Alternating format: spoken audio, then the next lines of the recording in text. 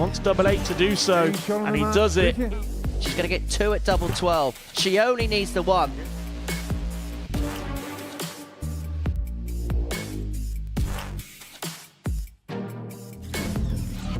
One nil Adams. A beautiful finish. Down to double 10, 2 in hand, only needs the 1. What will be his 6th ton plus checkout of the week. Gets off. What a checkout. What a start from Wes Newton. Good afternoon, welcome along to the Modus Super Series. It's day 5 here at Legends League, and by the end of play this evening, we will know the players that are going to join Steve Beaton at a blockbuster finals night. It looks like in Group C, Richie Howson's got 1 foot into the finals. He won all 5 games yesterday. He is looking to rubber stamp the job this afternoon. Last night saw the beginning of Group B, and it saw Neil Duff win all 4 games, and he actually won all 4 matches by 4 legs to 3.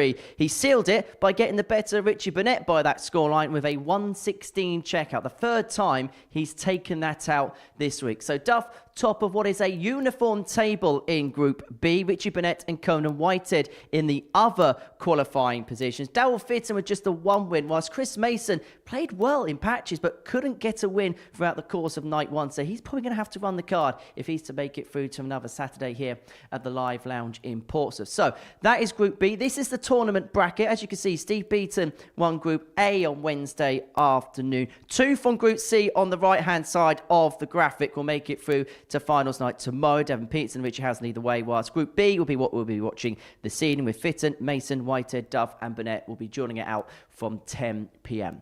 But this afternoon is all about Group C, and yesterday was all about Richie Howson. The Owl won all 5 games yesterday, and he was the dominant force in the group. 10 points to his name. He has a 2-point lead over Devon Petersen in the Group C table. In matter of fact, over the course of yesterday, every single player who dropped out of Group A beat the players that came into Group C. So very much a dominance from the players that are playing their second group of the week. So that is how the table looks. In terms of the betting, perhaps no surprises here. Richie Howson goes off the hefty, heavy 8-13 favourite to go on and win the group. Devon Petersen, the 15-8 outsider, with Robert Thornton and Martin Adams 7 and 12 to 1 respectively. Realistically, they're probably not going to win the group, but for them, it'll be all about getting that second position, hoping that Devon Petersen doesn't replicate the form of the yesterday. If you're going to have a flutter on the Legends League, it is 18 plus and it is gambleaware.org. Our first game of the session sees a repeat of the first ever World Seniors final as Robert Thornton takes on Martin Adams. It was the Fawn that got the better of Martin on that day and got the better of him yesterday. For Wolfie, he needs a very quick start. Probably needs to run the card if he's going to make it through. And early on this morning, I caught up with a 3-time BDO world champion. Martin, a couple of wins for yourself on the opening day of Group C. How would you assess it overall? How do I assess it? Oh, my God, I don't think about it too much, to be honest. They either go or they don't, really. It's one of them things these days. You know, you can't. Sometimes it's hard to find consistency. So, but I mean, it started picking up a bit at the end. So, no real complaints, I suppose. We've had this conversation in the past about because obviously you're getting a little bit older now. Are you trying to make sure that the good moments that you have, that you can try and take the most advantage of them? Well, yeah, of course you do. Yeah, I mean, you try to, but it doesn't always work out that way, unfortunately. You know, doubles are always the ones. They're the ones that let you down, aren't they? Missed doubles. And there was a couple of, shall we say, fun legs, Jesse, particularly that one against Trina. Yeah, I know, yeah. Well, there's things that happen in the game that just make me smile. So I just can't help it. It just makes you laugh and, things. It's like when I hit that 180 and they followed it up with a score of 5. Yeah, that sort of thing makes me chuckle. It's great to see that smile on your face, playing at the Legends League. How much have you enjoyed playing with the likes of Trina, the likes of Robert, the likes of Richie Howson, people that you've spent a lot of time playing darts with over the years? How has it been to rekindle the memories? Well, it's very good. It's nice to play alongside these guys and girls, because, we've been around together playing a circuit for a long, long time. And it's always good to have a catch-up and so forth, But, there's lots of stories get told and repeated. We will not repeat them here. Just finally, I know that you've got this burning desire still to win. In terms of getting through, what do you reckon you have to do today, or do you not think about them things? Well, pretty much. If I get through, I've got to win all 5, haven't I? But whether that's possible or not is another matter. You know, we'll see when we play the first game against Robert, eh? We look forward to watching that game. We look forward to watching you in action as ever. Martin, good luck. Thank you very much. A throwback fixture in a week full of throwbacks here at the Legends League. Martin Adams and Robert Thornton kicking off game 1 of 25 we're going to see today here, exclusively live on Pluto TV across the world. These two, well, they played in this building from the very outset. Martin Adams, 68 years of age, actually helped in the creation of this concept when he was playing, well, at home during lockdown. The 68-year-old from deep in St James. Three-time semi-finalist here, but a three-time champion of the world up against Robert Thornton, who won the last specials week he played in. That was Double Trouble 2. But he finds himself in trouble in terms of qualifying for another Saturday night here at the Live Lounge. He's a couple of points adrift of Devon Petersen in second place, and he's going to have to work upon his legs difference too if he's going to book a passage through to yet another final. Well, a legendary week needed a legendary referee, and Paul Hinks most certainly punches that particular ticket. 4 World Championship finals over the course of an illustrious career. And I have to say, I do feel very out of place this afternoon. You've got 3 legends on the stage, and alongside me, another legend as well. I'm happy to say that joining us for commentary this afternoon of Group C, it's a very good afternoon to George Noble. George, how are you? Yeah, very well, thank you, Henry. Great to be here. Interested to see how it's going to pan out today. I think this is a very important game in terms of qualification. I think Robert probably desperately needs to win this game to get himself onto the same points as Devon. Obviously, Devon comes up in game 3 against Richie Howson, and a victory for Devon in that game, and Robert was not to be successful here, would see a 4-point gap at the top of the table. So I think this is a game. Obviously, Martin needs to win it to have any chance to qualify, I believe, but it's a very important game for both. It feels very knockout from the get-go for the pair. The winner gives themselves an advantage. And the other thing they also have in their favour is the fact that Devon Petersen takes on Richie Howson first. So they will be hoping that the Owl can get the job done there. And it makes their path for the day much easier. And as well, we should mention that Robert Thornton's second game is against Devon Petersen. So there is a possibility that come the end of the second round of play, Robert Thornton could get the jump on Devon Petersen. But it's Adams who's got off to the quickest start of the pair here, leaving himself on a finish after 9 darts. We did see some sparks from Morphy yesterday, but by his own admission, the consistency 46. Isn't quite as it was in yesteryear. But it's a positive start for the 3-time world champion, and he's got at least 6 darts and 1-2-1 for the opening leg. And if you know one thing about this man, he will go for every single shot. He would have gone for the bullseye if he found the trouble. 17 there, and he's left himself on a double after 12. Yeah, it looks like he's going to take an early lead here. Robert not exactly got off to the greatest start. 60, Matuka 24. So for a 13 darters, hold the first leg.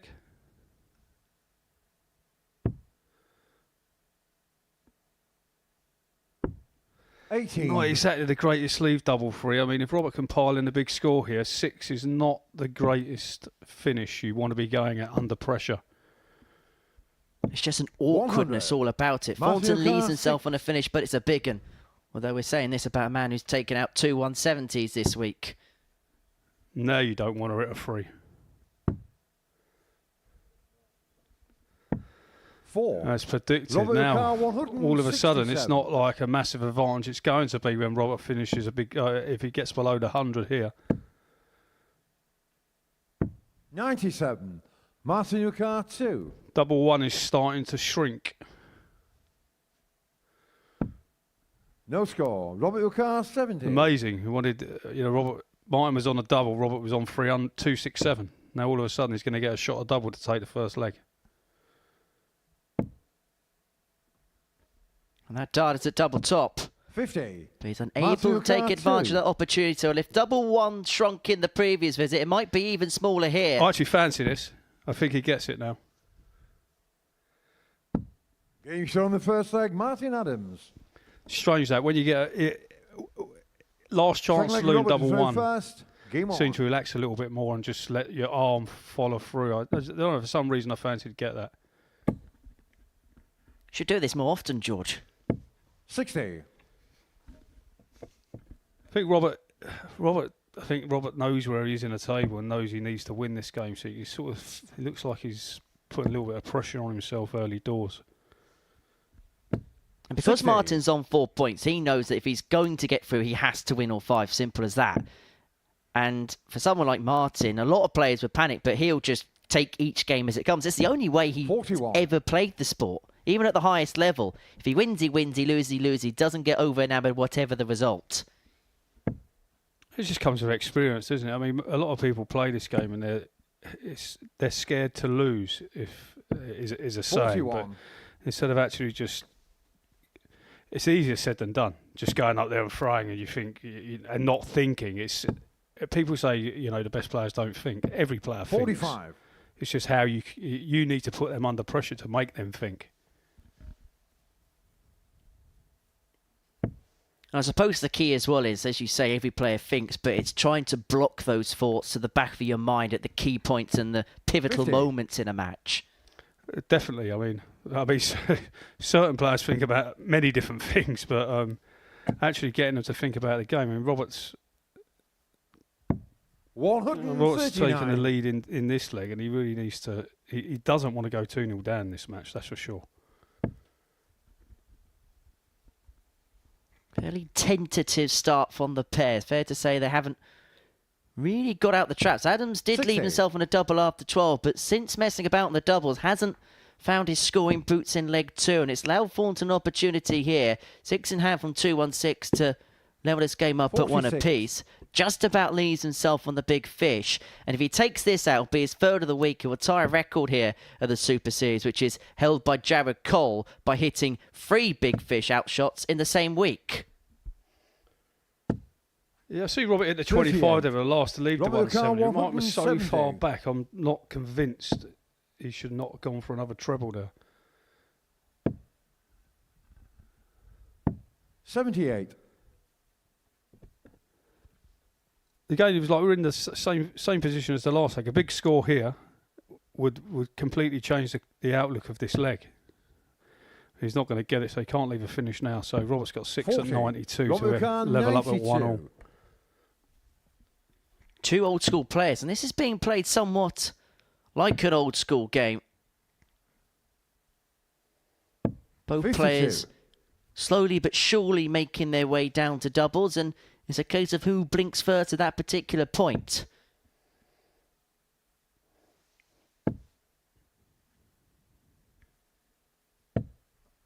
$78. Robert Ucar, 40. So double top for Thornton to square this game up at 1 apiece. Down for 10s. Chasing double 5. Had to glance over the scoreboard to see what Adams had left. 30. And he saw him on a finish, so he couldn't split and leave himself double 4, which he likes in that northeast corner. But he is going to come back for 3 more. Adams unable to take out the 1-3-4. It feels like a complete compare and contrast to the opening leg where Adams dominated the scoring and couldn't finish off. Thornton's done that here, but he does finish off the double 5. Second time of asking. 1-1. The double 5 there. You want first start's ideal. What you don't want to do there is go outside with the first start, because then you're thinking to yourself, don't hit a 5, don't hit a 5, don't hit a 5, and inevitably you normally hit a 5. Well, you mentioned Martin's experience, and it's perhaps personified by the flights he has 26. On his equipment and on his setup. They were flights that he had created when he made his 25th appearance at the Lakeside back in 2018. And unfortunately for him, he didn't get much wear and tear in them because he lost in the opening round of the competition, in the opening game of the competition, to Mark McGeaney. 26 appearances he made at that iconic venue in an illustrious career. 90. You would have refereed 1 or 2 of those games. I refereed a very famous game of mine. So if that's anything to go by, this game would be 4-3. They used to split the final back in the day when I can't remember who done the first half. So it was agreed that the refs would change after 6 sets, and he was playing the great late Phil Nixon in the final. Martin Adams led 6 sets to 0, and it was the first of 7. So I'm thinking, what a result! Early night for me. Go on, 1 set, 10-15 minutes, job done. I would say 83. 70, 80 minutes later, I'm making the, ladies and gentlemen, it's the 7th and final set. It went from 6-0 to 6-all. And then Martin Adams then wins the last set. And that's the actual, when you're a referee, you just, if someone goes 3-0 up and they get beat 4-3, you don't mind so much. But when someone's 6-0 up and they don't win, and it goes 6-all, and then they win. Think, well, why didn't you just do that in the first place? Why didn't you win 6-1, 6-2, 6-3? No, I'll tell you what. Obviously they don't mean to do it, but it just feels like I take it personally. I think they could have won earlier. Why make me do more work when I don't have to? 72. Robert your car 118. Now Thornton looking to pinch this leg on the Adams throw. Treble 20 leaves double 19, not to be on this particular occasion, and that really was a slip there. And so Adams is going to get an opportunity here, 40. a couple at a double of choice to open up a 2-1 lead in this contest.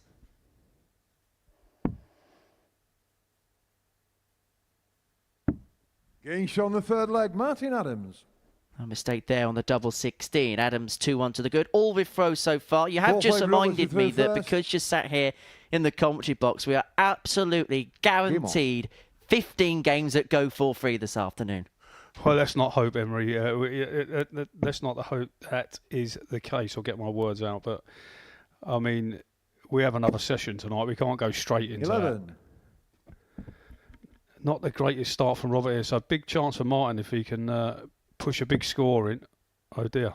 Maybe he's come out in sympathy for Robert. They carry on this way. It could well be a long leg. 41.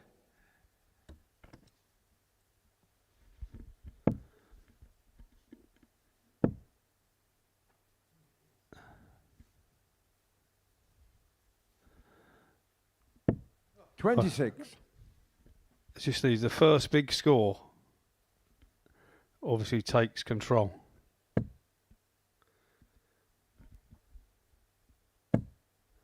Here it comes. 123. I think that's what they call back to normal. Back to life, back to reality for this pet. 140. It's weird, isn't it? Neither of them could score. One, it's a big score. The other one follows straight away. So. And suddenly they just can't miss. Well, let's forget the opening couple of visits ever happened. First max of the session goes to Martin Adams, and he has 60. taken the throw off of Thornton in this fourth leg. Has an opportunity here, 6 in hand for 157 to move 3-1 to the good, and he'd have the darts in the next to get the job done, and it would deal a dagger blow to the hopes of Robert Thornton making it through to tomorrow night's final. 137. Great shot there to leave double 10. Robert way back 264. Obviously needs to leave a finish from here, but going down makes it a lot. He would have had to gone 19s then 17s to leave a finish there. So Matthew Carr 20. For 3-1.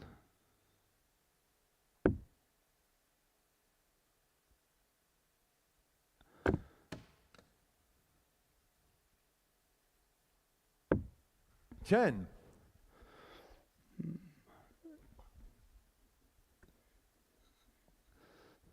Can Robert put any pressure on the score?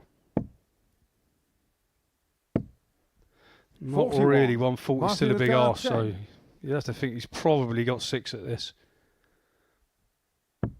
Getting shot on the fourth leg, Martin Adams. 3-1 Martin Adams, and I should imagine that's Fifth music leg, to Marty Devon to Petersen's first. ear at this moment in time. Come on.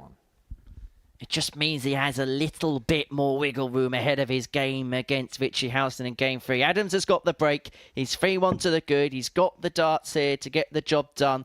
He knew in his heart of hearts if he's going to qualify today, he's going to have to win all 5 matches. Well, he's a leg away for getting the 100. first one on the board. And also, when you are in a situation like Martin Adams, not just do you have to win games, but at some point you have to win one big. If you can get a 4-1... 60.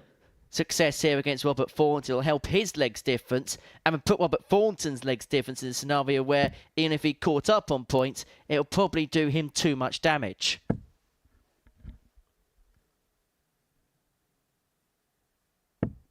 $83. And Martin still with the advantage here. He's looking decent to close this match out of 4-1. 45. And that will put a big dent in Robert's hopes of... It won't completely finish him. He'll still be in with a chance, obviously. But if you like, Devon will be free rolling when it comes to his match. Because if he gets beat, the table is as you were. But if he was to win the match... 140. Who would obviously open up the 4-point gap. And with Thornton playing Petersen in the second round of fixtures, it makes that game must win for the 41. Thornton. If he loses it, it is game over.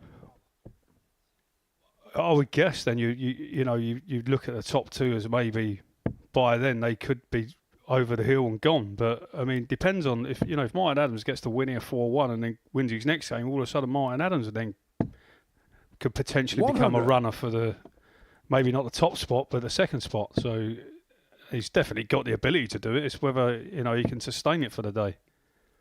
I think the group will want Richie Howson to run away with it and then everybody else play for the second position. Then they've got somebody else as well that can bat for them. But Martin Adams is doing his job here. He's got 6 starts from 78 to complete a 4-1 win.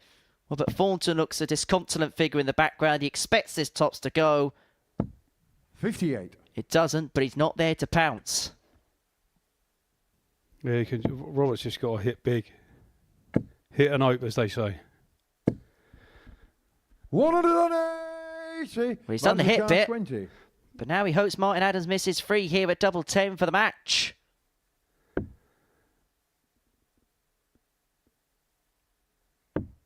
Oh, double 5 last start. 10. Robert Ukar, 50.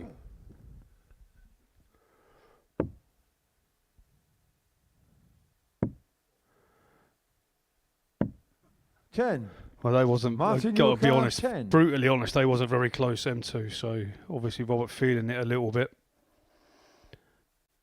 But for Martin Adams, Great marker, just follows it, he's in. Game shot in the match, Martin Adams. he'll be feeling good. A 4-1 success for Martin Adams against Robert Thornton in the opening game of the day. It just gives him a glimmer of hope. But how big a defeat is that going to be for Robert Thornton as the day progresses? Adams running out a 4-1 win. If the truth be told, it wasn't a classic contest. Maybe some ring rust for both players to wear off in that opening match. But Adams has got the points nonetheless. Coming up after the break, it's the bottom 2 going head-to-head as Wes Newton takes on Trina Gulliver.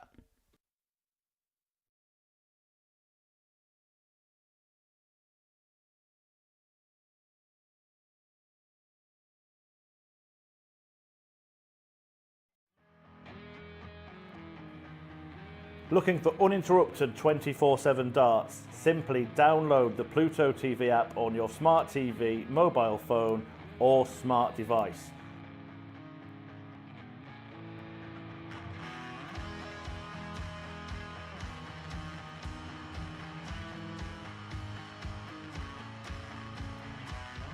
And you can find us on the Modus Super Series Darts channel.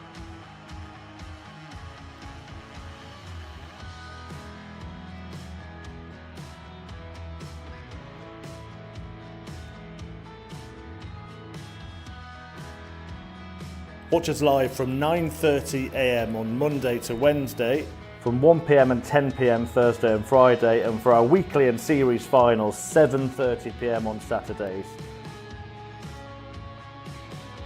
Still not got enough darts? We've got you covered. When we aren't live, you can find the best of Modus on the channel. From amazing charity influencer events. Has to go for Jaden. Big pressure for the little man, but what a shot to stay alive this would be. Jaden Walker taking and Jaden Walker! Week starring Luke Littler. Could this be it? Bullseye for Littler. In it goes, the 1-2-1. Turns the game in his favour. Record-breaking averages. And record-breaking darts. Double 16. It's Game destructive. shot on the It's match. Daryl Pilgrim with the Daryl record Pilgrim. average. And insane 9 dart legs.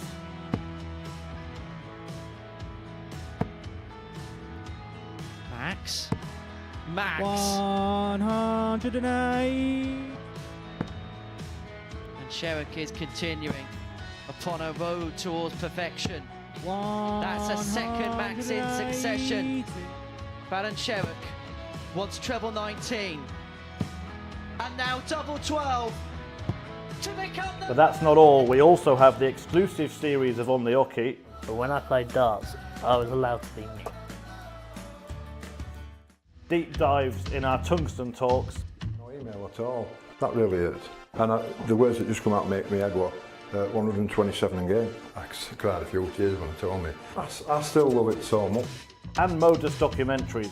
Everyone knows we're watching something special. This is going to happen, just when? When is it going to happen? Didn't take long.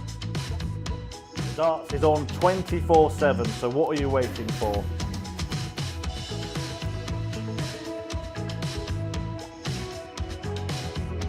Download the app on your smart TV, any smart device, including your mobile phone, and search for the Modus Super Series. And watch us now.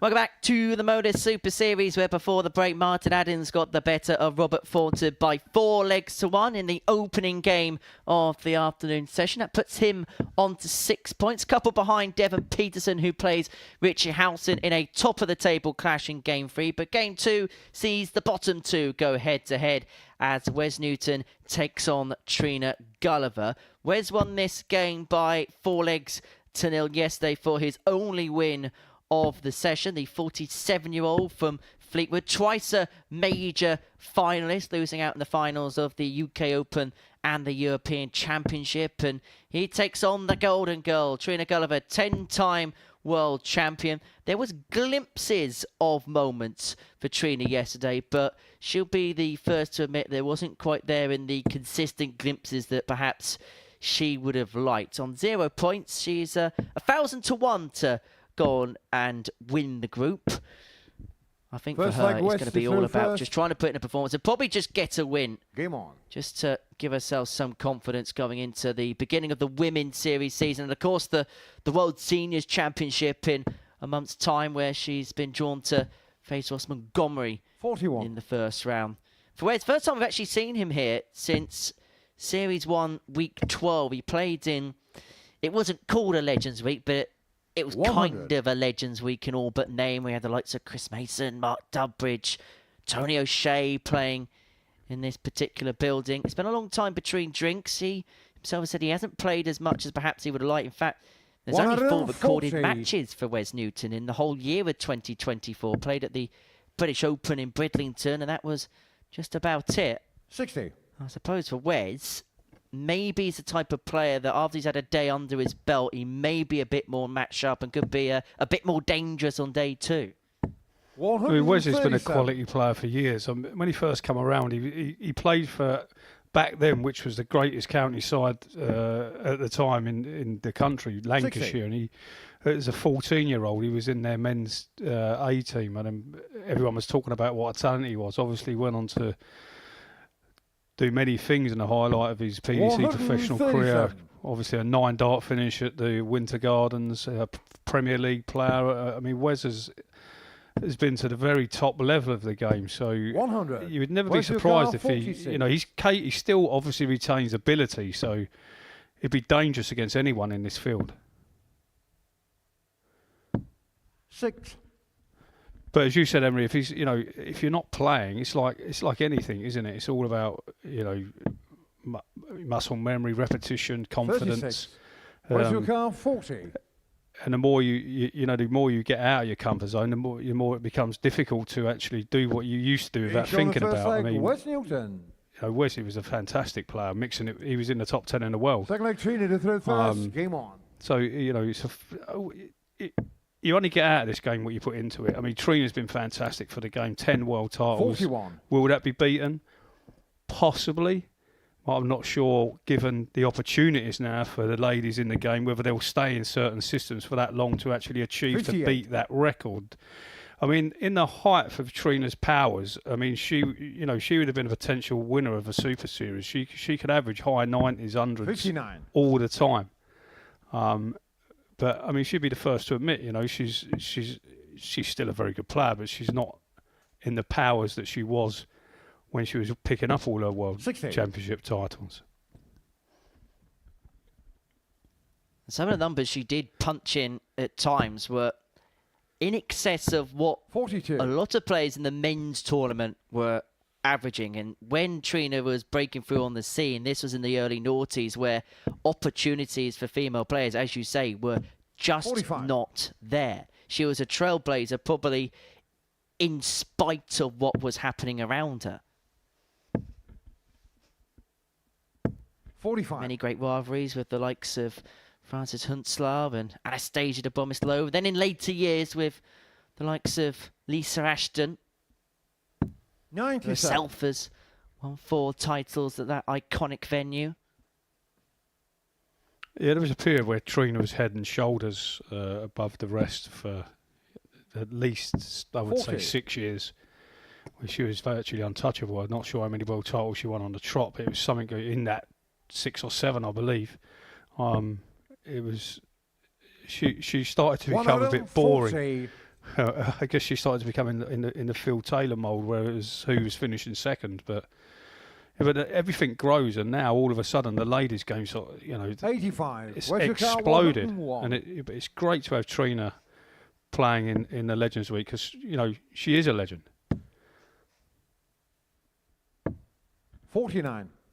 And for a week like this, it's as much as players playing well now, it's about celebrating what has happened in the past and the past accomplishment of players. Trina's 10 titles, Martin's 43.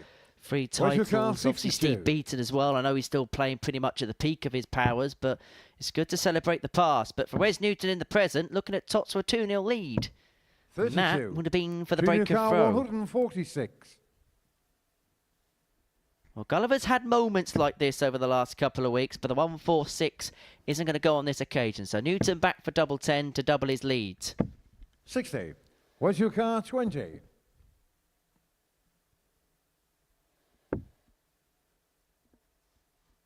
Two fives. Game shot on the Gets second there leg. eventually. Where's Newton? Newton 2 up. He's got the break of throw. Well, you mentioned Trina's Third leg, West dominance to throw at the first. leg Game side. on. Across the first 11 championships, the first 11 Women's World Championships that were played at that venue, she made the final in each and every single one 60. of them and won 9 of those finals. That's not a bad strike rate, is it? 11 out of 11 and won 9 World Championship finals. Will that be 27. done again? Possibly. Obviously, we all know how good Bo Greaves is, but will Bo plan that many? Can she win that many? Probably.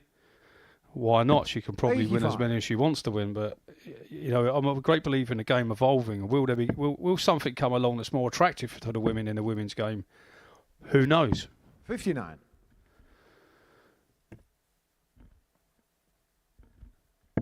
As you rightly mentioned, the landscape's completely changed, where at that particular point in time, that was pretty much all female players had to play for, where now you've got spots at the PDC World Championship, you have the Women's Series, you have concepts like this, where female players are playing against male players, and the sport's more cosmopolitan than it was when Trina was at her height. 43. Yeah, correct, Emery. And I think if you look back, I mean, in the first few years of the Women's World Championship that was played alongside the men's at the Lakeside, only the last 4 was played during that tournament. So there's only 4 women that could actually qualify for the World Championship. That obviously a lot more started out in it, but I'm talking about the actual finals televised, where it was a shop window and a platform for them. 9. So Where's your car? we're talking about only 4 women in the whole world could make it there, and she made it there 11 out of 11 times. I mean, that's very impressive. 51. I made it there a few times myself, and do you know what, Emery? I never ever got beat in a final. Not many people can say that. 41. Where's your car? 40. Well, Newton here looking at Tots of 3-0. Gulliver hasn't really found her scoring power in this match. And Newton looking to punish to the hilt, and does Inch on the exactly third that. leg. Where's Newton? Admittedly, I never won a final either, but Fourth leg. I was going to Trina leave through that first. bit. I was going to Game leave on. people wondering. And also, you talk about the disparity. Just having a look here. When she won the title In 2003, she won £4,000 30. for winning that tournament. The winner of the men's tournament won £50,000. Yeah, the gap has closed somewhat now. 99. I believe it's 50-50. I think the winner of the women's now gets 25 and the winner of the men's gets 50. So obviously it has narrowed. 45. Will there ever be the same prize money? I don't believe there will be for many reasons. But we won't get into that because I'll probably get a lot of bad press. 39. And as you mentioned earlier, a lot of the top female players are plying their trade in different places where it wasn't the case before. Bo Greaves playing at the Challenge Tour this weekend on the back of a Q School appearance, for example. Yeah, I think there's opportunities aplenty for them now, which is great, you know. Trina was one of the trailblazers in the game that 100. really opened the doors. Before Trina, you had like the likes of Maureen Flowers started out. You had Linda, was known as Linda Batten, then Linda Duffy, and they helped the game progress from early days in the indoor league when you used to see that, and now now what we've got actually there's it's great debate now. Are the women can women play as well as the men? 59. I know there's a lot of stuff going on in the press about this, but I mean, when you watch Bo Greaves smashing 110 averages, the answer to that is at moments, yes, they can play as well as the men and beat anyone. Can they do it consistently? Is another, that's another kettle of fish. And that record average for Bo Greaves, that 114.56, came against Kevin Painter 45. In a game in this very building. Oh, yeah. So I should imagine Kevin appreciated that. He's always a good sport, Kev. He's a great loser, Kev. He would have took that on the chin. 61. He had to win that game to qualify as well. So I'm not sure he was overly enamoured with that. Newton here, 6 darts at 159 to get the better of Gulliver to double his points 80. Tally in this group.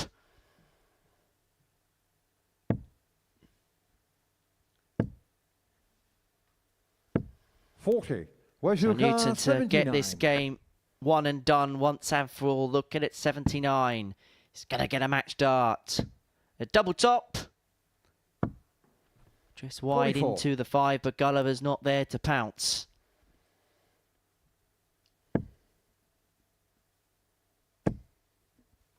So Newton to 81. Wrap it up 4-0. Where's your car? 35. Going to get a couple more in hand.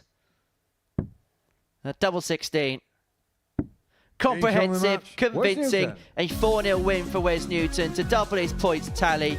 He beats Trina Gulliver by 4 legs to 0 in the second game of the session. Next up, the top of the table clash. Richie Howson against Devon Petersen.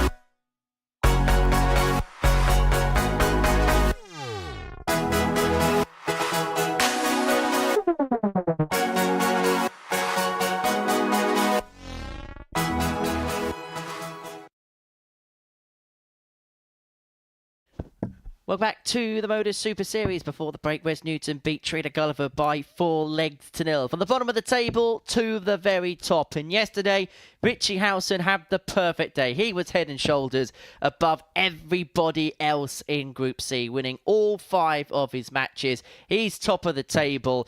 And he's probably a couple of wins away on this Friday from qualifying through to yet another finals night. He's made a couple of weekly finals in the normal Super Series format, yet to cross the line, as too is Devon Petersen. But perhaps one of his greatest ever days came here back in December when he became the first ever player to pick up the ADC Global Championship title. He beat Adam Lipscomb by 9 legs to 3 in that particular finale to seal the deal and pick up the £25,000 top prize. We've got a very special guest in commentary this afternoon, the legendary voice that is George Noble. Game on.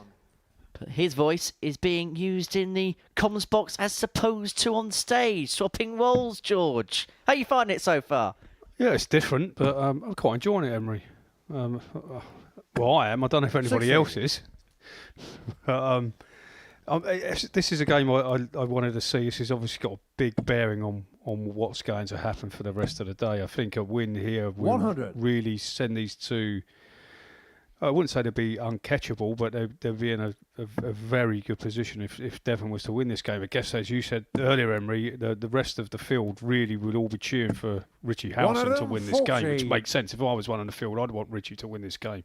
Because the further Devon gets away from you, you know, all of a sudden you're going to wind up in trouble. 45. Sometimes you've got to pick your fighter wisely, and to a certain extent, you're better off sacrificing Richie, winning the group and winning it by a margin, just to ensure that you've got the guarantee of one place. Because if Devon wins this, then everything becomes skewed, everything becomes difficult. 81. Just make sure you're there no matter what, basically. No, good point. Yeah. If you're one of the other 4 players in the back room, you're all cheering for Richie Howson if you've got a chance to get through this group. 140. I mean, like me personally, if Devon wins, great. I'm hoping he's going to come in one of his hoverboards on Saturday night like he's done before. I mean, I don't know if you remember his entrance in. I'm not sure he was. I don't know if he could fit a hoverboard in, but it'd be interesting to try. Have you asked health and safety about that yet? I'll consult them later. I reckon there'll be a 2-letter answer. 135. Howson looking at 102 to take out the opening leg. He had 4 ton-plus checkouts over the course of yesterday's session. You've got the best scorer against the best finisher on Thursday. What's going to meet in the middle here? He's only left 64, so, I mean, that's not a gimme either. So, Devon would want to be hitting a treble here. Not that one, but that helps. 51, so is he going to go for a 19, go for a 15, go for an 11? Double 16. 49. Big chance there from Devon. And Richie 64. again, Richie's got a similar shot. If he doesn't hit a treble, he's only going to get 1 dart at a double. So did he choose tops? No, double 16, 1 dart. 48. Devon 32. Advantage Devon here for a break in the first leg, which he needs to take if he's going to win this match. Oh. No score. Yeah, Richie 16. obviously busted it, but Paul couldn't see the dart. It was obviously behind the other one. Quite literally yesterday, you would give Richie Howson half a chance of finishing off a leg with a dart at double in hand, because over the course of the session, he was 20 from 39 on the outer ring, 51% in terms of his checkout success over the course of Thursday's session, and 50% there, 1-0 to the good. And Devon Petersen, who was the best scorer by far, hit 14 180s over the course of the session yesterday. You can see a wry smile on Devon's face when Richie converted the double 8 to take the first leg. He knows he missed a big chance here. He's just got to hold his throw here and then go again in the next leg if he's going to have any chance of winning this match. That's a great way to go about it. I mean, Richie, for the last 2 or 3 years, he's been playing. I think he's been playing the best dance of his career. He played on. He obviously played on the circuit, on the PDC circuit, but now he's obviously won. He got to quite a few major 64 finals in the seniors and won one. All of a sudden he's a force. Richie, he's massively improved in the later years. So as you said, his finishing is superb. If he hits another treble here and leaves himself, which he has done, 121, you'd be. I ain't saying he's going to get it, but you think he's going to get a chance at it. So Devon needs to really put a big one in here. He needs another treble. Gets 140. It. Richie Car 121. So he's just hoping Richie doesn't take this out. Straight in as predicted. Oh, he's missed the 11s because he's chased the treble. Cardinal seen that. And he's missed 74. He's obviously missed the big 13 to lead tops. But Dev has to take this. He can't afford to miss this. This needs to go. 47. So Devon now has had Richie Car 47. two darts in this leg, and he had 2 darts in the last leg, and he could find himself 2-0 down. And probably will in the way Richie finishes. Game shot double 8 again. Leg. 2-0, 2 double 8s. And Devon Petersen can't say he hasn't been warned. He can't say he hasn't had opportunities. There's been a couple of chinks in the Richie Howson armoury, but he hasn't been able to fully exploit it, the African warrior. 2-0 Howson, and you feel like once he builds leads in matches, he is so hard to stop, particularly if he's going to score to a similar level of the African. In fact, he's scored better than Devon Petersen over the course of this game so far. 140. As you've just seen, exactly what happens there. Devon's had chances in the first leg and the second leg. Given Richie the room to breathe, and he kicks off 180. Just takes the pressure off him. He's now feeling in control, confident. Where Dev's now chasing. 82. In the back, he's trying to clear his mind, Devon. He's trying not to think that how am I 2-0 down this? Why, how, what, when, how have I managed to find myself in this position? But Richie's just piling in the trebles now. 140. Leads himself 1-2-1 after 9 to open up a 3-0 lead. Did take this 1-2-1 checkout. Yes, in fact, it was the highest checkout 81. Of the session. Richie Car 121. Took it out against Robert Thornton. Doesn't even have to go for it, just needs to set it up. I think you get treble 16, he'd gone 53. for because the treble 20 was. See, 68's definitely not a gimme. It all depends what Dev can do here. He would need at minimum 100.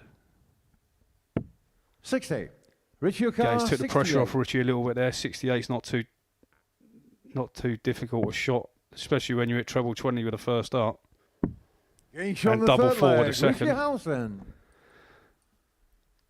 14 darts for Richie Howson, 3-0 up, averaging 93.94, the equivalent of 16 darts per leg to put himself 1 away from a victory which would put him 4 points clear of Devon Petersen, but more importantly for Richie Howson, it would put him 6 points clear of Martin Adams with just 8 points left to play for in this group.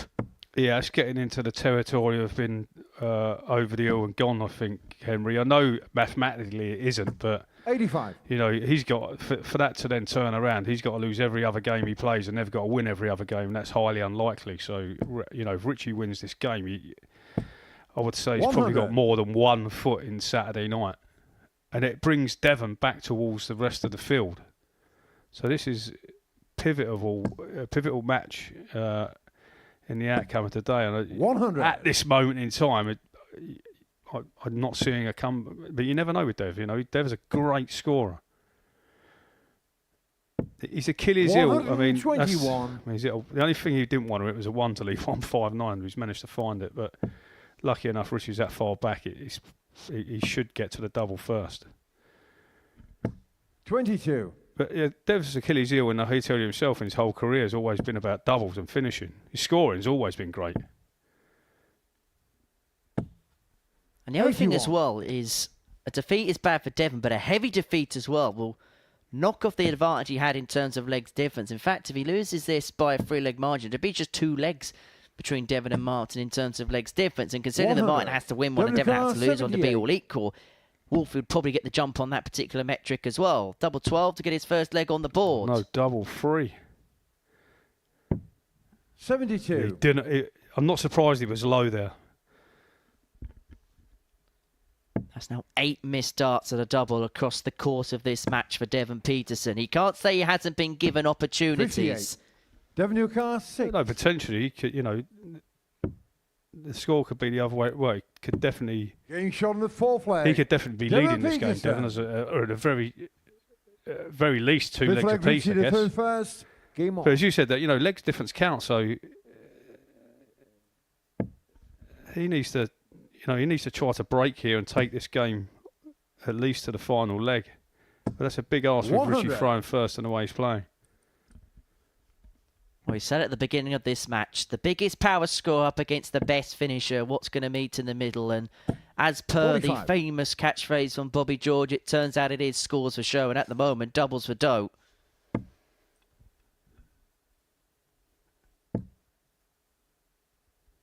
As you mentioned, every leg is pivotal, and I keep saying this in the commentary box. There was a situation on a Saturday night where Jimmy Van Schie trailed Darryl Pilgrim by 3-0.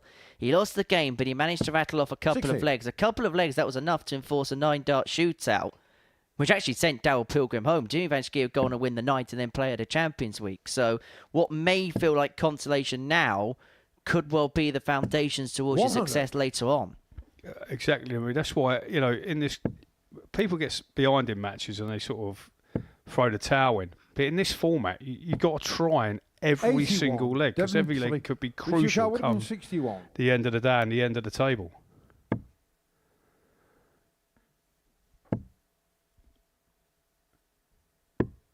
$65. Dev, he went for the 25 first and hoped to hit 2 treble 20s to lead the big fish, but 59. Richie just needs to set this up. Well, this is the type of finish he likes because he loves double 18, and he's got an ideal guide there for the treble, and able to utilise it. Goes high. 56. He's going to leave himself on tops upon his return, and Petersen is nowhere to be seen in this leg. Yeah, I think Devon done the damage early by missing in the first 2 legs, put himself on the back foot, and he's never really recovered from that. 40. And so Howson here tops for 4-1 win. Double 10. And the owl is pretty much on the cusp now of qualification. Richie Howson moves on to 12 points in the group, 4 clear of Devon Petersen, but more importantly, he's opened up a 6-point gap on Martin Adams in 3rd place in the table. The owl, 1 more win pretty much away from sealing his place through to Saturday night's finale. A 4-1 success over Devon Petersen, who missed 8 darts at a double. Most of them were early on in the piece. Howson 4, Petersen 1. Next up, a meeting between 2 players with 13 world titles between them as Trina Gulliver takes on Martin Adams.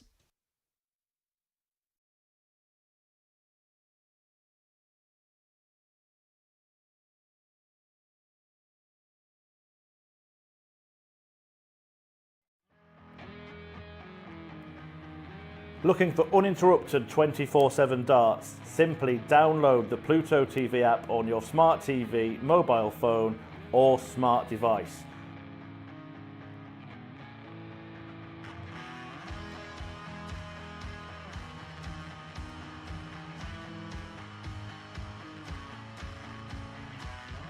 And you can find us on the Modus Super Series Darts channel.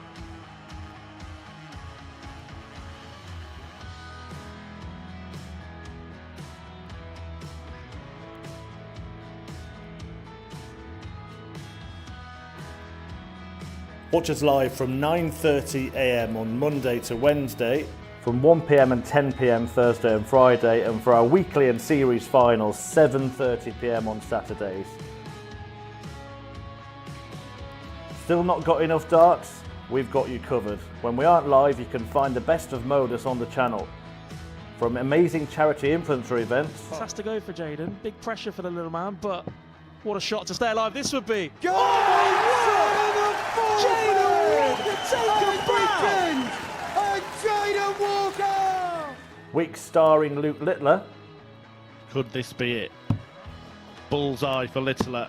In it goes, the 1-2-1. Turns the game in his favour. Record-breaking averages. And record-breaking darts. Double 16.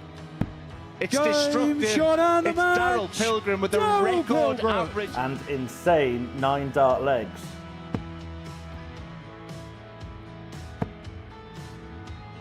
Max. 108. And Sherrick is continuing upon a road towards perfection. That's a second Max in succession. Baron Sherrick wants treble 19. And now double 12 to become the... But that's not all. We also have the exclusive series of On the Hockey. But when I played darts, I was allowed to be me. Deep dives in our tungsten talks. No email at all. That really is. And the words that just come out make me head what? 127 in game. I cried a few tears when they told me. I still love it so much. And Modus documentaries. Everyone knows we're watching something special. This is going to happen, just when? When is it going to happen? Didn't take long. Darts is on 24/7, so what are you waiting for?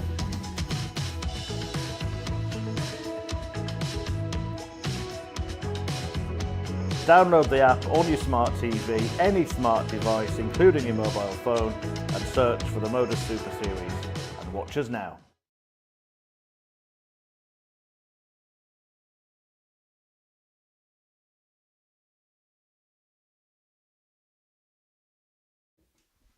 Welcome back to the Modus Super Series, where before the break, Richie Howson got the better of Devon Petersen by 4 legs to 1. Petersen missing 8 darts at a double, 6 of them in the first couple of legs, and that really came back to cost the African warrior. Howson winning 4-1 means he's 6 from 6 in the group and a win away from pretty much rubber stamping his place through. Martin Adams here can temporarily leapfrog Devon Petersen at the beginning of round 2 of our day. The 3-time Lakeside champion takes on a 10-time world champion in Trina, Gulliver, who is looking for her first win of the group. These two, well, they travel everywhere, are still on the exhibition circuit. They won world championships in the same year as one another. There'll be no secrets about one another's game, and these two really, really good friends off the hockey. And I know that these two, having spoken to Martin about it, have really enjoyed battling one another. They've played each other in Trina through first. exhibitions before, but prior to this week, wouldn't have played in a competitive match against one another. So even at the latter ends of each other's careers, there's still things that they're yet to tick off the bucket list, and this was one of them. Yeah, obviously both used to captain the England teams retrospectively in the men's and the ladies. So they would have, as you said, travelled and played extensively for years together. 140.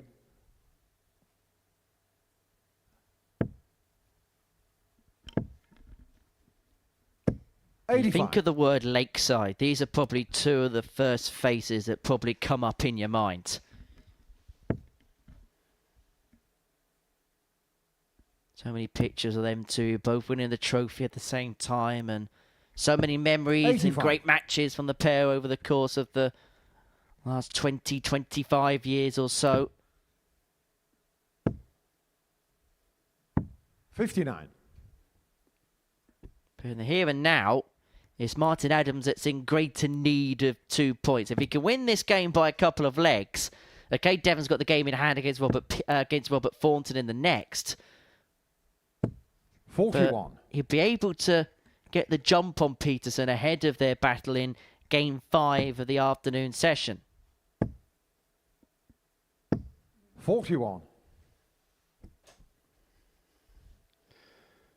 It's a cagey start from obviously both players here.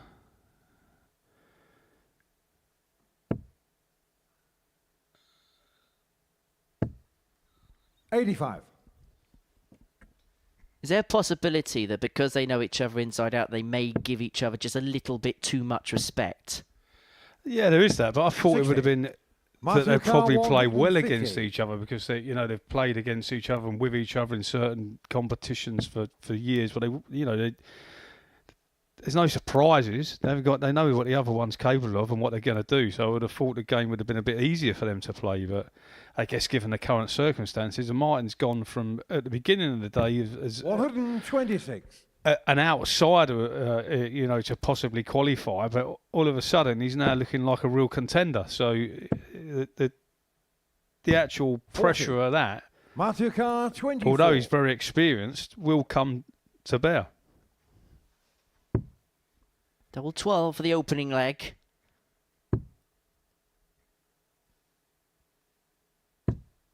But double 12 isn't found for the break. Now, Trina Gulliver took out a couple of 160 finishes at Women's Week last week, but she desperately needs a 156 here. There's the first treble. There's just underneath the treble bed with dart number 2. Just for a moment, we thought that a big blockbuster finish was on for the Golden Girl, but Adams, his blushes have been saved and he comes back for double 6. A dreaded double 3.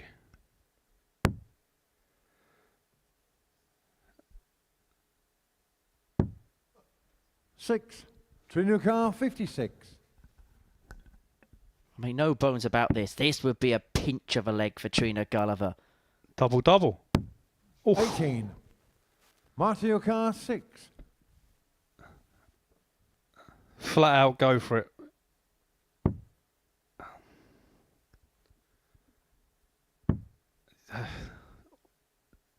Times that happens 3 with a second when you're trying to push past the first start. Will Trina go straight for it? I believe so.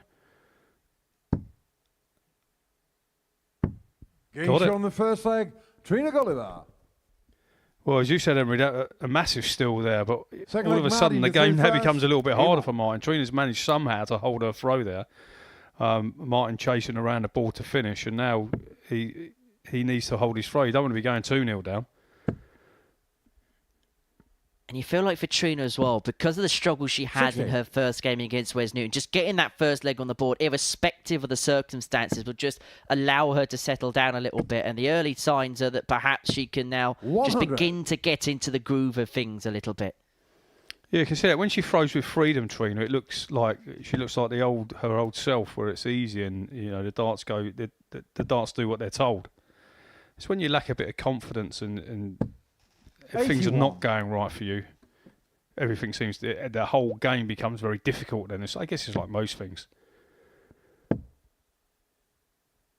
But her action, she's won that first leg. All of a sudden her action's flowing, she's throwing the darts, with force, and they're going and they're behaving themselves. Whereas, Martin got that in the treble there, but he pushed his arm out to the side a little bit. It was like a bit of a push, but it went in. And Trina's got one of those actions where the darts have got to be thrown properly for it to go in the direction of travel she wants it to.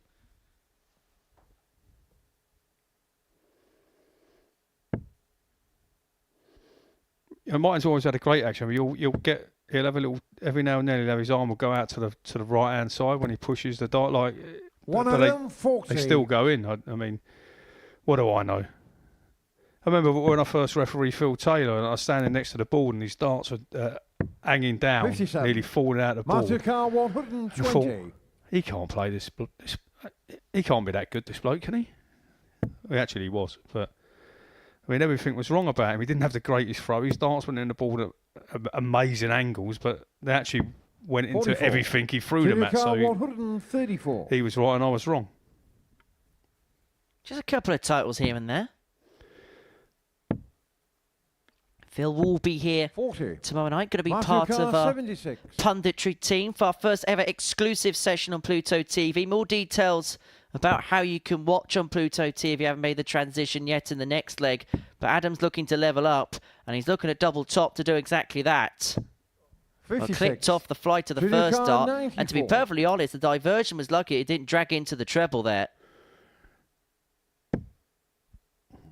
just the wrong side of the wire. So treble 17 for tops now. 91. So you go treble 17. 74. So probably treble 14 or treble 18. 34. Martin, your car 20.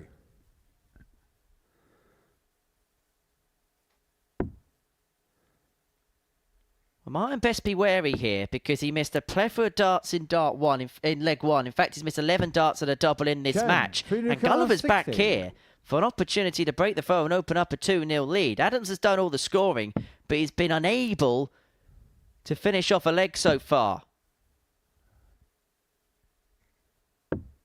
Trina Gulliver cannot pick up the pieces there. 10.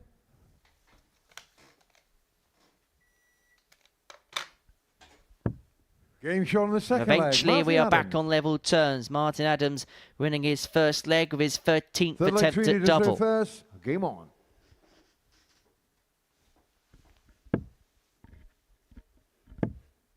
Just a reminder, I haven't made the migration over yet, and you're in a territory which shows Pluto TV. You're going to have to do so by the end of play today, because from tomorrow night, we're going to be exclusively live on the Modus Super Series Darts channel, which is exclusive to Pluto TV. Pluto TV is downloadable via your smart TV or smart device via whichever applicable app store you use. It's free to download. It's free to watch.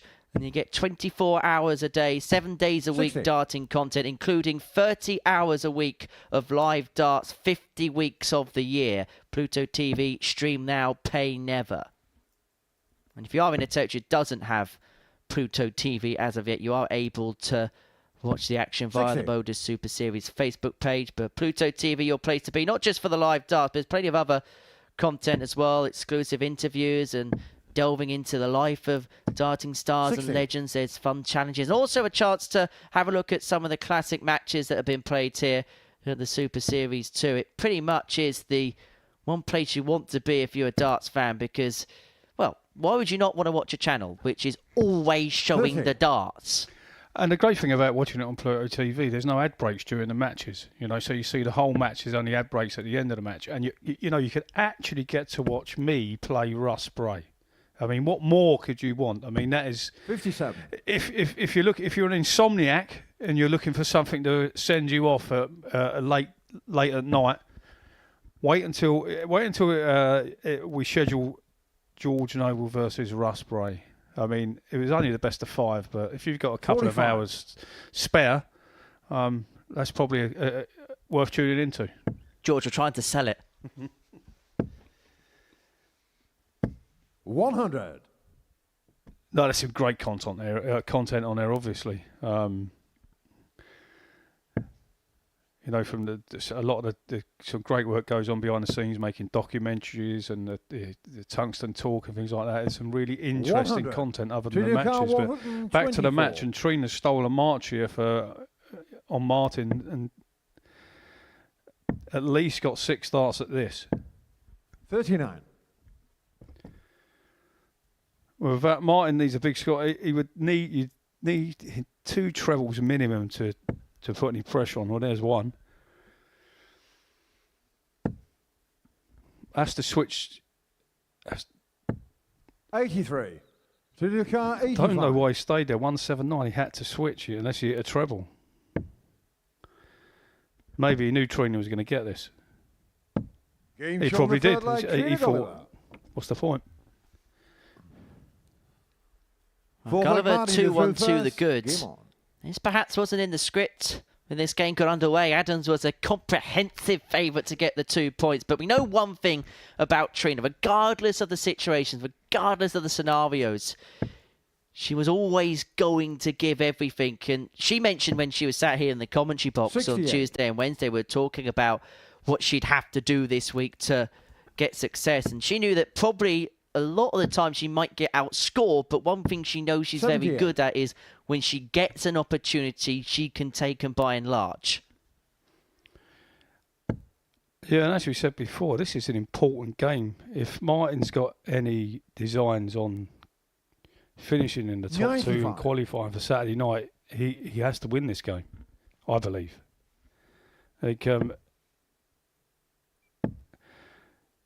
Trina will definitely have at least 45. one fan in the back room.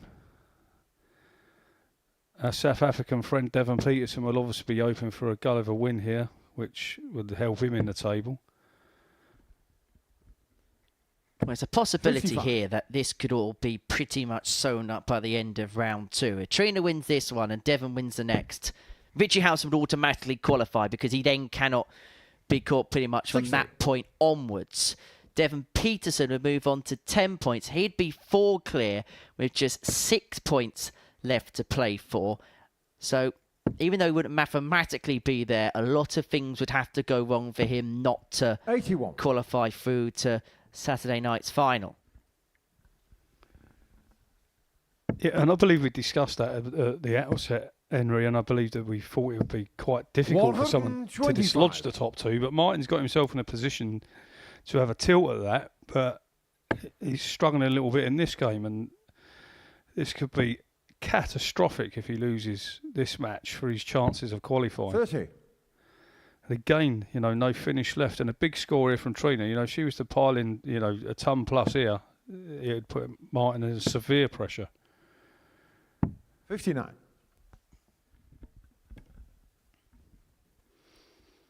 So as you were really, Martin's still got the advantage if he can hit a decent score. 134 still a big ask from Trina, but 25, he needs a treble. He really needs a treble. 82. Got one, Trina 90 Carr, left. So 134.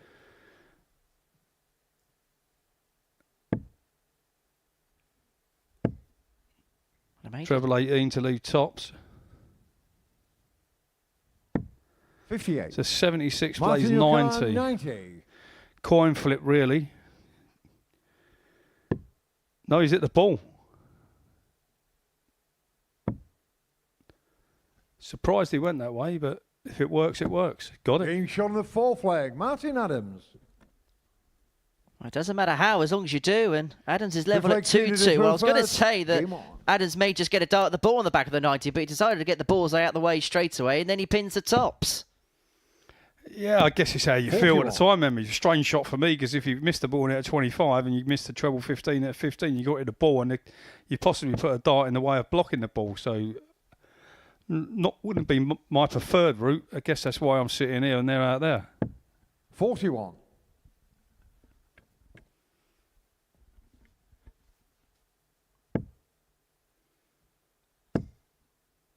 Well, for Adams, this is a game all about getting the win no matter what. It's been 81. scrappy. Let's not make any bones about that. But it doesn't matter whether you average 105 or you just tiptoe over the line. The 2 points are the 2 points nonetheless. As the old saying goes, Henry, they don't put averages on trophies. Or winner's checks, or whatever you want to call them. It's a winner and loser, isn't it? No one knows. 81. At the end of the day, go back through the record books unless you want to look into it. It's who won and who lost. Put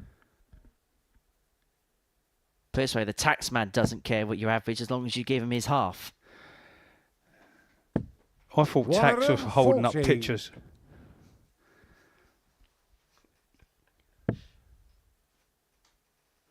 Hopefully my accountant's not listening. 66. This time of year, they're quite busy, luckily. Yeah, so I keep getting a very nice letter from the tax people saying we're reminding you that the 31st of January is fast approaching. I think it's like, I think you get past Christmas and then I think Inland Revenue think it's Christmas again. 60. Especially when you see the zeros at the end of it. I actually dialed it up. I thought it was a telephone number.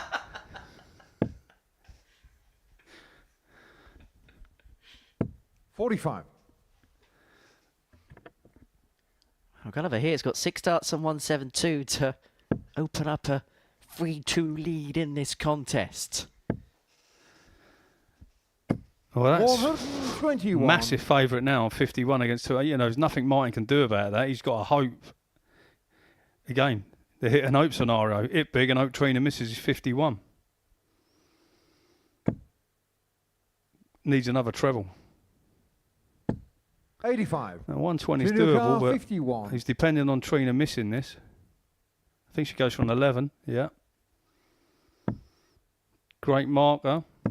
Yeah. Game shot on the fifth leg, Trina Gulliver. It's a 3-2 to Trina in what is a pivotal game for, I believe, the league now. Martin to through first. Game on. Martin desperately needs to hold this to take it into a final leg for his chances, I believe. Well, everybody in the practice room will be getting their Golden Girl replica scarves out and will be hoping Trina Gulliver can get the job done against 59. Martin Adams. For the Golden Girl, it'll be a win on the board for her, but crucially, it'll be 2 points drop for Martin Adams, which gives Devon Petersen the opportunity against Robert Thornton, who himself is a couple 100. of points behind the African Warrior, to then move on to 10, and then you'd sense from that point onwards, even though mathematically things can change, you would sense that in reality, Howson and Petersen will just stroll off into the sunset.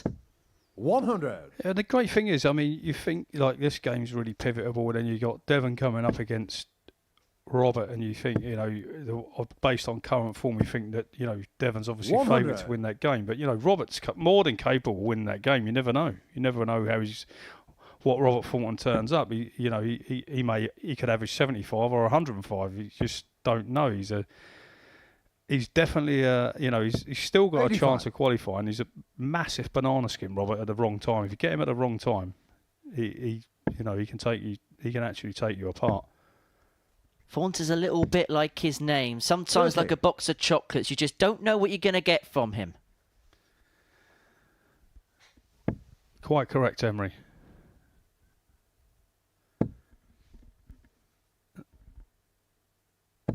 $60. So Martin's still got a little bit of a lead here in this leg to level up, but it's going with throw. All depends what Trina, you know, she's 60, she's just going to be 41, so she's like only 33 behind. Not a lot in it really. It depends what Martin can do here.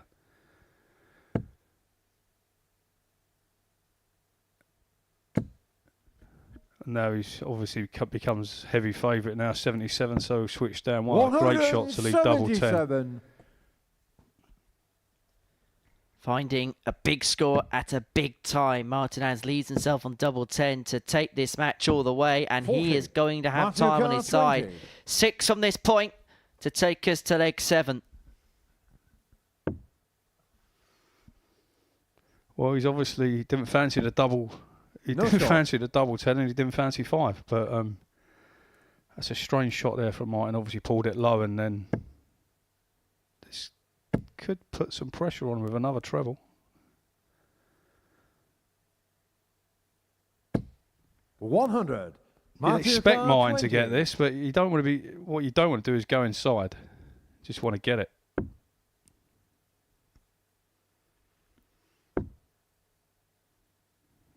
Last chance saloon. 10. And goes inside as well. So Trina 90, more than gettable. I believe she'll go for treble 20. 85, so 70 now. So she's 50. left tops, Martin on 10. Matthew Carr 10. And Adams here has missed 17 darts at a double in this match. And Gulliver is sat poised if double 5 didn't go, but it does. And we go to a decider. It's been a protracted, drawn-out battle between this pair, and it's going to have a crescendo leg. And the pair can only smile through the pain of it. You'd have to fancy, although Trina's throwing first, you'd have to fancy Martin to win the match from this position. You get the sense that Martin's power scoring is going to give him more opportunities, but as we've seen throughout the course of this match, he has not been able to take the chances he's been given, and he kicks off with a 7, and Gulliver's been given a let-off here. You can see when I was explaining earlier about he has the dart where he throws his arm out to the right. The second dart there where he hit the 1, the 5 and then 1. 43. It's known as a snatch in the game, and it was a big snatch into the 1. But Trina's not done really that much damage with it. So a treble here for Martin, put him on level terms. 45. Well, no one wants it, Emery, by the looks of it.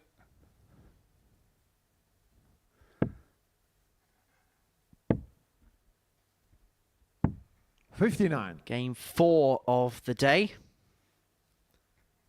Still 11 more to go after this, between now and 6 p.m. And who knows, we may have a bit of overtime in this Group C session. Does that mean I get extra pay, Emery? I'll get you to have a chat with the boss about that.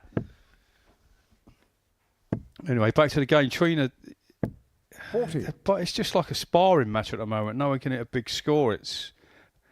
Although Trina's 90 in front, I guess it's going with darts. And Martin, he's going to either be there or thereabouts after this start. 100. So actually, 8 inner scores after anyone's game. Who can hit a big score? Just keep jabbing without 83. landing any big punches. And you feel like it's a leg where, even though they're tiptoeing towards a finish, even when we get to check-out range, there might be a little bit of drama, because that's just been the story of the contest. 38.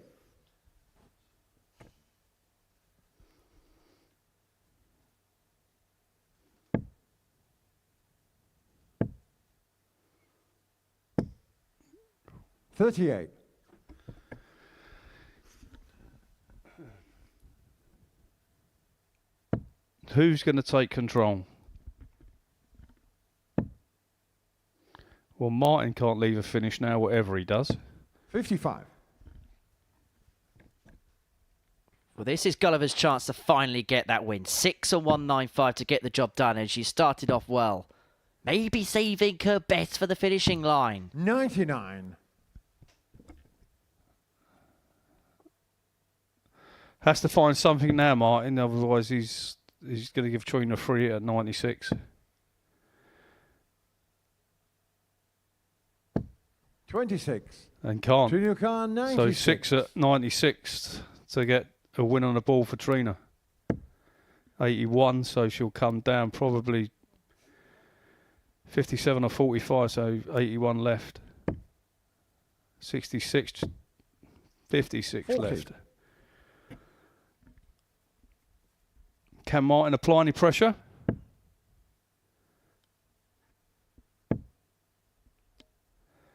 He's a trouble to leave a 2-darter. 60. Cannot do so. So Trina Gulliver Khan, here is back 56. for 56 to get her first win on the board. She misses the big number. She's only going to get one in her hand at double top. 36. But she hopes to come back for more. So the shot before where Martin hit a 20 on 149 with his last start, it should have gone down to leave 130 for an easier shot. Now all of a sudden he can't finish. Turns out you can't teach an old wolf 28. new tricks as Trina Gulliver Khan, comes back 20. for double 10 to get on the board, to get her first win. And Trina He's Gulliver on the gets mark. that Trina first Gulliver. win. She beats Martin Adams by 4 legs to 3, a defeat for Wolfie, which could well end his hopes of qualifying through. But for Trina Gulliver, well, she's got that first win on the board. She celebrates that win. She's a winner on the stage. She beats Martin Adams by 4 legs to 3.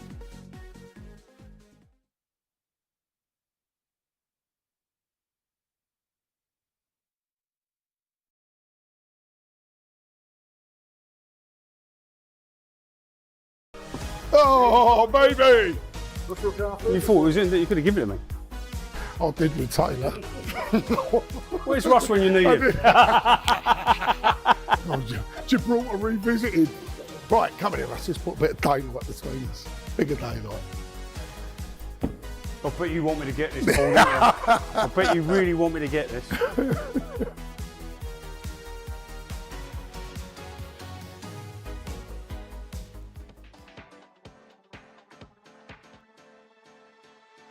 Matthew Edgar has gone for the bullseye on 92. Please tell me, why have you gone this way? Bit of safety. Is that the correct way to go? His next start would be 17 or treble 17. If he hits the single 17, he's saying he guarantees himself a dart at the ball. It's not quite guaranteed, but the percentage chances of him getting a dart at the ball is quite high. Now, the alternative is going for the treble, so Matt's on 92. Raymond van Barneveld, I believe, was one of the first players to go the treble 20. His basically reasoning was, as a professional dart player, he backs himself with 2 darts being that good to hit a treble. If they don't hit it and they hit a single 20, this is where the next bit of dilemma comes in. Back in the day, they would have probably gone on for the treble again, okay? Nowadays, we don't really see that very often. The next shot with 72 left, 8, maybe 9 times out of 10 is 2 double 18s. I mean, look at the size of the double segment. This is another factor. It's big. The bullseye's tiny. That's the thing, isn't it? I think to myself, I would personally, if you're a good dart player, I think go the single 2 doubles. And then next thing you know, someone's gone the 25 route and I find myself calling game shot. Which route would you do on the 91s, the 92s, the 93s, the 94s? Should you go for it? Or should you lay up? Your opponent's on 212 points. This is a World Championship semi-final. The fans out there, they're all against you. You need something to get them on your side, perhaps. What would you do? Genuinely, what would you do in this situation? I'd be going for it. Got to go for the bullseye. And what's your reason behind that? Why would you do that? Just got to believe in yourself. Give yourself a little bit of a G-up. If you hit it, it's going to look incredible. And if you don't, then you've got time to sort it out. Me, as somebody who likes me mathematics, I would probably say do the sensible thing, lay up. This is a World Championship semi-final. Jared, he wants to get the crowd behind him. So there's 2 options. You might be on 170 thinking about whether to go for it. Your opponent is also on 170 and you're thinking to yourself, he's a great dart player. He's in the World Championship semi-final. Is he really going to take out 170 under this pressure in this occasion? Probably not. So you decide to lay up. Now, we've seen examples of that in the past. I think Mensur Sulovic famously took out 161, I believe it was, against Van Gerwen when he chose to lay up. This happens quite a lot. Most of the time, your opponent's not taking out that 170 when they come back. So laying up probably is the best thing to do, but sometimes it backfires and then, well, fair play. Darts maths!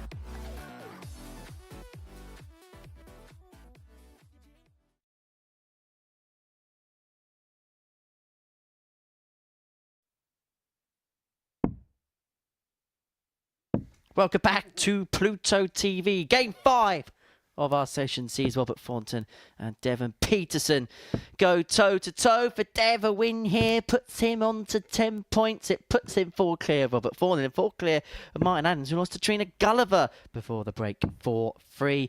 For Thornton, well, it all lies on this game, you feel, realistically. If Petersen wins this, you get the sense, even though it's not mathematically secured, it's pretty much all over, bar the shouting in this Group C. Richie Howson, well, he's streaming off into the sunset. Devon Petersen can do something similar. If he could get the better of the Fawn, who in his opening match was off colour against Martin Adams. For Devon, well, there was no issue with his scoring, but that's kind of been the story of his week. It's been the doubling which caused him big issues. He missed 8 at a double in his match against Richie Howson, which he lost by 4 legs 85 to 1. He's looking to get back on the horse very, very quickly.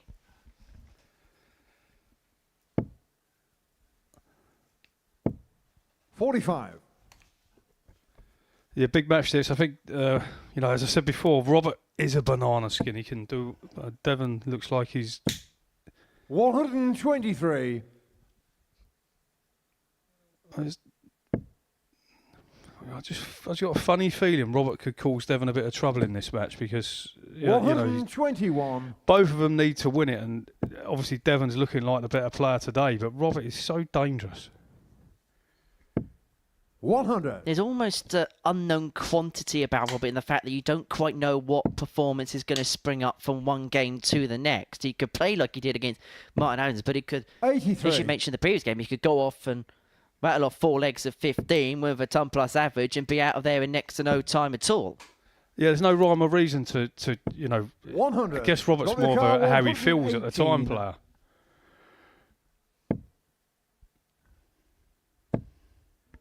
Well, he didn't feel the 118 there, and so Petersen's back for 93 for the break of throw. And if he doesn't take it out, Thornton is back for double 12 to take the opening leg. And what's been a bad start to the day for Devon Petersen could get a lot worse. And he's not going to take it out on this occasion. 49. WK 24.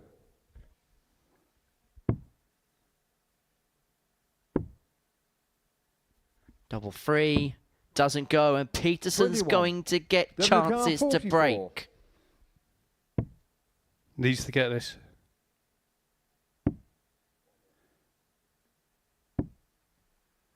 $36. Three's not Robert the easiest Lucar, shot. 3. I mean, it's not an easy shot anyway, but you don't hit the one in the way. That's pretty good. He's got to move slightly. No score. Devon Lucar, 8. Oh, he's chucking Devon lifelines left, right and centre here. Devon will pick one up sooner or later.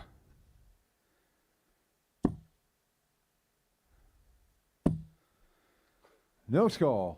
Robert Lucar, 3. Both players have missed 5 darts at a double to win this opening leg.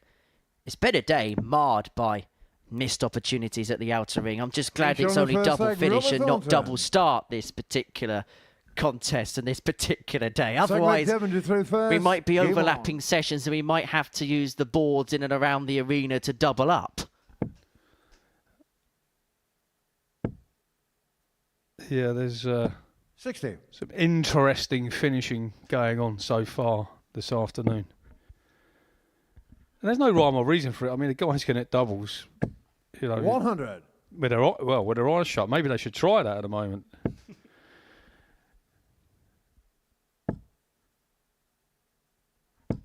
$60. I think that's pretty much the only challenge we haven't done on that stage. There's probably a reason for that as well. There's a few expensive cameras, Emery. 83. So I'm told. But Devon's struggling to get a treble now. I mean, it's like a carbon copy. He was in his first match today. He had chances to win the legs and got behind and 140.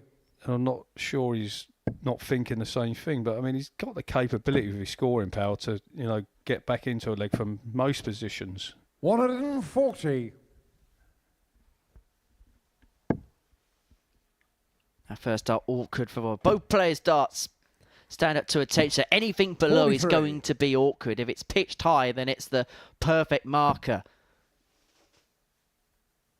Although Devon was practicing on stage earlier, we'll talk a bit more about it in the next leg, about how he's been able to utilise a dart that's just a bit below to then find a couple more on the treble bed.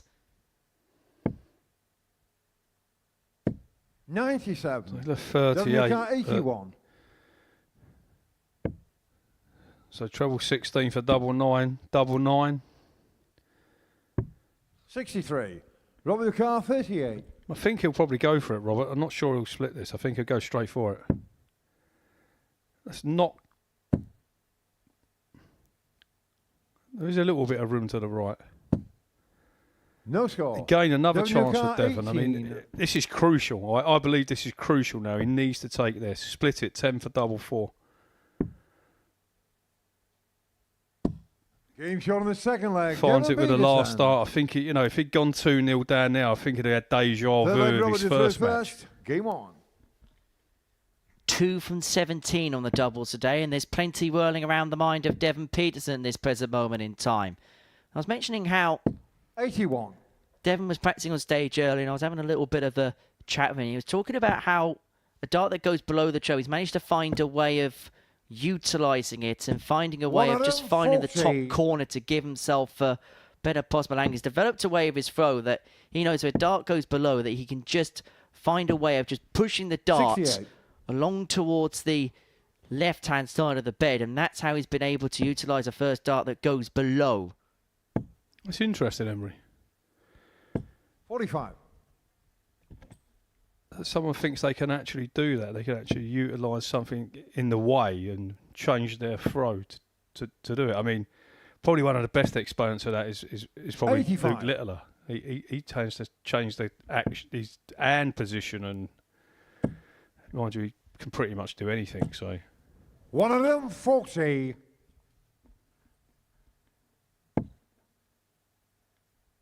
You probably get ball before too long and start playing left hand, see where he's any good ambidextrously. He's probably better than me left-handed, that's for sure, Emery. 22.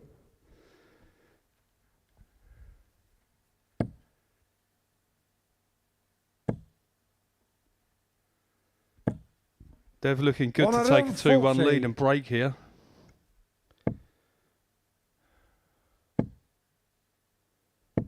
$55. WK 36. Well, double 18, he has needed time on the outswing, and time is what he's going to get in this leg. Double 8 won in the Global Championship. No He's score. going to have to go back to the start here.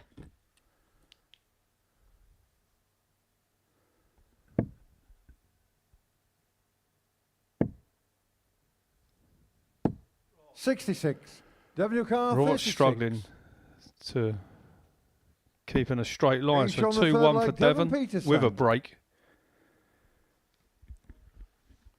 Fourth leg, Devon to throw first. Game on. And Devon must be thinking, if I can just find a decent fly for a couple of minutes, I might not be playing well, but it will be enough to get the better of Robert, who so far today, if the truth be told, just hasn't been able to get going at all. Yeah, if he can hold here and consolidate the break, you've got to fancy him from 3-1 in this 81. match, the way Robert has been playing so far today. It's not obviously it's not impossible for him to come back from 3-1 down, but the way the game's actually going. 43. As you said, like Devon, he hits a big score there. He's gone in the leg. Now all of a sudden he's only 100 in front. I know 100 is a lot of points, but it's fairly, for players of this calibre, it's not that much. 40. Obviously a bounce out not helping Robert's cause there though. Ironically, it was the one dart that was on target. And it goes wrong. It goes desperately wrong, doesn't it? 100. Yeah, great last one there from Devon. So again, Robert low again. Ooh, flick. 44. Frustrated. He's obviously low. He's gone to throw it round. It's flicked to the left, and as we know, Robert, he's a player that wears his heart on 60. his sleeve, and sometimes that frustration at points can just boil over somewhat, but he's got to try and keep it together here. And despite the fact he's not playing well, 60. he's still in this Devon Carr, contest, although if 158. Petersen opens up a 3-1 lead, he may feel like there's a lot of work to do from that particular position. But he'd be 3-1 down where he only 42. needs one break of throw to win the match. So yes, he's in a desperate situation, but it wouldn't be as dire as one would suggest. yeah, and now he's got himself back 140. into the leg. Devon Carr, 116. Devon obviously with the easier finish out of the two, but 60. Robert Carr, 136.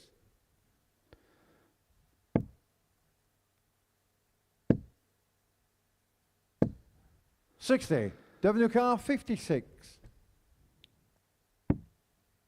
so two at tops for a 3-1 lead.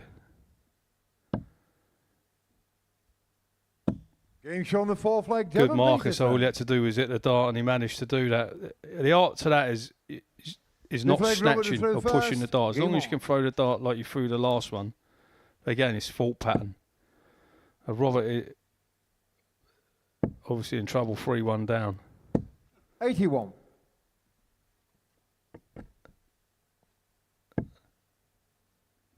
But as you said, Emery, it's only one break to get back in the match. So, Devon's got to be careful here. He needs 83. to, if he gets an opportunity to win in this leg, he needs to take it. He doesn't want to go deep into this match.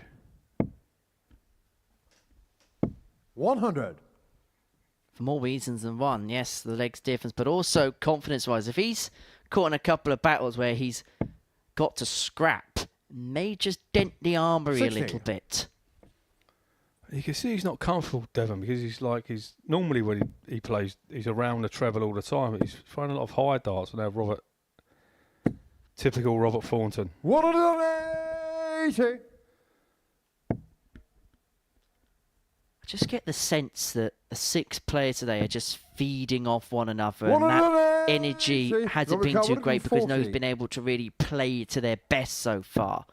However, we're not going to get a spark in this leg. 100. But Thornton's going to leave himself tops after 12.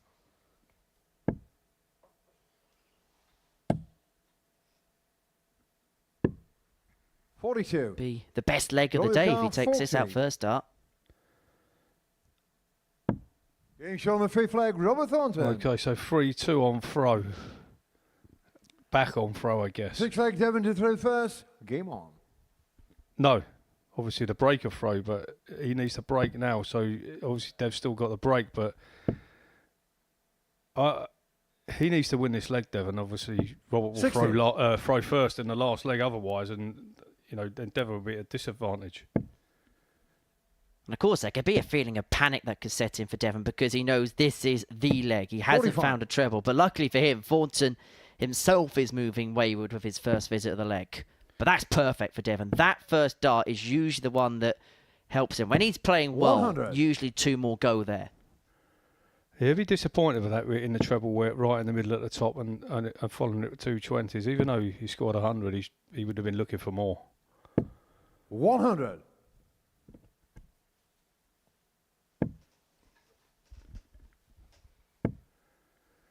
Good recovery after the first one. 81.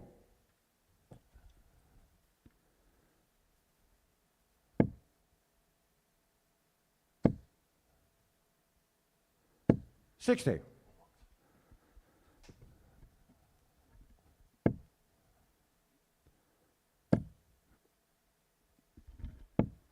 $140. Is that the moment where Devon begins to stretch clear and begins to close this game off? Well, he's definitely got 6. 45. Devon, your car, 120. At 120. The double top. 100. Robert way back on 251, so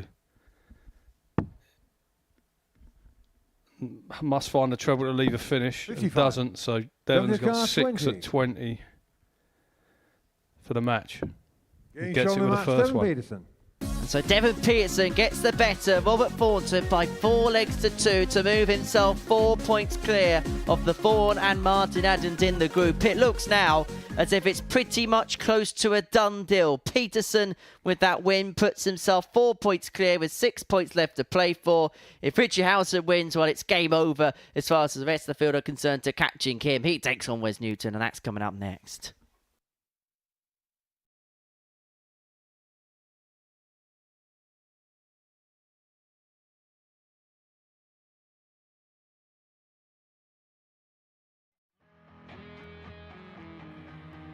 Looking for uninterrupted 24/7 darts? Simply download the Pluto TV app on your smart TV, mobile phone or smart device.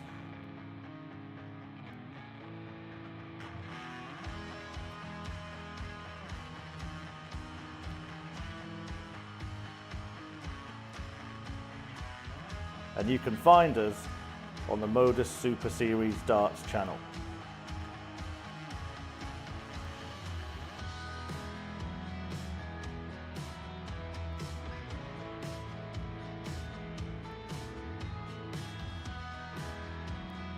Watch us live from 9:30 AM on Monday to Wednesday, from 1 PM and 10 PM Thursday and Friday, and for our weekly and series finals, 7:30 PM on Saturdays.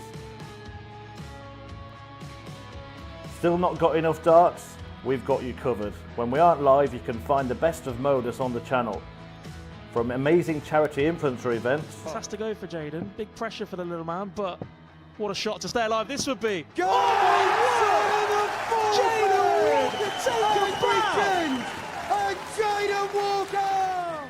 Week starring Luke Littler. Could this be it? Bullseye for Littler. In it goes, the 1-2-1. Turns the game in his favour. Record-breaking averages. And record-breaking darts. Double 16. It's Game destructive. shot and It's the match. Daryl Pilgrim with the Daryl record Pilgrim. average. And insane 9 dart legs.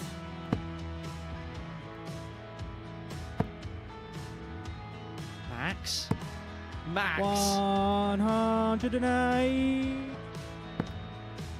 And Sherrick is continuing upon a road towards perfection. That's a second Max in succession. Baron Sherrick wants treble 19.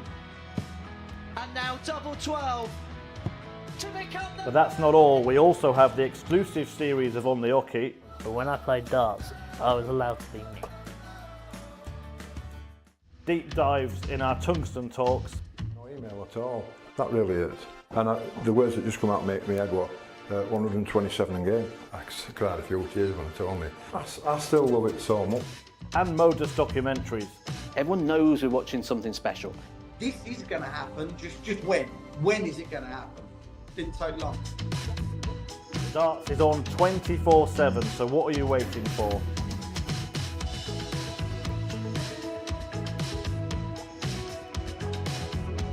Download the app on your smart TV, any smart device, including your mobile phone, and search for the Modus Super Series. And watch us now.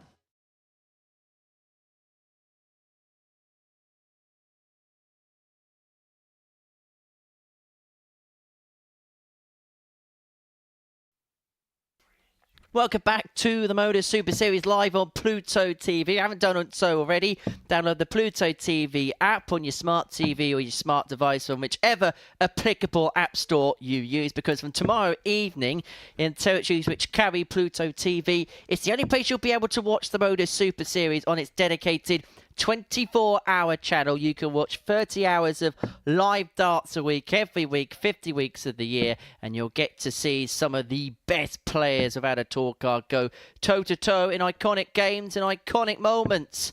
Well, next up for us, Richie Howson, a player who, over the last couple of years, has become one of the best players in the amateur system. A champion of champions in the World Seniors, a finalist in the World Championship. He takes on Wes Newton, a man who's played at the top level and won some of the top prizes in the sport. But if Howson wins this match, well, it's a done deal for him. He's pretty much there anyway, but he just needs to dot the I's and cross the T's and put in ink his place 85 into tomorrow night's final. You feel like it's going to happen at some point, but you'd rather get the job done. And also for Richie, because he's beaten Devon Petersen, there's an opportunity for him to complete the card on both days, and that 60. seldom happens in a Group C. Yeah, you got to think he's got a great chance of doing that as well. 100. Now, one thing that's become very apparent straight away is Wes Newton has just slightly moved over to the right-hand side of the hockey when he throws his darts in comparison to perhaps his starting position in previous matches.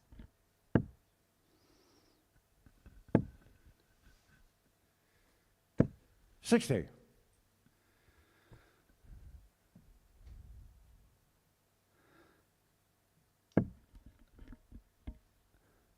As we said all week long, it's been head and shoulders above most of the players in the field, particularly 41. in this Group C. And today he has been, even though he's only played one game, he has been the classy operator of the six. 40.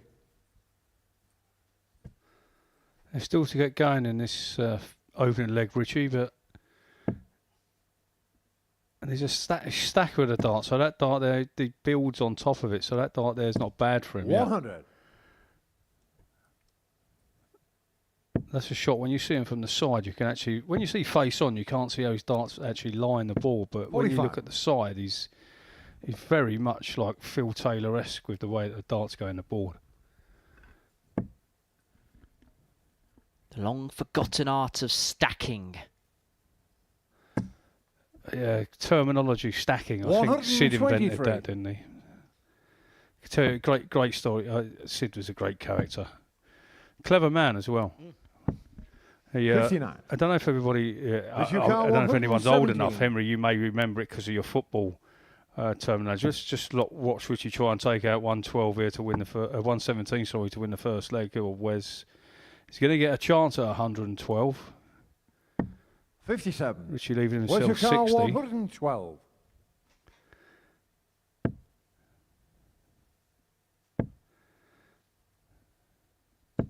$60.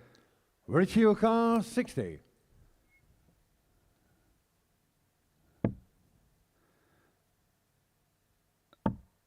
Getting shown the first leg, Richie. That'll do for Richie Howson to go 1-0 up. Hold his throw. Second leg, Richie to throw first. Game on. Break of throw, sorry. Yeah, going back to Sid, there's a story about Sid. He wrote Josh's Giants. Do you remember Josh's Giants, Emery? And he also wrote a programme that was similar to Josh's Giants, but about cricket, called Sloggers. don't know if you. It was never as successful as Joss's Giants, but we was at a Lakeside actually at a competition back in the day before the split. 140. And the Premier was coming on of Sloggers. So it was in between sessions, and we was back at the hotel in a big lounge, and Sid had turned all the tellies onto the. I can't remember what channel it was on, but he turned the tellies, all 3 tellies in there onto the channel to watch Sloggers. It's Premier on live on obviously terrestrial TV. 80. He went to the toilet. So what we did was we turned all the tellies over to the wrong side and took the batteries out of the remote controls. And he come back from the toilet, went absolutely ballistic, turned all the 100. went mental, missed the start. I mean, it was a bad thing to do, but it was. We all thought it was highly hilarious. Run up to his room and didn't speak to us for, I think it was 48 hours. Wouldn't speak to us. Wouldn't speak to any of us. So we actually ruined it. I mean, it was funny at the time, but I guess if we, he actually wrote the program, and he actually missed the start of it because we stole the remote controls. 100. Well, we actually stole the batteries out of the remote controls and turned all the tellies onto, I can't even remember, Countdown or something like that. But great character, Sid. 54. And it was those viewers Richie lost Carr, that meant there was no 104. second series commissioned. It's probably our fault. We have Howson here looking for the first ton plus checkout of the day. If he could find double 16 Each for on the second 104 leg. out. Richie Howson. A spark possibly from the Owl. A 104 checkout, the first ton top of the day to lead 2-0.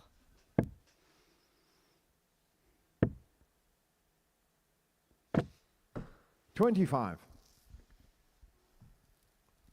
Well, Howson here so far today has seemingly not needed to get out of 5th gear to continue his domination of this Group C.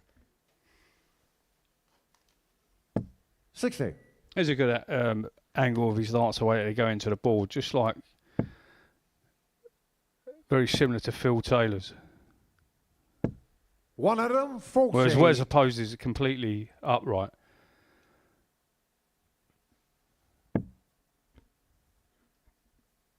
Which means a different entry into the board with dart 1 means completely different 100. things. For Richie, if it's below, it's good. For where's above, it's good. Perfect. Yeah, good analogy, Henry. That's good for, Wes, it's not so bad because he's still got the one in the treble. You can get around that one. But if Richie drops one above, it's very difficult for him to... there's the angle. See, so it's perfect below, and he follows it in.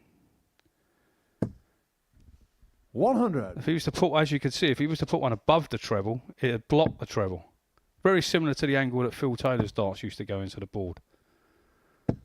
100. Except most of his used to go into the red part of the board.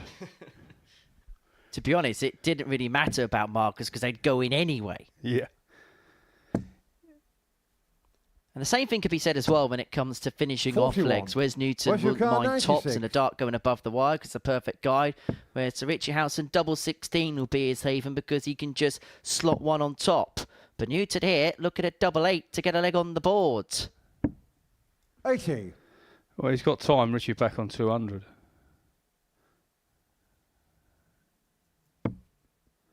That's the dart he doesn't like. Although he does find a way round it if it's not completely...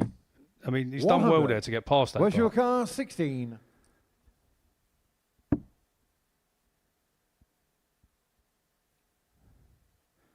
As you said, now this is very awkward because the angle of the darts goes in. He's going to go for the top part of the bed because he can't get past it. Great dart there from Wes, so he's done that. Hilton. I mean, he had a quarter of the bed to aim now Game on. and managed to find it. I mean, a great story with Phil Taylor. The first time I ever refereed Phil Taylor was in the final of the Dutch Open pairs. Phil Taylor is partnered with Dennis Priestley. 100. Playing against Peter Manley and Peter Everson. So I have on the stage, I never refed him before in my life. Never seen him play, well, I'd seen him play on TV. 100. Goes up to the board to throw for. They have to throw for the bullseye. I see who throws first. I think Manley or Everson went 25. Phil went ball. Game on. It was 6-0-1. Can't remember whether best of 7 or 9 or something like that. Game on. Phil to throw first. He went treble 20, treble 20, treble 20, 180.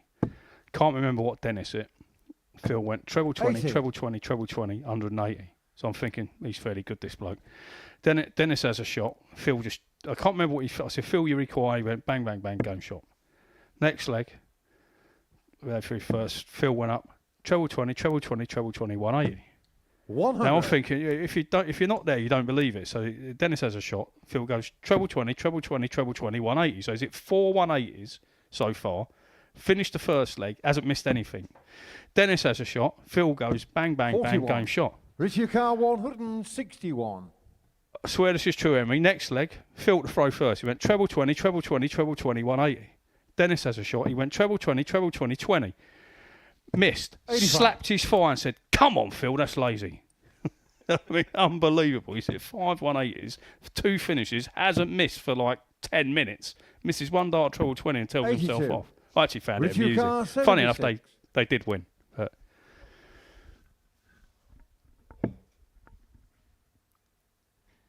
Howson, if he finds tops, will be a leg away from the win here.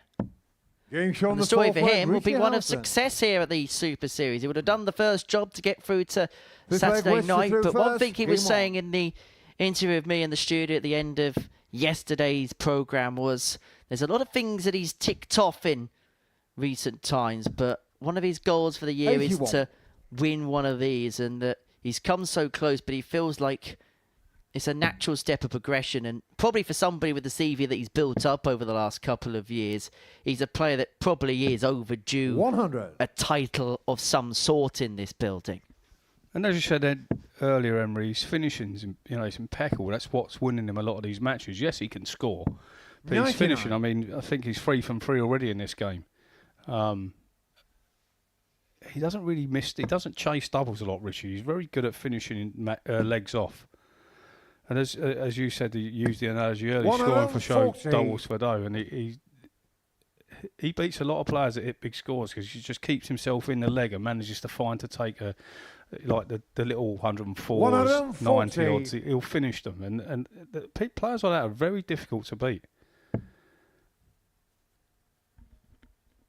He may not be the world's flashiest player, but he's one of the most efficient players, and 45. that's why he gets the success that he gets. Well, they may have to wait to another leg here. Newton on throw. 60. Unable to leave himself on the 2 darts. An opportunity here if Howson can pile in a couple of trebles here to get this game done here and now. Even like if he doesn't pile, even he could pile in more than one. But even if it's 100, you don't really want to give him a shot. 100. 116. 121.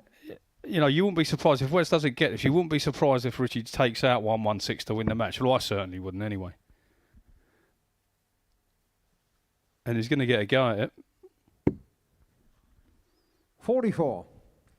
Richie Carr 116. I'll make a prediction, Emery. I'll probably get it wrong here. He will have a double off this shot. He's trouble here to do so. Yeah. There you go. Commentator's eye. Put the curse 60. on him. Richie Carr 77. Well, 77's not easy if you don't hit a treble, so you're only going to get one double depending on what you hit. So 18 for tops. 1 dart to save the match. Gets it. Game shown the 5th leg, Wes Newton. That was good from Wes there. 6th leg, Richie to throw first. Game on. But it's as you were, Richie, with the darts. You think a 5/6 visit may get the job done. 100. You feel like he may just have to, or may just need to ton his way down to it. Particularly the way Wes has been scoring. Because it has been a little bit hit or miss. Yes, he's had more 2 treble turns than Rich over the course of this game.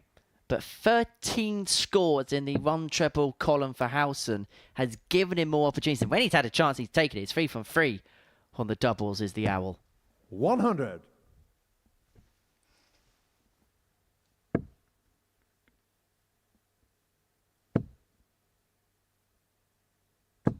$45.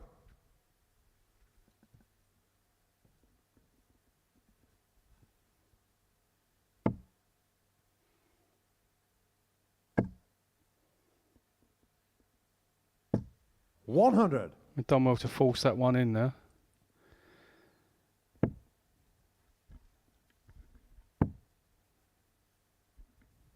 That's good from Wesley. Kept himself in the leg.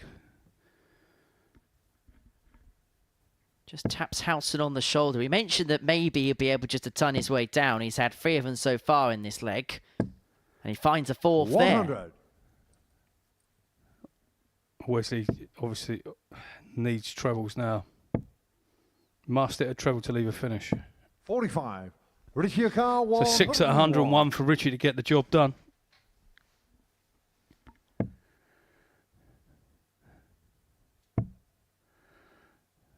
For 100% on finishes, and he gets it. Richie Howson. 4 from 4, and Richie Howson is going to be into Saturday night. The Owl made it a cakewalk in the end.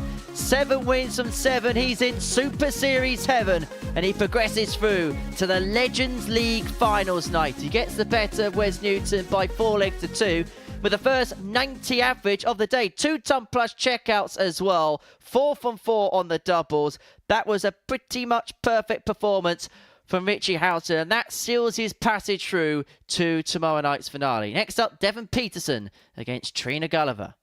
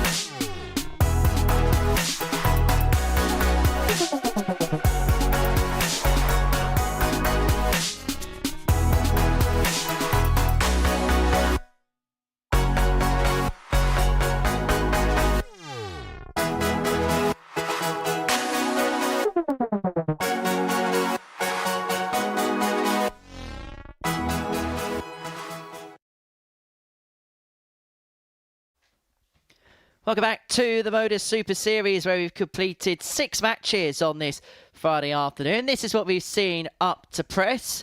So far, so good for Richie Howson and Devon Petersen. Them two have dominated proceedings. Howson sealing his place through before the break with a 4-2 win against Wes Newton. 4 from 4 in his doubles, 2-ton plus checkouts as well. This is confirmation then of Richie sealing his passage through. 7 wins from 7. He cannot be caught. Devon Petersen is one step closer to doing something similar. If he wins this game, he'll move 6 points clear of Martin Adams and Robert Thornton, and that pair would just have 6 points left to play for. He takes on Trina Gulliver. It's game 7 of our session here at the Live Lounge in Portsmouth. But Trina did pick up her first win in her previous match against Martin Adams. Devon Petersen got the better of Robert Thornton in a low-key affair by 4 legs to 2. But I feel like a broken record when I say this. Devon Petersen is going to have to sharpen up on his doubles.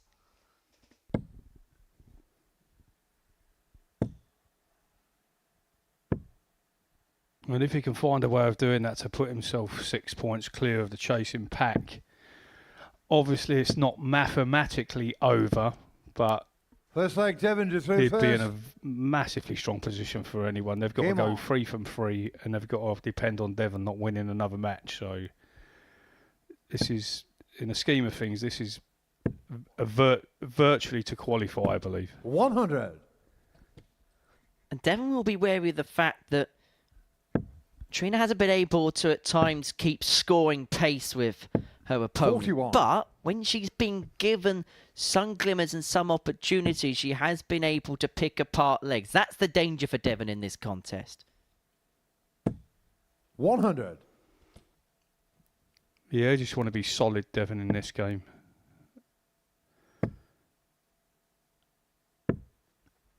$100. In footballing terms, it's a case of doing a professional job over Trina Gulliver. Is it like the Arsenal 1-0 Arsenal result? You know what I mean? Defend your legs at all cost, and just make sure you win your legs, so you achieve the 4 by the end of it. 60. Devon Car 161. Just do the right things at the right time, as a famous Dutchman says. Trina on 300, so Petersen was never going to 90. attempt to go for the 161. Leaves himself on a 2-darter upon his return.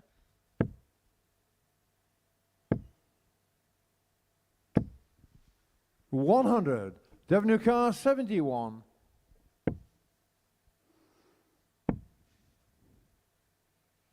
So tops for the first leg. Game show on the first leg, Devon Petersen. Second leg, Trina to third 15 first. darter, decent start for Devon as he goes through his processes once again. Picked up the ADC Global Championship at the end of 2024, and that could be a real breakthrough moment for the sport in the continent of Africa. And the way Devon is as a person, when he won that tournament, how many times do you hear from a player, what's it going to mean to me? And, this is going to give me a springboard. The first thing he was talking about was what it would do for others, what it would do for people 121. back home in South Africa, what it would do for the continent of Africa altogether. Yes, he's a very good aspirational player in his own right, but there's a lot of his career that he also 140. sacrifices to help others in their own paths.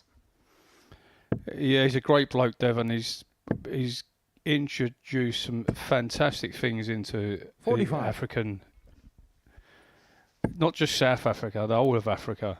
You know, he's got these dartboards, maths that's coming along. He's speaking to me this morning about a new initiative he's got for into schools that I've spoken, obviously, to Simon about as well.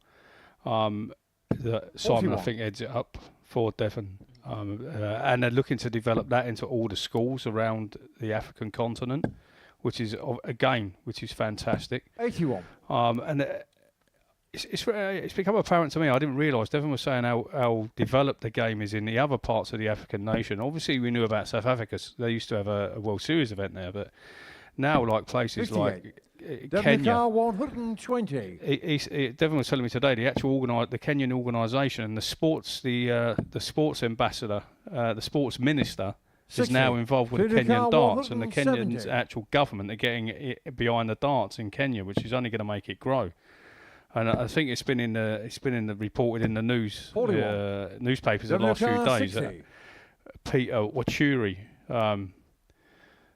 the legendary Kenyan, as we're going to call him, that we've seen play. He's a fantastic player. He's due to make his debut in the Super Series, which is great for the Super Series, and it's great for the African nation. So it's something that we're really looking forward to. Just misses the ball there, Trina, to level up on 129. So Devon 2-0, double 10. Game shown in the second leg, Devon Petersen. He averts the danger that could have been lurking around the corner. Had to stave off a dart at the bullseye from Trina Gulliver, and then takes out the double 10 to double his advantage. 2-0 Petersen. You mentioned Kenya, and that was where that PDC World Championship qualifier took place. I don't know how much footage you've seen of that on social media, but the atmosphere in the auditorium for that was absolutely incredible. Talking about incredible, that's Trina Gulliver's first max of the contest. In fact, the first max of the contest. Yeah, I was talking to Devon about that this morning, and a lot of that, Devon was behind a lot of the ideas for that when they'd done that. But it was fantastic. It was like watching a mini version of a Premier League. I mean, they had the big vuvuzelas and everything. I mean, they've really got into the spirit of things, and it's to see darts in the African continent as welcomed and as popular as that can only mean great things for the game going forward. 60. So it's all power to him. It's fantastic, and as I said, groundbreaking for the Pluto TV Modus Super Series to have Peter Wachuri coming over to play. 63. I know it's already made the newspapers here, and it'll make headlines when he comes to play. But the sports minister is in his corner as well, trying to develop the game in Kenya, and Devon's heavily involved in that. I think as you said, Devon gives up a lot of his time to develop the game in Africa, and he deserves a lot of credit. Devon, he's a hard worker in a lot of things. 100. Devon Car 156. Although I'm not sure the 140 air sirens are going to make an appearance at the live lounge anytime soon. 83.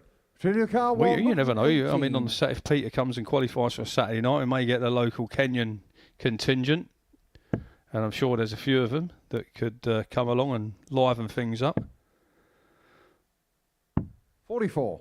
We see it at Football World Cups how the fans from the African nations really do light up the tournament with their atmosphere and their way of life being so positive. 33. But that isn't positive for Devon, and so Gulliver back for 74 to get a leg on the board. She missed a dart at the bullseye to level up. She's going to get a dart at tops here to cut the gap in half and to keep Devon Petersen thinking. Keeping Devon on his toes, and Gulliver's got a break there and has the darts here to square up at 2-2.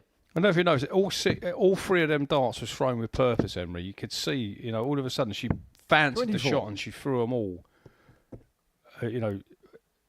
all with purpose, and all looked like she was confident of hitting the target. 100.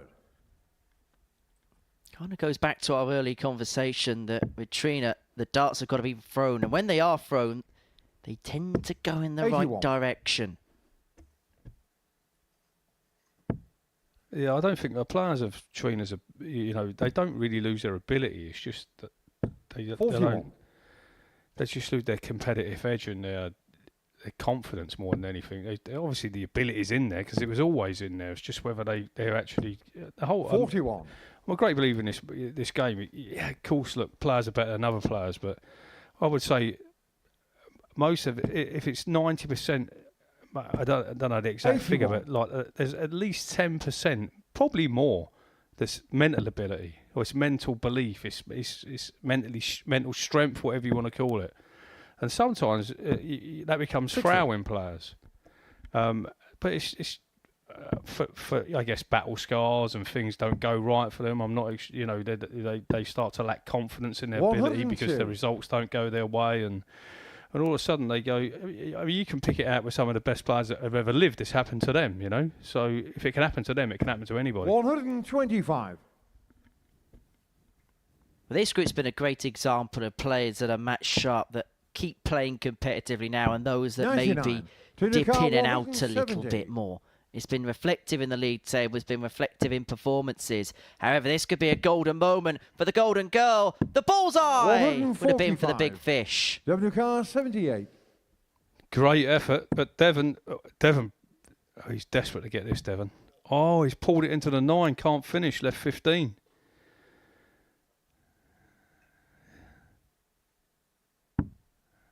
$70. Disaster for Devon Petersen there. Oh, Trina's missed a 9, leaves 11, so he should probably go for a 3. Oh, she missed it completely. Let off for Devon, massive let off. Can he convert double 4? Oh dear. Deep breath. No score. First 2 25. were obviously very tentative. 9 this time. Again misses it. 3. Gets it double 4. Same double that Devon wanted. That's how you get it, Devon. Fourth leg, Trina Gulliver. Desmond. Fifth leg, Devon to throw first. Game on. Exactly what we said at the beginning of this match is beginning to happen now. Devon is probably going to outscore Trina. That has been the case. But if he doesn't take his chances, Trina is able to pick apart legs. And that is exactly the story of what's going on here. I think it's also Devon probably understands the position that he's in the table, and he obviously sees, you know, I need to win this game. I need to win this game, and when you're in that position, the simplest things just become twice as hard. When again, it's like mental. That's where the mental side of the game comes into it. I've read it. There's a very renowned psychologist, Dr. Steve Peters. I'm sure you've heard of Emery, and he's got his. I've read a couple of his books about it. They call it the chimp paradox. So there's a little chimp in your brain. If you let it out of the cage, it runs riot. And that's exactly. It's a great analogy. I don't know if I've got a chimp in my head or not, but when you actually, like in a sport like this, when you as soon as what an analogy that is, that the chimp comes out of the cage, you start to panic and everything goes wrong. But it's how do you keep the chimp in the cage? I'm not sure, but you know, I guess that's probably why you have to pay Dr. Steve Peters a load of money if you want him to be your psychologist, I guess. But I don't know the answer. But it's obviously a great analogy because you can see it happen in front of your eyes. Everything looks roses, something goes wrong. 60. Chimp comes out, and you fall to pieces. However, Devon's been able to keep it together in this leg. However, Gulliver. Will she come out for 18s to leave a finish? I think she probably will. Or she's thinking of piling. She would need to 18 to leave a finish. Yes, great shot. 174. Heaps of pressure on Devon. He's desperate to. He'd love to hit another treble here. Oh, great shot. Great shot. To the car, 134. That could be a 2 treble turn that just begins to break the back of Trina Gulliver somewhat. Petersen looking at tops for 3-2 lead and to just slightly avert his blushes. He's 2 from 10 on the doubles in this contest. And the misses continue to rack up. He finds double 5 there. Petersen. He moves himself back in front. 6 leg Trina to throw first. A game on. You can see that he's trying to calm him. He's trying to just be saying to him, "Come on, Devon, just play." But going back to the old chimp, I mean, the chimp's out in his head at the moment. He just can't put it back in the box. Although he's in 44. front and he's winning, but.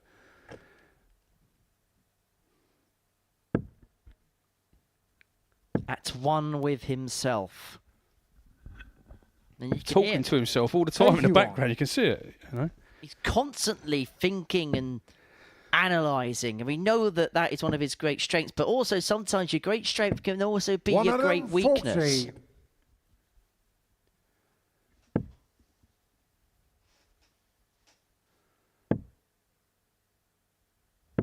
60.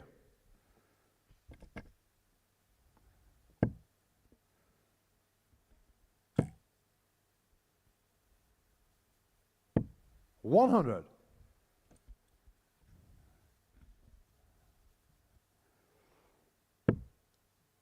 One thing's for sure, it'd be 100. It's obviously a really close nip and tuck leg. He won't want to be going to the final leg, that's for sure. 25. And that's not going to help his cause.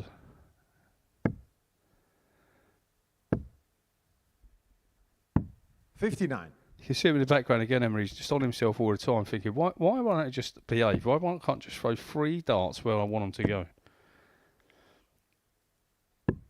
65. And by doing that, Trina he's just continually 160. allowing Trina to have opportunities. And when the opportunities continue to rack up, Trina's been able, as 60. we've seen already in this Devon game, to back off 127. legs. But Petersen here, the 1-2-7 for the game. For the match. The bull. Brilliant. Game shot on the match. From Devon Petersen. It puts him onto 12 points. It pretty much puts him there in terms of sealing his place through to tomorrow night. But boy, did he have to work hard for it. 4-2 success against Trina Gulliver, who, when given opportunities, she was able to take. Devon Petersen missing a load of darts at the beginning of that contest, but able to get over the line. Next up, Martin Adams against Wes Newton.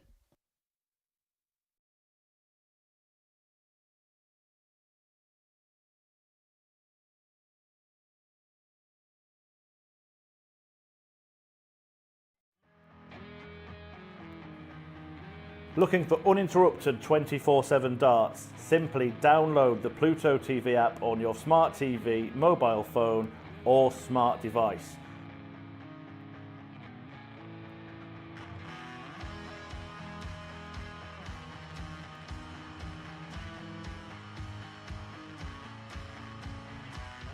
And you can find us on the Modus Super Series Darts channel.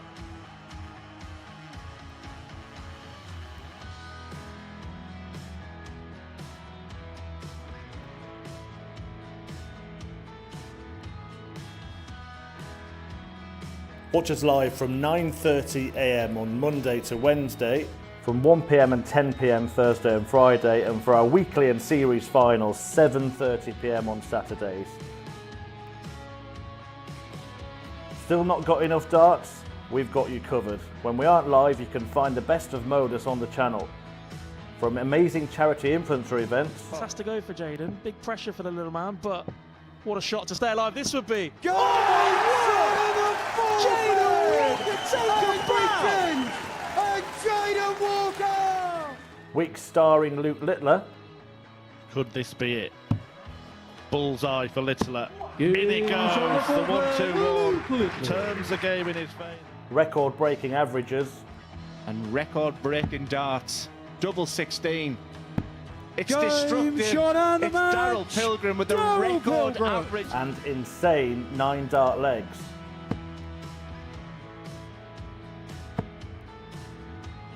Max. Max. 108. And Sherrick is continuing upon a road towards perfection. That's a second Max in succession. Baron Sherrick wants treble 19. And now double 12. To become the... But that's not all. We also have the exclusive series of On the Hockey. But when I played darts, I was allowed to be me. Deep dives in our tungsten talks. No email at all. That really is. And the words that just come out make me head what? 127 again. I cried a few tears when they told me. I still love it so much. And Modus documentaries. Everyone knows we're watching something special. This is going to happen. Just when? When is it going to happen? Didn't take long. Darts is on 24/7, so what are you waiting for?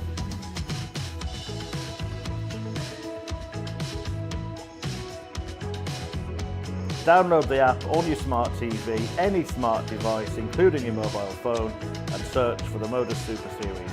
And watch us now.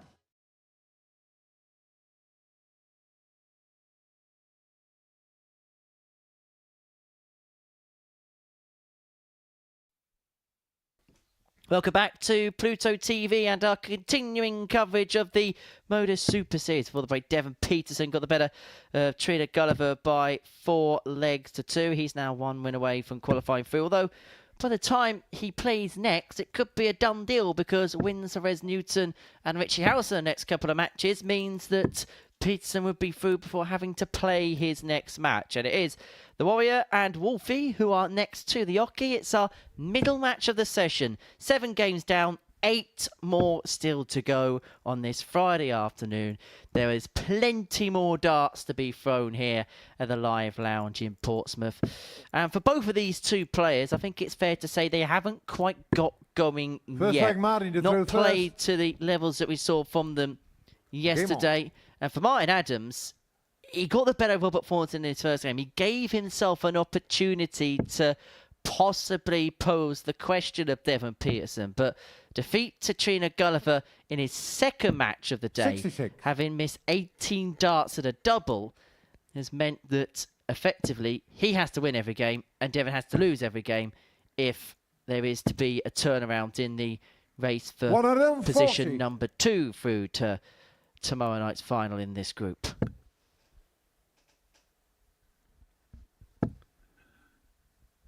Yeah, as I said, it's not actually mathematically finished, but it's highly unlikely. Martin with the first maximum of the match. 59. So it's the Wolf versus the Warrior. If you was a darts player, Emery, what would you be called? Good question. Never even thought of that, you know. 28. I think I was going to say, I thought about this, but I was never really a darts player. But I thought I'd call myself the Terminator, and my walk-on music would be Another One Bites the Dust. 98. Very old school. Yeah. I'm probably thinking too much about things like that. I mean, I was never really good anyway, so it probably was me that would be biting the dust. But 60. I would say we'd open it up to a poll on the Super Series social media channels, but I'm not sure we'll be able to repeat any of the comments live on air. Yeah, so if there's anybody 100. listening, if Emery Deacon was a darts player, what would his nickname be?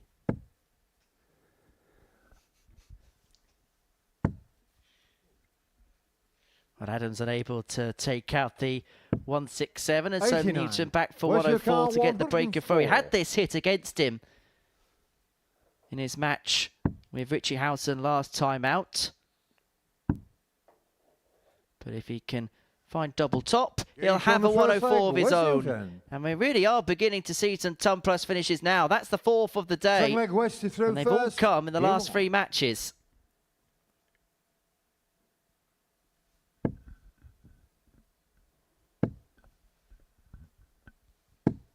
$140.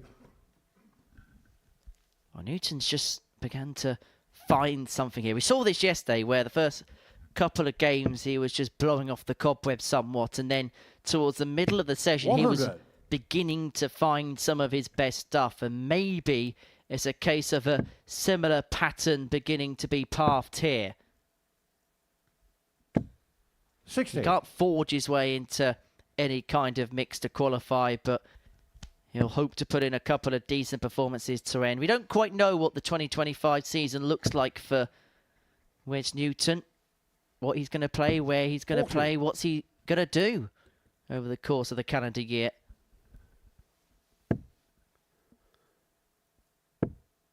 But he'd like to at least finish off his campaign 54. here with something positive in which to build upon for the season ahead.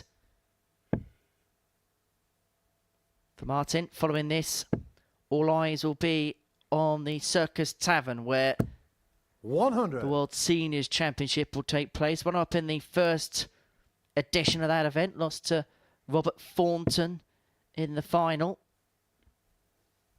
That's 182, so it'll probably come out for 18s, yeah? 83.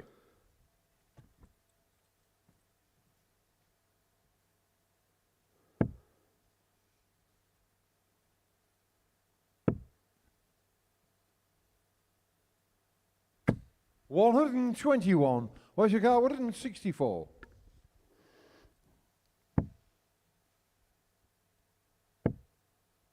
Then they want to 85. 94. So 70 left for Wes against 140.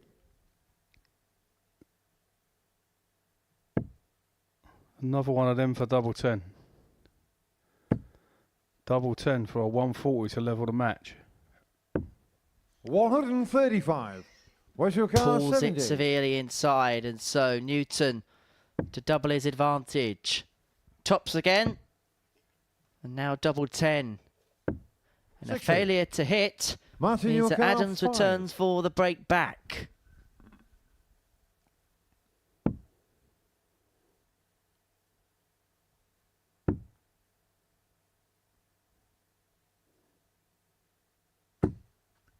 One. Cannot find, and so Newton's got 3 more to double up.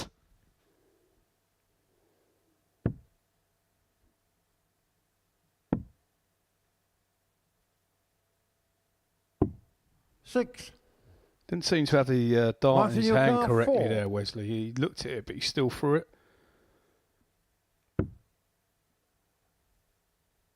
Madhouse. Good marker, just follows the marker. Don't pull it, it goes in. There you Game go. shot on the second Perfect. leg. Martin Adams. Not for the first time Billy have we Martin to throw first. seen players have to Game on. trudge towards double 1 today. But Adams levels this game up at 1 apiece, gives himself a foothold in the contest. But Newton will be livid in the 28. background, knowing that he had chances to open up a turn. He'd had 4 darts at a double to put himself in cruise control of the contest, having got the break that he needed at some point to win this match. 61.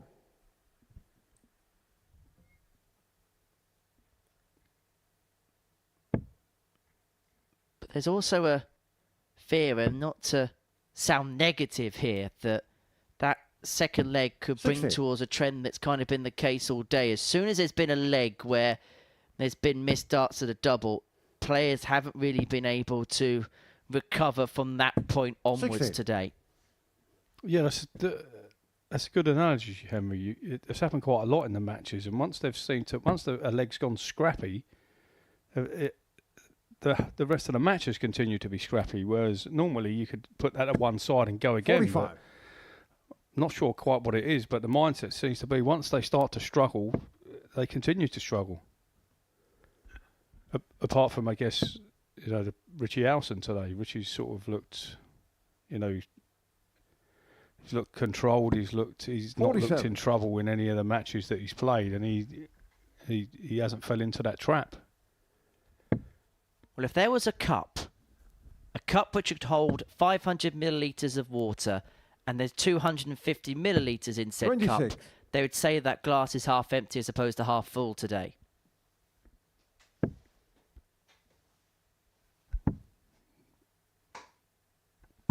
$96. But it's both, isn't it? No, I get what you're saying, obviously.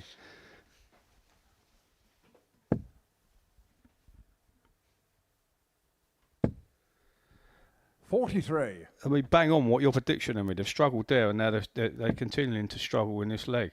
No one can sort of take advantage or... 100. I mean, Wes is obviously, 162 in front here, and Martin would need minimum of 2 trebles and needs to go down here. 121. Where's your car? 137. But for Martin Adams, Haley's Comet is rarer than him switching down to the 19s. 83. Yeah, that's true, Emery, and but inevitably, in the long run, it will cost you more doing that. You won't hit the other treble. And look, I'm not saying he was going to hit a 90, he could hit a 19 or a treble 19 to leave 160. 44. It's still a big arse, but you've got to give yourself an opportunity. Wes may well take 54 out, but Martin would have had an opportunity. Game shot on the third leg. Wes Newton. Well, Newton gets the break. Wasn't the flashiest of legs, but it's a leg in the leisure nonetheless. 2-1 to the good in this match.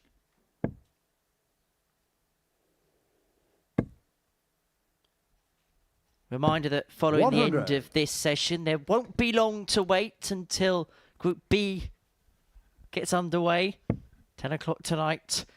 The evening session starts live on Pluto TV. And a reminder tomorrow that if you haven't already downloaded the Pluto TV app, which you can do on your smart TV or your smart device from your applicable app store, well, you're going to have to, because in territories which carry the platform, it will be exclusively live on Pluto TV. If you are outside territories which currently don't have the capabilities of Pluto TV, you can still watch via the Modus Super Series Facebook page. 100.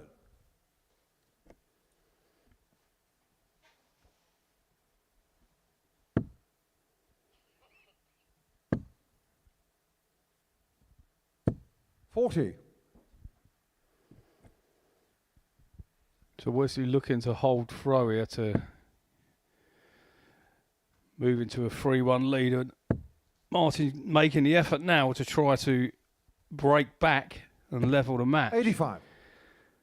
In the match that he has to win to have any hope of qualifying for Saturday evening. 60.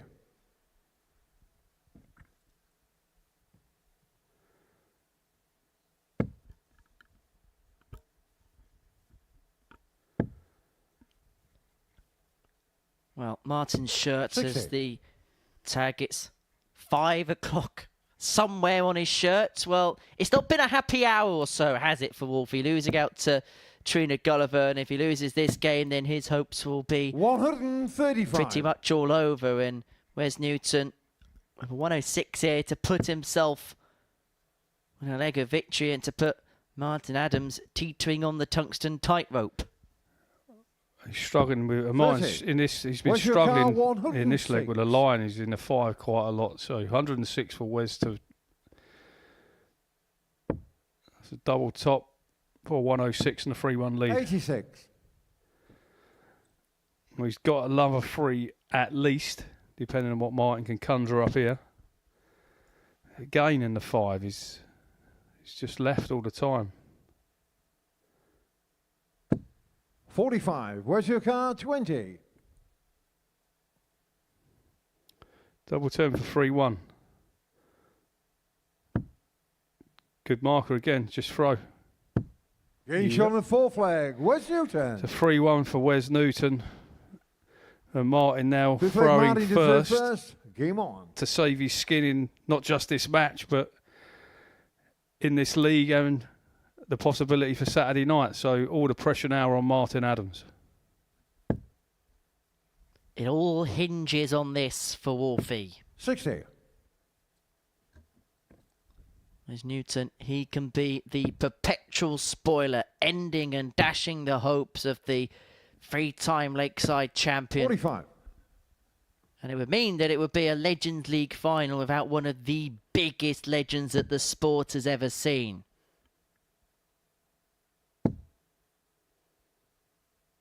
It's a sellout tomorrow evening here at the 81.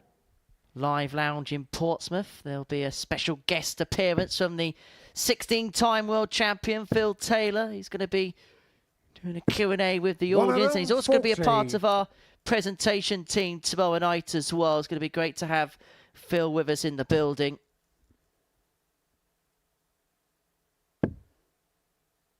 Yeah, it'd be interesting to see. Phil's been here before. He come on when we first 45. opened the venue on opening night, when there's obviously a lot, a lot's changed since then.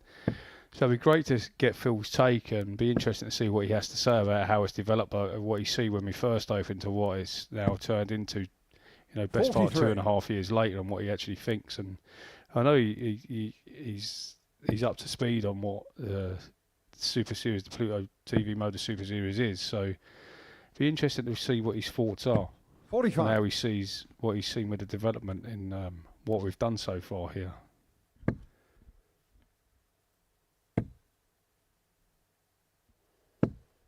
$60.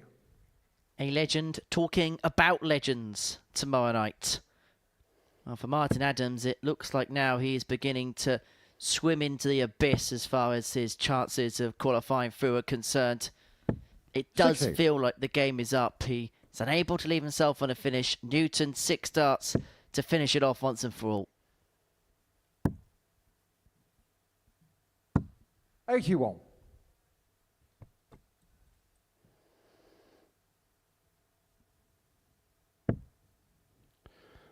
This game he's struggling with his line marking at the back of the aim with the second one. It's just all becoming a bit difficult for Where's him. your car? 132. We start with a ball, so treble 19, leaves 88, so back up. Double 14 when next time when he goes. Martin car 155. Well, this would just be typical, wouldn't it? That's unlucky. So treble 20 to leave double 8, which he's got. Where's your So car? 28. 28 for Wesley to wrap it up. Wes Newton Wes ends Newton. Martin Adams' hopes of making it through to the Legends League final. A nice embrace between the pair at the end, but it's Wes Newton that has put the final dagger in for the three-time world champion. A 4-1 success for Wes Newton. Nearly finished off with 2-ton plus checkouts. He kicked off with the 104. He's beaten Martin Adams 4-1. Next up, Howson Thornton.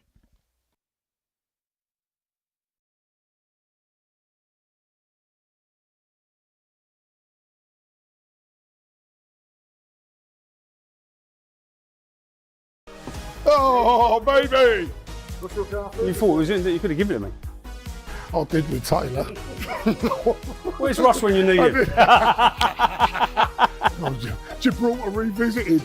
Right, come here, Russ. Let's put a bit of daylight between us. Bigger daylight. I bet you want me to get this, Paul, don't you? I bet you really want me to get this.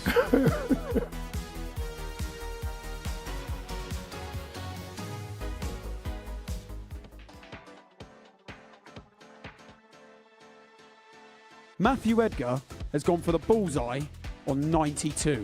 Please tell me, why have you gone this way? Bit of safety. Is that the correct way to go? His next dart would be 17 or treble 17. If he hits the single 17, he's saying he guarantees himself a dart at the ball. It's not quite guaranteed, but the percentage chances of him getting a dart at the ball is quite high. Now, the alternative is going for the treble, so Matt's on 92. Raymond van Barneveld, I believe, was one of the first players to go the treble 20. His basically reasoning was, as a professional dart player, he backs himself with 2 darts being that good to hit a treble. If they don't hit it and they hit a single 20, this is where the next bit of dilemma comes in. Back in the day, they would have probably gone on for the treble again, okay? Nowadays, we don't really see that very often. The next shot with 72 left, 8, maybe 9 times out of 10 is 2 double 18s. I mean, look at the size of the double segment. This is another fact that it's big. The bullseye's tiny. That's the thing, isn't it? I think to myself, I would personally, if you're a good dart player, I think go the single 2 doubles. And then next thing you know, someone's gone the 25 route and I find myself calling game shot. Which route would you do on the 91s, the 92s, the 93s, the 94s? Should you go for it? Or should you lay up? Your opponent's on 212 points. This is a World Championship semi-final. The fans out there, they're all against you. You need something to get them on your side, perhaps. What would you do? Genuinely, what would you do in this situation? I'd be going for it. Got to go for the bullseye.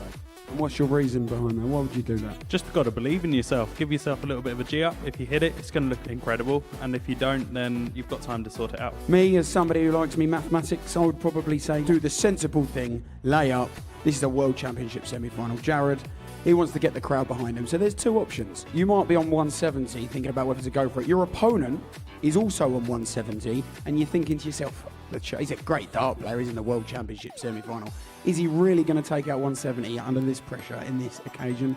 Probably not. So you decide to lay up. Now, we've seen examples of that in the past. I think Mensur Sulovic famously took out 161, I believe it was, against Van Gerwen when he chose to lay up. This happens quite a lot. Most of the time, your opponent is not taking out that 170 when they come back. So laying up probably is the best thing to do, but sometimes it backfires and then, well, fair play. Darts maths!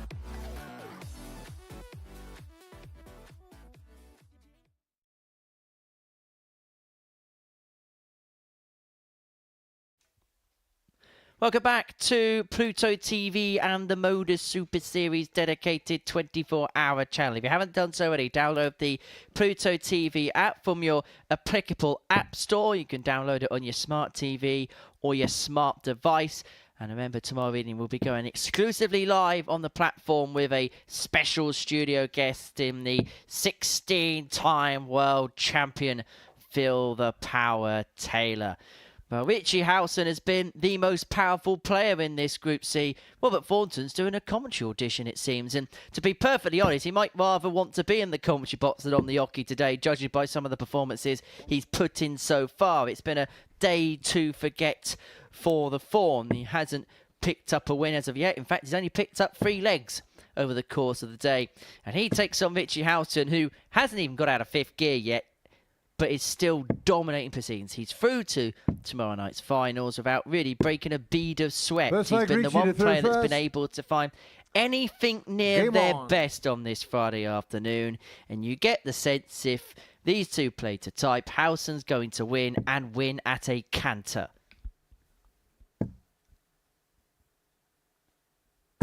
$100.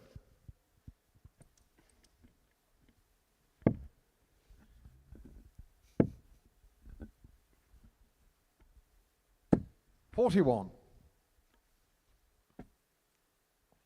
These two played in the World Seniors Championship final back in 2023 at the Circus Tavern. It was Thornton that would go on and win and claim his 2nd consecutive 45. title in that particular tournament. And that was the event where we really did know that Richie Howson was a big name to stay. He had a good year by qualifying for things, 100. but then he took that next step. And from that point onwards, he's never really relinquished as the Owl. In fact, he's like a fine wine, getting better with age. Posted his career best average this week, the 115.62 he got against Devon Petersen on Wednesday. It's been a far cry from those particular performances so far on Friday afternoon. But Howson getting off to a positive start, and you just get the sense if Howson can get ticking, he may well just bring Robert's performance up as well, because he's really struggled at the beginning of the day as the Fawn. And he's going to have to play near his best, Thornton, if he's going to get anything from this game. And if Richie was to be successful in this match, 41. I think that ends Richie the hopes of 76. everybody else in the league, and Richie will take Devon through with him. So you imagine Devon's a interesting watcher in the back room of the TV as he takes that 76 to lead 1-0. Second leg, Robert Just looks under control, doesn't he? Just looks in control. He's in the zone and he's just going through the motions. I mean, 121. I mean, against a player, I mean, Robert Thornton's record, if you look back, he won many titles over his career, many titles, but he won 2 major titles that he won. He won the UK Open, beating Phil Taylor, who was the actual governor of the sport at the time, no problem, the best player in the world. And Robert managed to overcome Phil to win that. And then he won the World Grand Prix against the man that was dominating the game at that time, Michael van Gerwen. So, I mean, the pedigree that Robert's shown in his career is fantastic. But 83. He's just I don't know how much Robert plays. I know he plays quite a lot, but I guess he's just missing. I guess it's the practice. It's 45. playing against the big boys all the time. He's obviously missing. He's missing that, and it's very difficult to become as consistently good as what you used to be. But I mean, his record speaks for itself. Phenomenal. The heart, the desire, the determination hasn't waned, but perhaps that match sharpness has. Just quickly away from the Super Series, congratulations to Bo Greaves, who's won the first Challenge Tour event of the season, beating Stefan Bellman by 5 legs to 4. You know what that means? Probable Pro Tour call-up for Bo Greaves in the first round of those events next month. And so 100. adding to the Robert Carr 124. ongoing debate, can women compete with the men? 9. On that evidence, Richie Carr, the answer is 38. yes. I mean, she's beat a fantastic field there of over, I mean, I don't know how many players entered. I think not just shy of 300 Each on the entered. second leg, Richie Howson. 2-0 for Richie. Third leg, Richie to throw first. Game on. Task is becoming harder and harder for Robert to keep himself in contention. Well, Howson's just continuing and continuing just 26. to ease his way, glide his way so effortlessly A little bit like a swan serenely gliding himself along the water towards 55. his end destination. And of course, Bo Greaves, a former Super Series weekly winner, saw her pick up. Well, in fact, she's the only player to have gone through an entire week 100 at the Super Series without dropping a game. Won 16 on the bounce. All told. 85. It's fairly impressive, Emery, isn't it? 16 games on the bounce without getting beaten. She's won a few today on the bounce without getting beat to win the first challenge tour. I mean, that's an impressive result to win against a field like that. That doesn't matter 100. who you are, and you know, a female player to do that is nothing short of remarkable. I think it's outstanding. And it's a twofold 100. one. Not just are you beating a big field of 300, but you're beating a big field filled with big names and filled with dangerous propositions. I mean, there was a last 512 tie between Andreas Howson and John 100. Henderson earlier on today. But I think with Bo Greaves, the argument about gender is irrelevant. We just call her a good dart player regardless of where she plies her trade. She's a 140. 3-time world champion. She nearly won this competition outright. She lost to the eventual champion in Andreas Howson in the semi-finals of a Champions Night. Yeah, that's fair, Emery. I think, you know, regardless of her gender, 137. she's a quality Robert darts player. 121. You know, very good. Wouldn't look out of place in playing in any tournament, on any stage, on any TV 57. screen. So Richie Carr, you know, 38. which, you know, is a great achievement at such a young age as well. I mean, I think people forget how young she actually Getting is. shot on the third leg. Richie Howson. So cleaning up Fourth leg 38 Robert there into for a first. 3-0 Game on. lead.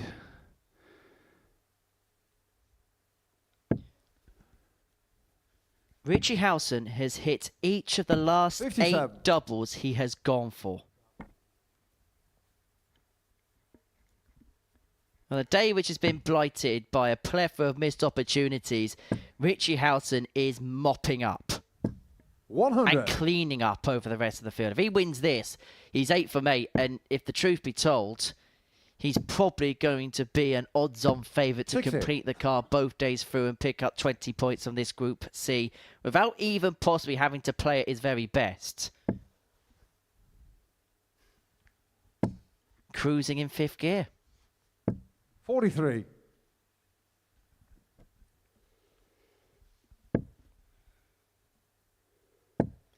But he's going to have to come up clutch tomorrow night when it comes to the finals, because Steve Beaton, we saw earlier on in Group A, was in tip-top 43. form. And the indications are the likes of Neil Duff are just beginning to brim up to the surface as we head towards a close at this Legends League. Yeah, it's going to be interesting tomorrow, even whoever gets through. I mean, we know 96. that Steve's obviously through, and you know he's just he didn't lose his tour card; he handed his tour card in. A man who's still good enough to compete 85. on the Pro Tour. You know, obviously he will start favourite tomorrow evening, and you know, rightly so. He's been a fantastic player, and he's going to be difficult to beat tomorrow night. But obviously, with the format, best of 52. 7, you make a mistake at the wrong time with the quality of players that will, like Richie Howson, the Senate, and the other players that are going to get through. It's not, you know, it's far from a certainty. 135.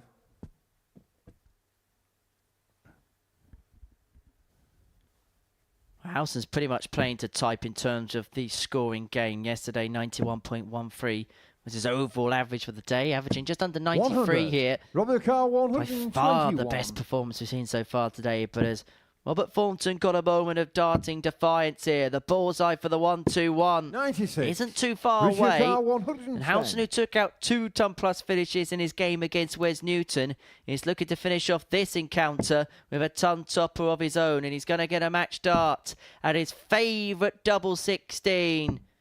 94. That's the first dart Robert Carr, he's missed at a 25. double since his opening game of the day against Devon Petersen. Rubbish. 17. I think that's exactly what Robert Thornton will be Richie saying Carr, there, 16. because that is pretty much, you'd feel, game over, because Howson has hardly missed anything. And this is to send Devon Petersen through. It's all wrapped up Richie in Group Howson. C. Richie Howson sends Devon Petersen through to tomorrow night's final. The hopes of Robert Thornton have come to a premature end. And it's now 8 from 8 for Richie Howson and his lucky owl mascot. Well, nothing lucky about the performance there. He was streets ahead of Robert Thornton. He's streets ahead of the rest of the field, if we're being brutally honest. Howson, a 4-0 winner against the Fawn. Next up, it's Martin Adams up against Devon Petersen.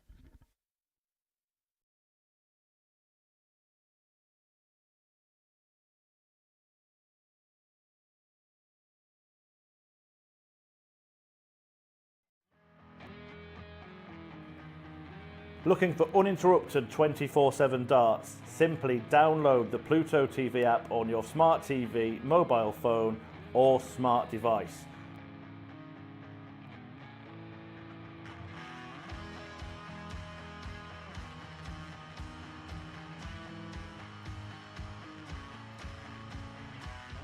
And you can find us on the Modus Super Series Darts channel.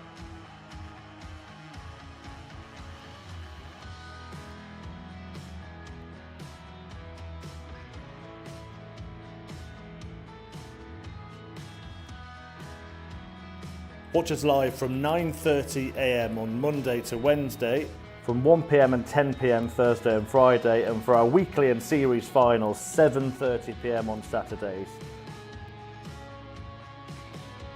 Still not got enough darts? We've got you covered. When we aren't live, you can find the best of Modus on the channel. From amazing charity influencer events. Has to go for Jaden. Big pressure for the little man, but what a shot to stay alive this would be. Go! Jaden Walker take a and Jaden Walker! Week starring Luke Littler. Could this be it?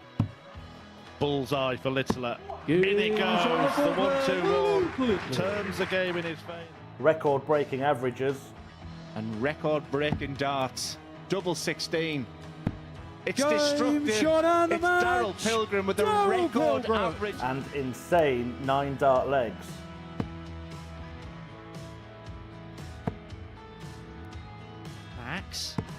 Max. 108. And Sherrick is continuing upon a road towards perfection. That's a second max in succession. Baron Sherrick wants treble 19. And now double 12 to become the... But that's not all. We also have the exclusive series of On the Hockey. But when I played darts, I was allowed to be me. Deep dives in our tungsten talks. No email at all. That really is. And the words that just come out make me head what? 127 in game. I cried a few tears when they told me. I still love it so much. And Modus documentaries. Everyone knows we're watching something special. This is going to happen, just when? When is it going to happen? Didn't take long. Darts is on 24/7, so what are you waiting for?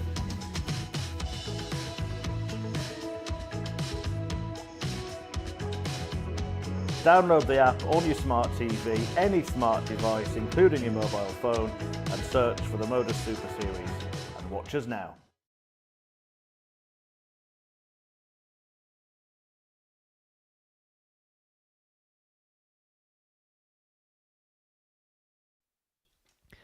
Welcome back to the Modus Super Series, where we are 9 games down on this Friday afternoon. And before the break, Richie Howson got the better of Robert Thornton by 4-0 to confirm the place of Devon Petersen into the finals tomorrow evening. So Howson and Petersen will join Steve Beaton into Saturday night's finale.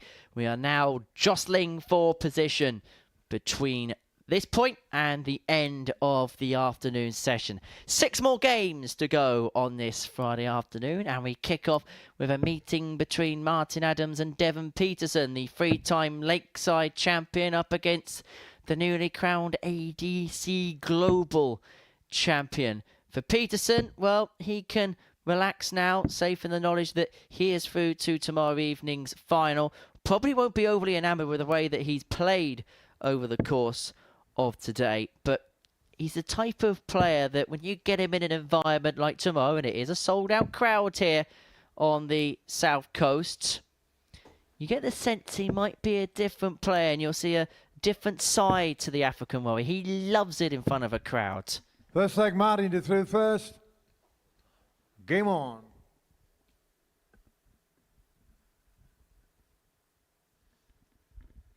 Only a box office name to add to a box office night, and he will relish every single moment in front of the cameras, in front of the crowd, in front of the lights. It's what he's made for.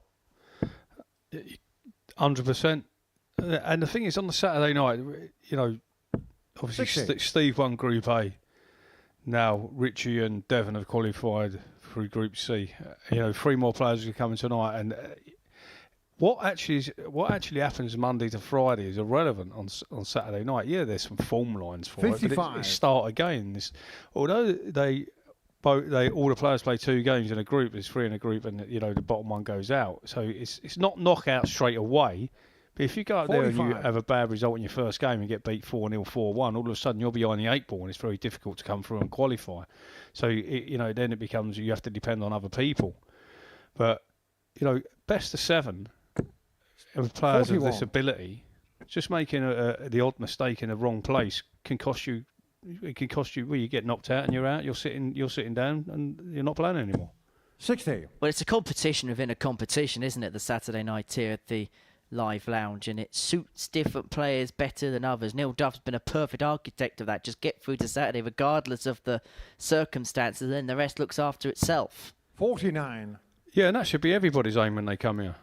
To come to play in the Super Series, it's about making Saturday night. Yeah, of course you want to win Group A so you can have 2 days off. 100. But only one person can do that out of 6.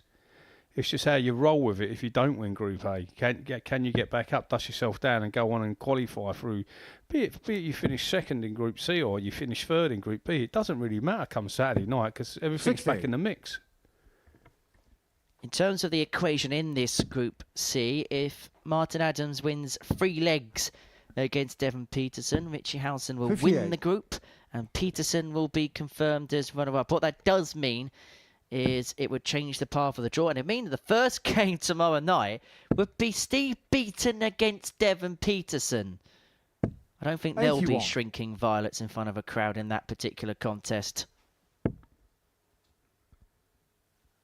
No, certainly not. And I mean, there's going to be whoever gets through. 60. I mean, and we know the 3 people that are through already. But I mean, Devon versus Steve to open the night. It's a great matchup.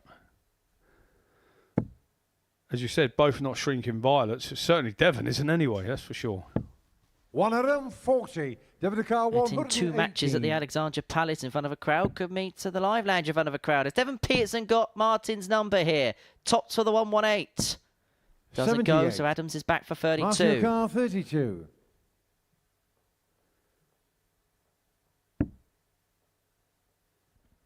Petersen poised in case there's a Martin miss.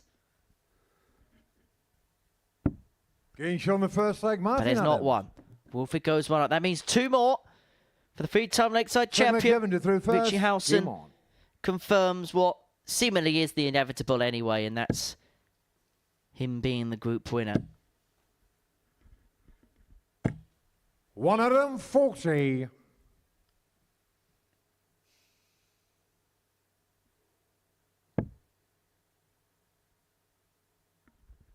Right, tomorrow night is sold out, but the Modus Super Series main 100. competition begins again on Monday. Series 10 will get underway at 9:30 on Pluto TV. The doors to this venue open up for a crowd on every single Saturday evening. And if you 41. scan this QR code that appears on your screen there, you can be here on a Saturday evening. It takes you to a website called dartshop.tv where for just the price of a £5, you can be here and be amongst the action. You may see 60. stars of the past, maybe like Martin Adams, maybe like Devon Petersen or Steve Beaton. But there's also that other side to it where you could see maybe somebody who goes on to special things in the future. It was only a couple of years ago. Luke Littler was in this building. And the likes of Jan van Veen, Scott Williams were plying their trades here. You never know who you're going to bump into when you walk into these 4 walls. 140. Yeah, it's a great learning curve for a lot of players. It's a great stepping stone to come to the Super Series, to get experience of playing on television before going on to become trying to get your tour card to go onto the Pro Tour.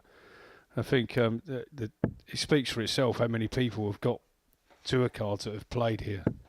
I mean, this year alone, there's 21 tour card holders, and if you count the ones that lost their tour cards and regained them, I think it comes to 26 or something like that, which is, I don't think there's any doubting that coming to the Super Series enhances your game and helps you progress into it if you've got the aspirations to become a full-time professional. I spoke to Marvin van Velzen when he got his card. We'll talk about that in a second. Adams looking at the ball, doesn't 51. Go. Petersen back for Tots on 1-1. 40. I was speaking to Marvin van Velzen when he got his card on Sunday, and he said that playing at the Modus Super Series made his career. He came in the first time, and he's the first to admit he really struggled when he was in this building.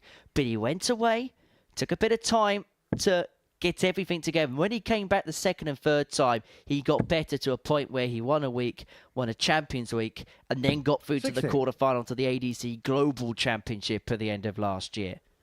Yeah, and when Marvin first qualified, I've got quite a few connections in the Netherlands. 135. And I didn't know who Marvin was, and Marvin qualified for obviously ADC Europe, and his name come through that he was playing.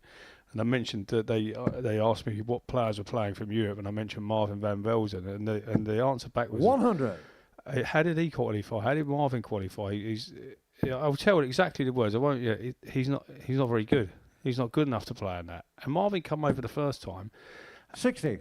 And obviously it's like a rabbit in the headlights. So Marvin struggled, and I wasn't. You can't be critical of someone coming in the first time. And he went away and he qualified again.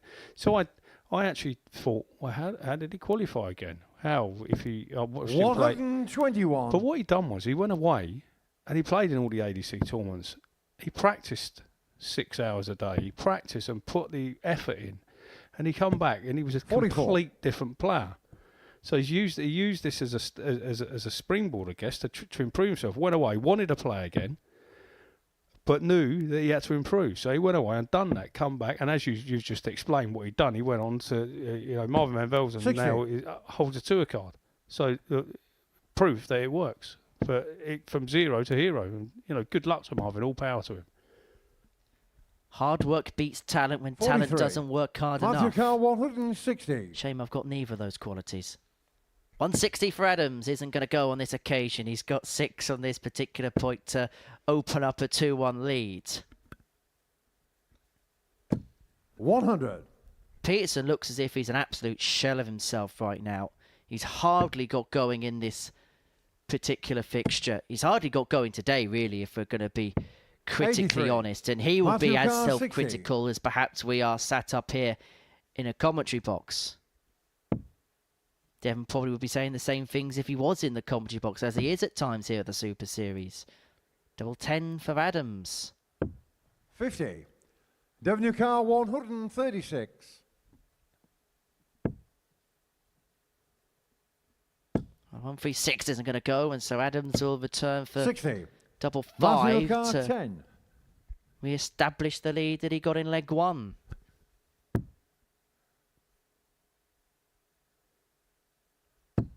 Getting shown the third leg. Martin Just Adams. doing what he has to do. It's not been his bit best, but he's doing enough to eke himself in front.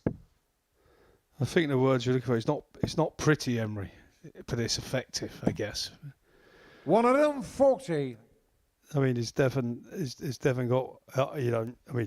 Obviously he'll try 100% to win every game he plays in, but is he now thinking, "Oh, I'm through now"? So the intensity is off, or I don't know that. 121. He'll still want to win. I mean, until it's over, that he'll want to glean as many points as possible to try. I think 60. I think did you mention if Martin Adams gets 2 or 3 legs, that the group's done? Richie would win it, and then everything else is pretty much sorted as a result. So he needs 1 more leg? Win this leg, Adams, and Richie Howson wins this group. 95. Devon would have to play Steve Beaton game 1 against the throw 2. So, I mean, look, if Devon knows that, he's trying to win, obviously. But he's trying, look, don't doubt he's not trying to win. But, I mean, I don't think anyone really wants to play Steve Beaton first game against the Fry unless they can help it. Sometimes the harder you try, the worse it gets. And maybe that is part of the problem for 85. Devon Petersen. He seems to be doing right in this leg, 2:01 after 9, so he's on track. 100.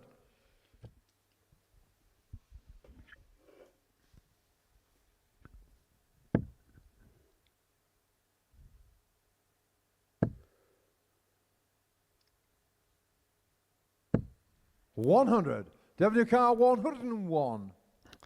So he could do with taking, he's got the treble 20, so I think probably 9, double 16 to level the match. 69. Martin, your car 100. So the Wolf won in 100 to a 3-1 lead. I think he'll stay for the treble, Mike. He doesn't really go double-double. Hits the treble, double 10 for 3-1. 95. He's had that dart a couple of times today, hasn't he? In exactly the same place. Getting shown the fourth leg, Devon Petersen. Petersen gets the double 16, and this a key leg, because if Martin Adams can win it, Richie Howson confirms himself as the Group C winner. Devon Petersen needs to win 4-2 to keep any faint hopes of that alive.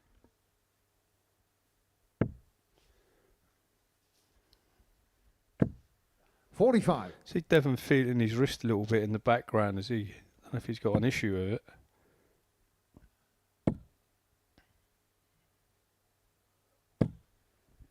$55.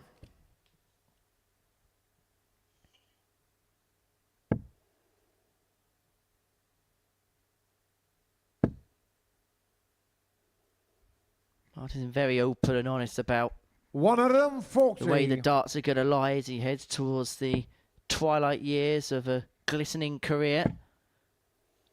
He's mentioned that he doesn't know 100. day to day how things are going to go. He's spoken about the arthritis that he's got on his shoulder. One day, if they go perfectly, they will go perfectly, and he'll roll back the years just like he did in so many of those valiant lakeside attempts. But if the body says no, the body says no, and there's quite simply nothing he can do about it. He's not resigned to any kind of fate. He's just realistic as to where he is at his stage of his career. 100.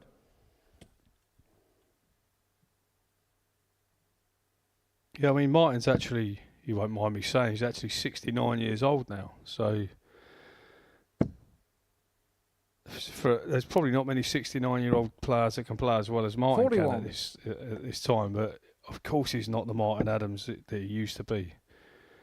And his accolades speak for themselves. But 60. As you rightly said, Emery, it's a lot of the times he doesn't know how he's going to play because he doesn't know if he's going to be fit enough to play. The darting wolf is an animal we have to cherish for as long as we 41. see him on an oche. He is one of the 7 wonders of the tungsten world, is Martin Adams. And for as long as he's still fine, and for as long as we see him in front of our cameras, 60. we should cherish, enjoy, and look back on some of the real great moments of one of these sport's great careers. And as we keep mentioning, there have been glimpses, but these days, as we've mentioned all too much, 81. they are just going to be that, and that's by self-admission. Petersen 126. If this doesn't go, Adams has got a shot to give Richie Howson the Group 98. C glory. Car 93.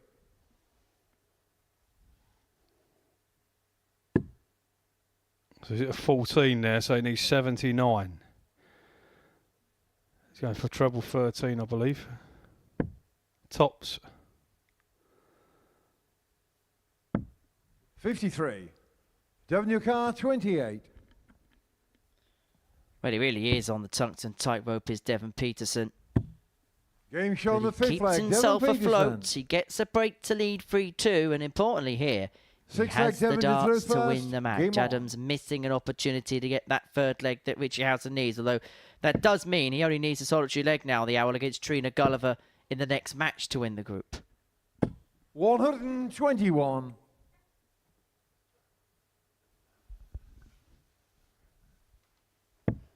So what you're saying, Emery, the 8-13 this morning is looking big. The 8-13 looked like it represented value. 85. And it felt like that as well, because without disrespect to Devon or anybody else, Richie looked streets ahead, and he's continued in that vein. 100. And the way he's playing, look, we know how well Steve Beaton played in Group A, and he will, I'm fairly sure, go off as the bookmaker's favourite regardless of the 6 players that are put together to win tomorrow night. But it will be interesting to see where 26. they put Richie Howson and what odds they lay of Richie Howson. Because over this short course format, particularly with how effectively he's doubling, even if his scoring isn't quite up to scratch for the likes of, say, Beaton at the peak of his powers, if there's mistakes, he'll be there to punish. And in a short course format, any player could be susceptible to him. But it looks as if Martin Adams is going to be 23. Susceptible to a couple of leg bursts here from Devon Petersen, who's got as much time as he wants to see this game through. Another one of them to win it with a blockbuster ton plus checkout. Superb. Devon Petersen saves his best till last. It took him a while to get going in that contest, but it was a 12-darter to finish it off with a 140 checkout. Real sign of respect and an embrace with an opponent of which he's shared the oki with for the third time this week, but he's watched many times over the years, as he said on VHS. Devon Petersen, a 4-2 winner over Martin Adams. Next up, Trina Gulliver against Richie Howson.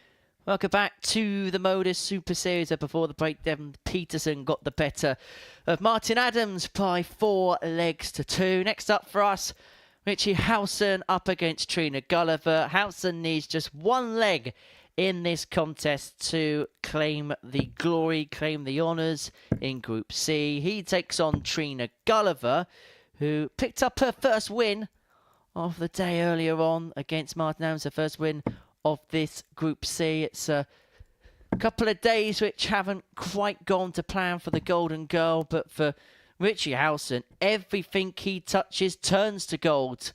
The Owl, 8 wins from 8. If he wins this, he's 9 from 9, and he will take on Martin Adams in Game 13 to complete the card in consecutive days. It's been dominant from first start, and it feels like it's going to be a trend that continues to the very last. First leg Trina to through It's first. top versus bottom. Game on. It's Gulliver with the darts. Howson, remember, just 1 leg required in this contest to win the group. 81. Yeah, I think he's looking like he's got every chance of completing the card today, Richie. A great start here. 180. You can't start any better than that. Well, imagine if 100. he did it with a 9 dart leg. Just imagine for a second. What'd you say that for, Henry? Oh, maybe. Maybe not. 100. I'll take that one on the chin. Well, you got 4 out of 9 correct, Henry. It's nearly 50%, is it? You're the numbers man. 100. 4.5. It's 50%.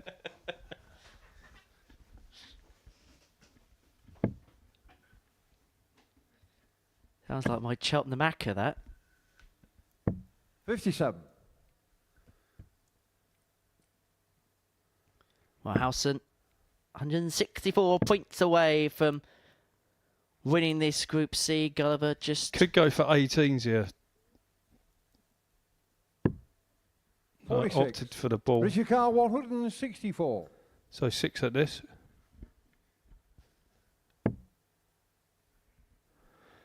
Looks like he's going for it. Oh, perfect. So you should slot another one straight on top. 84. Ooh. Should get a dart upon his return to rubber stamp what has seemingly been the inevitable 44. since Richie the first Carr, dart 80. was thrown today. And that is the bragging rights in this group. And because his darts sit down, I was going to say he'd have a perfect guy for dops, but he's got a 60. clean bet at double 10, Trina unable Carr, to find. 130. Gulliver looking at the little fish.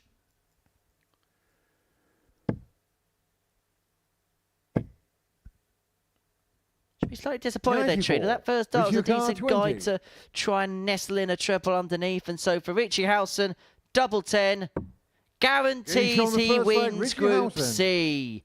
Gets the break, gets the 1 leg he Second leg needs. Richie to throw first. Game on. And if the truth be told, he has been the dominant force from the first dart, and there's no other player that is more deserving of his place at the top of the table than Richie Howson. 100. Also, have a look at that gap there on the league table, George. Howson 18, Petersen 14, Wes Newton in third on 22. 6. I don't think I've ever seen a gap like that before in a Group C, or in any group for that matter. I guess it just shows, like you said, Henry, how dominant the top 2 have been in this group. I mean, Richie's perfect. Devon has lost 2 games, and he's lost them both 100. to Richie. So inevitably, they've beaten everybody else that they've played. And I know there's a few games left, but you wouldn't be surprised if that trend 55. continued to the end of the day. So I guess when 2 people dominate that far, the others are the gap is going to be a fairly big gap.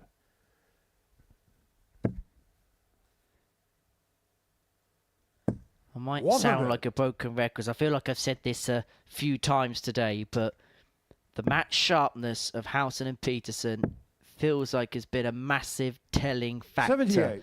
over the last couple of days. We saw it in, yesterday evening's action as well, where the bottom two players in Group B are Dal Fitton and Chris Mason, who play nowhere near the amount of darts in comparison to Duff, Burnett and 60. Whitehead. And the battle lines will be drawn between those five again from 10 o'clock tonight on Pluto TV. The last session before we go exclusively live tomorrow night. 58. Richie Car 141. It's not a coincidence, Henry. It can't be, can it? The people that play all the time, that are match sharp are the ones that are at the top of the groups and are dominating their groups. And it's obviously 55. They obviously put the work in. They're still playing some sort of circuits in whatever circuits they're playing in, and it can only match practice. You can't beat it. You just can't beat it. 125. Well, Steve Petersen said it himself in an interview earlier on this week. Yes, he's dropped off the PDC tour, but if he's going to be successful in things like the World Series, he has to constantly play things.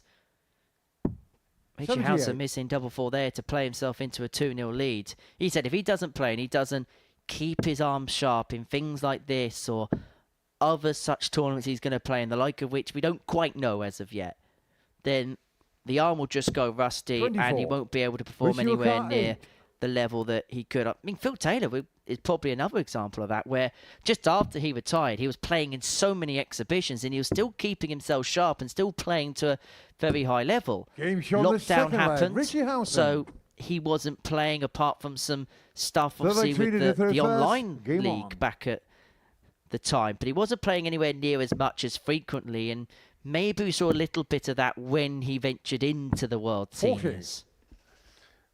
Great example, I think. You know, I was going to say arguably, but he's not arguably the greatest player that's ever lived.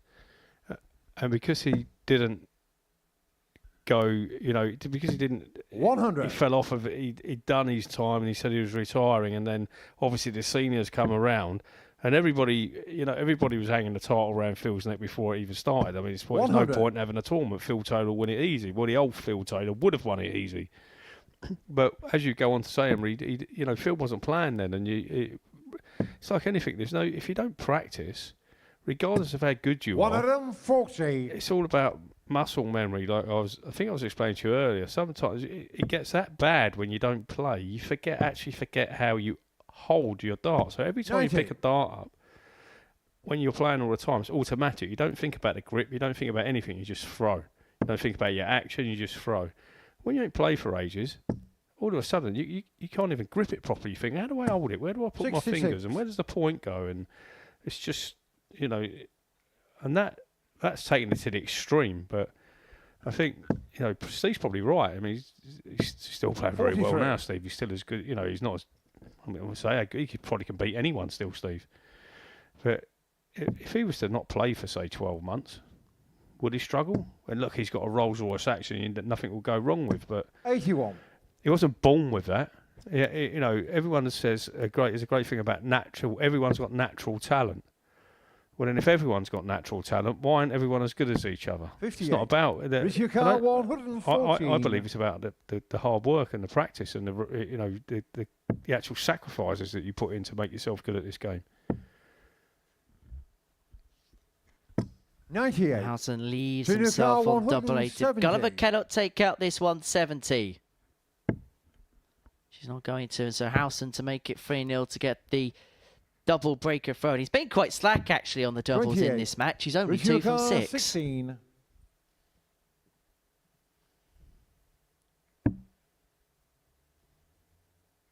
I say that in jest because shot on the third leg. he was Richie 8 Howson. from 8 on the doubles at one point today, but he's 3-0 to the good here with a double break in hand and with the darts Game on. to get the better Gulliver to 0. Yeah, his strong points, like we discussed, he's finishing. He's so good at finishing. He doesn't really miss that many times before. 81. He's got 3 in hand for a double. He doesn't miss that many times. I'd be interested in the stat to see how many times he actually misses with 3 in his hand for a double, because he's so good at finishing legs 41. off. And a lot of times that's under pressure and things like that, but he doesn't really seem to affect him. He can do it whether he's 200 in front or you're sitting on a double. He seems to be able to hit the double at will. 100. Some people are better at things. Some players are better at certain aspects of the game than others. 95. I mean, the real reason that I would say, not one of the reasons, not the only reason, but Phil Taylor dominated the game for over 20 years. But what he done better than anybody else, apart from it more treble 20s, but the actual part of the game that he done better than anybody else was when he was on a finish below 99. So obviously a 2-dart finish with 3 darts in his hand. I mean, bear in mind, I refereed his matches, probably hundreds of his matches. The amount of times he hit a treble with a first dart was remarkable. He would hit a treble with his first dart on a 3-dart and a 2-dart outshot with 3 darts in his hand, more 85. than any other player I've ever seen.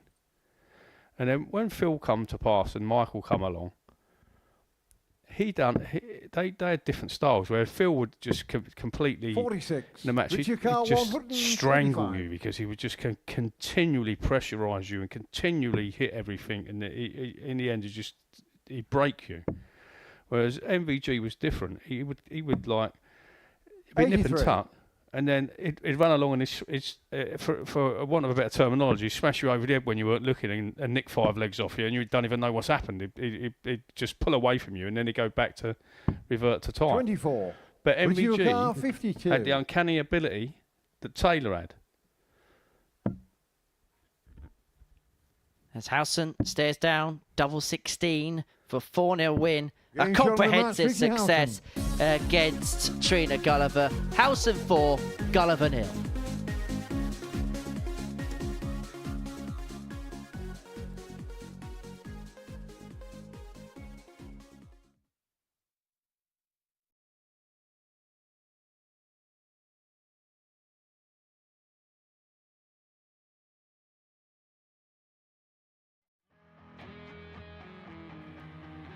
Looking for uninterrupted 24/7 darts? Simply download the Pluto TV app on your smart TV, mobile phone or smart device.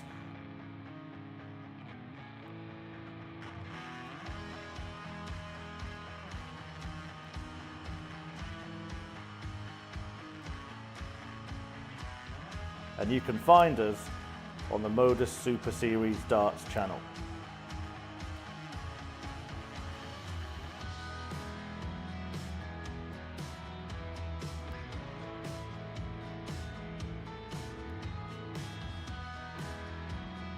Watch us live from 9:30 AM on Monday to Wednesday, from 1 PM and 10 PM Thursday and Friday, and for our weekly and series finals, 7:30 PM on Saturdays. Still not got enough darts? We've got you covered. When we aren't live, you can find the best of Modus on the channel. From amazing charity infantry events. Has to go for Jaden. Big pressure for the little man, but what a shot to stay alive this would be. Go!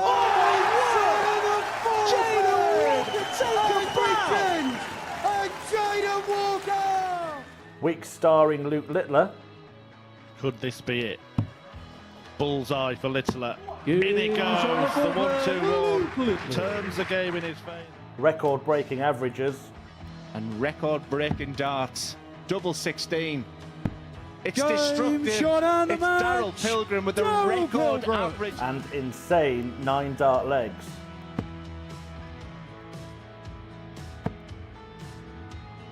Max.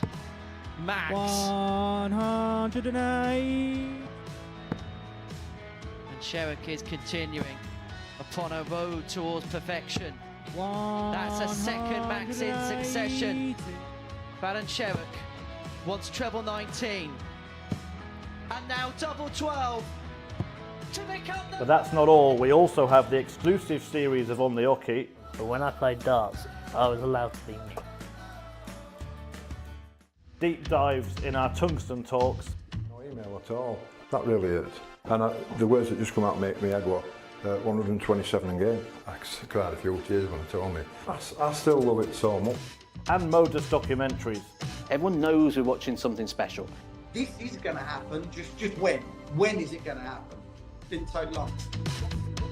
Darts is on 24/7, so what are you waiting for?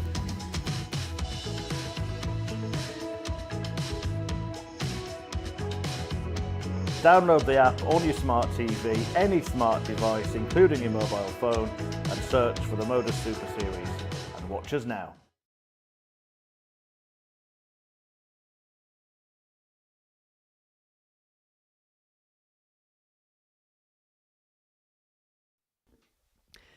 Welcome back to the Modus Super Series. Before the break, Richie Howson beat Trina Gulliver by 4-0. Next up for us, it's Wes Newton up against Robert Thornton. 4 more games to go in this afternoon session in Group C.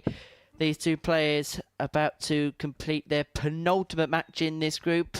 In terms of the permutations, Richie Howson's won the group. Devon Petersen has finished second. The winner of this one will hold all the cards in the race for 3rd place. Newton on 6 points, a 12-point disparity from Devon Petersen in 2nd position, up against Robert Thornton, who has won a game today. He won 3 from 5 yesterday, but as far as Friday's concerned, well, he's going to have to find a cure because he's not in love with it. 45.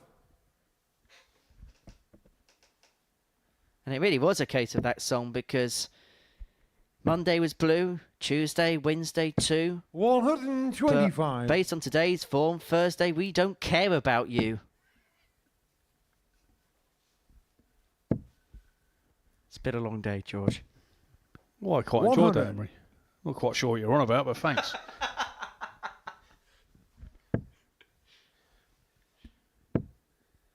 Sure, there's a song in there somewhere, Emery. 38. But whatever you do, don't sing. Yeah, there's a story behind that, which we probably don't want to go into. No, we will not digress. Henry's changed the song lyrics. He's got a song called "Let Me Not Entertain You." 99. That's not the one and only track I could perform either.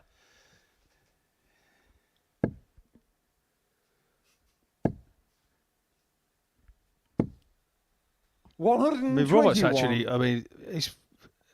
his average, it's averaging over 110. I know it's the first leg, but all of a sudden Robert Thornton's turned up.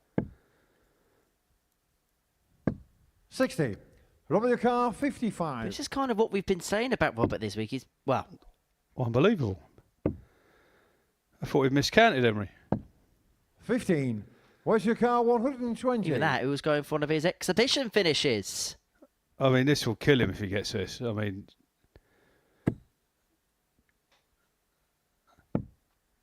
60. Robert your car, 40. Getting shot on the first leg, Robert Thornton. So weird, he plays so well until the shot of 55, then he obviously makes a mistake by putting it outside the board and starts to unravel, and straight up top, straight in. Still not overly happy with himself. I think at this point, if you offered, well, probably all 4 players outside the top 2, a tap-out button, they would press it at this present moment in time. Well, no one plays this game to lose, Emery, so I guess that, they know they can't qualify now. 140. So their mindset is, what is their mindset? It's a difficult mindset to be in. They all want to qualify. They all want to be in Saturday night to have the chance to lift the trophy and get the big check. But there's still pride, so they still want to win, I'm sure. As you can see by how they're playing in this game. Well, it's a difficult thing that as hard as you try, it's that feeling of knowing you can't get to where you want to get to. And I can imagine it's only human at that point just to go through the motions. You don't mean to do it. It's just a natural human instinct. Yeah, correct. I mean, obviously, 81. They'll both want to win because they'll both want to. It's bragging rights where you finish in the table. Where they are, you finish. Look, they know they can't achieve number 1 and number 2, but they'll still be wanting to. 100. They'll all still be trying to finish 3rd if they can.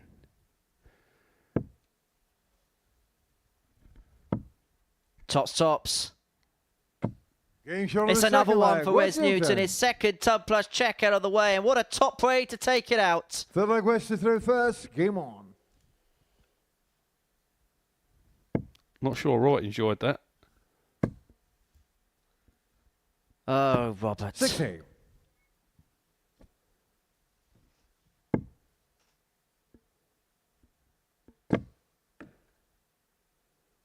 80. Well, what can possibly go wrong for the Fawn basically is at this present moment in time. It has just not happened for him at all this week. And the thing is, the one time 29. he actually plays well, his opponent's finding a similar level to him. It's obviously frustrating for Roy because he can see a lot of his shots. 41. He throws. He looks great, but it's the inconsistency when he goes up there and throws that dart and then smacks it into the middle of one. It's just so frustrating for him. 45.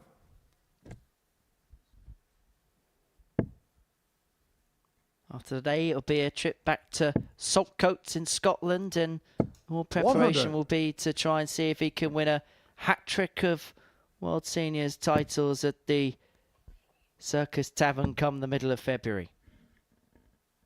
96.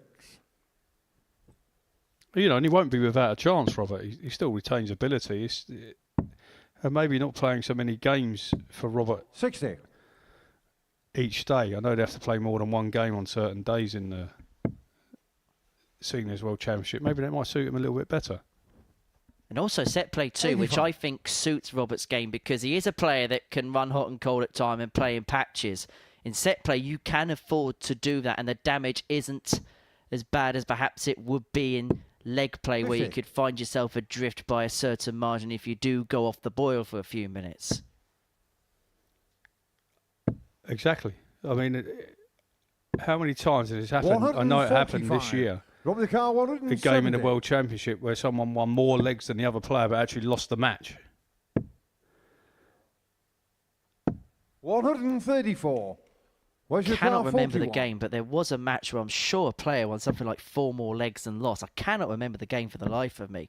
But new to looking at tops. 1. Robert the Car, 36. Pretty sure it was a game involving... Was it a game involving MVG? Getting shown the third leg, Robert Thornton. Callum Ridds. Was it Callum Fourth Ridds leg, won more Robert legs through than Michael first. and lost 5-3 in sets, wasn't it? Yeah. I mean, that sounds mad, doesn't it? He's actually won by 2 sets. But obviously the sets that Michael won were 3-2 and Callum was winning his sets 3-0. Well, 4 of the 5 sets Michael won in that quarterfinal were by a 3-2 scoreline.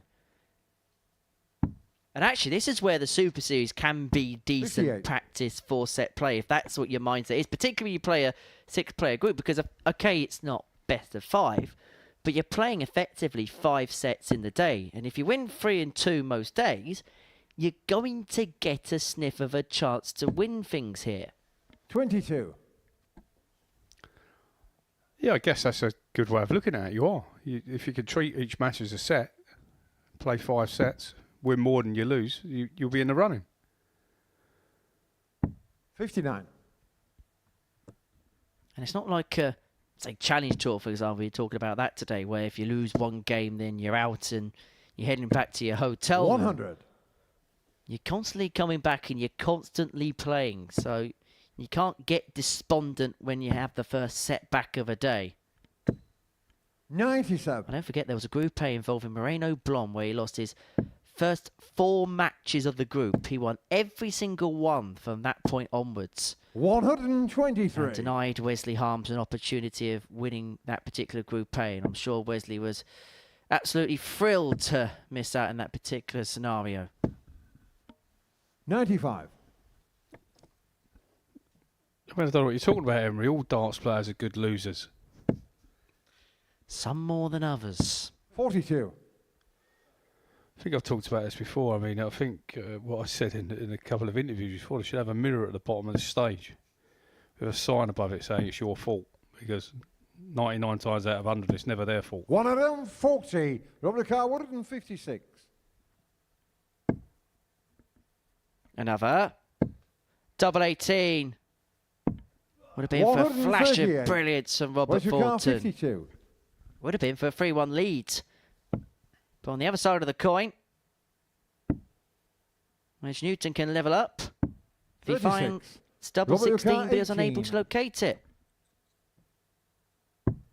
Game shot on the fourth so leg. Thornton, 3-1 to the good A much better showing from the Scots. Average Fifth leg West just through under first. Game on. 84, 50% on his doubles. He's finally got going, but the problem for him, it's a little bit too late. 100.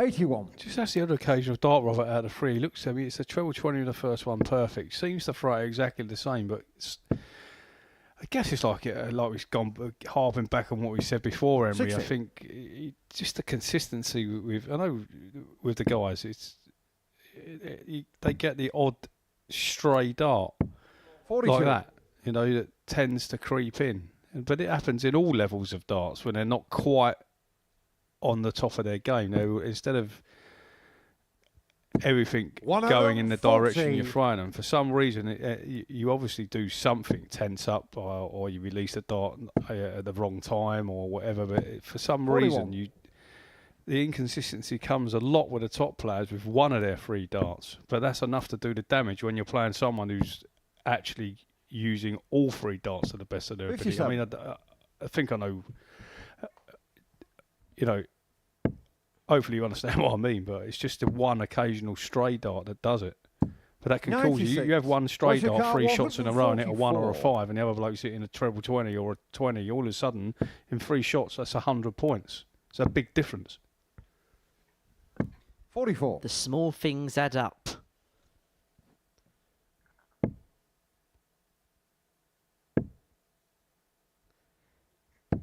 For Wes Newton, it's open one small leap in a comeback trail can lead to an acorn growing in this match. But that was a bit of a wild one, I think it's fair to say. Well, I've got to be honest, I wouldn't have gone this way. 52. Obviously a slip out of his hand into the 12. Will he? He won't. He'll go treble 20, yeah. 58. Where's your car? 48. Newton, to extend this game, has got 2 in his hand, a double 16. That's awkward. Yeah, it is for Wes. That's awkward. 16. Robert O'Carr, 92. So I think he'll just go treble 20, 87. 11. What? Where's your car? 32. That's what you call a shotgun shot, Emery. 2 16s. Double 8 now. 16. Well, Thornton can bring this game to an end right here, right now. Maybe a dart of the bull. Is the bull. 56. Where's your car? 16.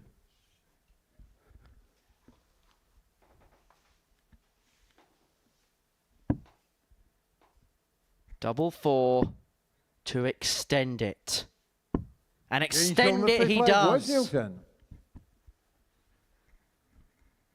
George Noble's in the commentary box, and we're getting all the legs worth today. It's hardly surprising, Emery, is it? But the thing is, I mean, it's like, to be fair, it's part-time for me today. Normally I do best of 11, so I'm not that bothered. Why change the habit of a lifetime? I mean, I see it as good practice for everyone in the production crew. 60. Well, they're certainly earning their salaries today, aren't they? Makes a change, Emery. Makes a change. It's a good thing that our crew behind the scenes here at the Super Series, always full of spirit and always full of enthusiasm. Bright-eyed, bushy-tailed, always here at the Be of the Bang. Do an excellent job.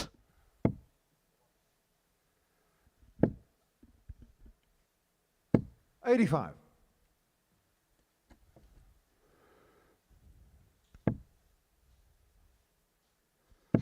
Thornton looking to get the job done eventually. 100. Newton against the darts, unable to apply any scoring pressure. 6 on 155 for the Fawn to complete a 4-2 win.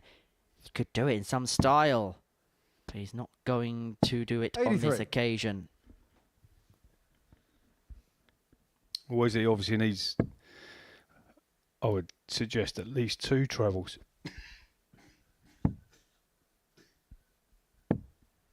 $59. Drop your car, 72. All the time he wants. All the time he needs. Double top. 52.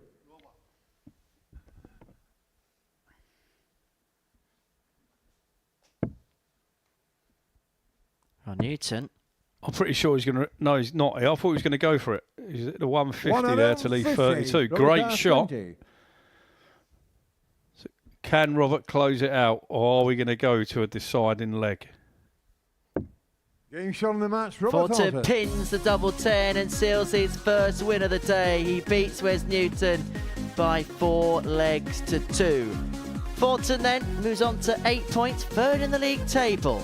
Coming up after the break, Richie Howson takes on Martin Adams. But before that, let's delve into the tail of the tape from that game. Thornton a 4-2 winner. Howson against Adams. 3 more to go on this afternoon session, and they will kick off after the break.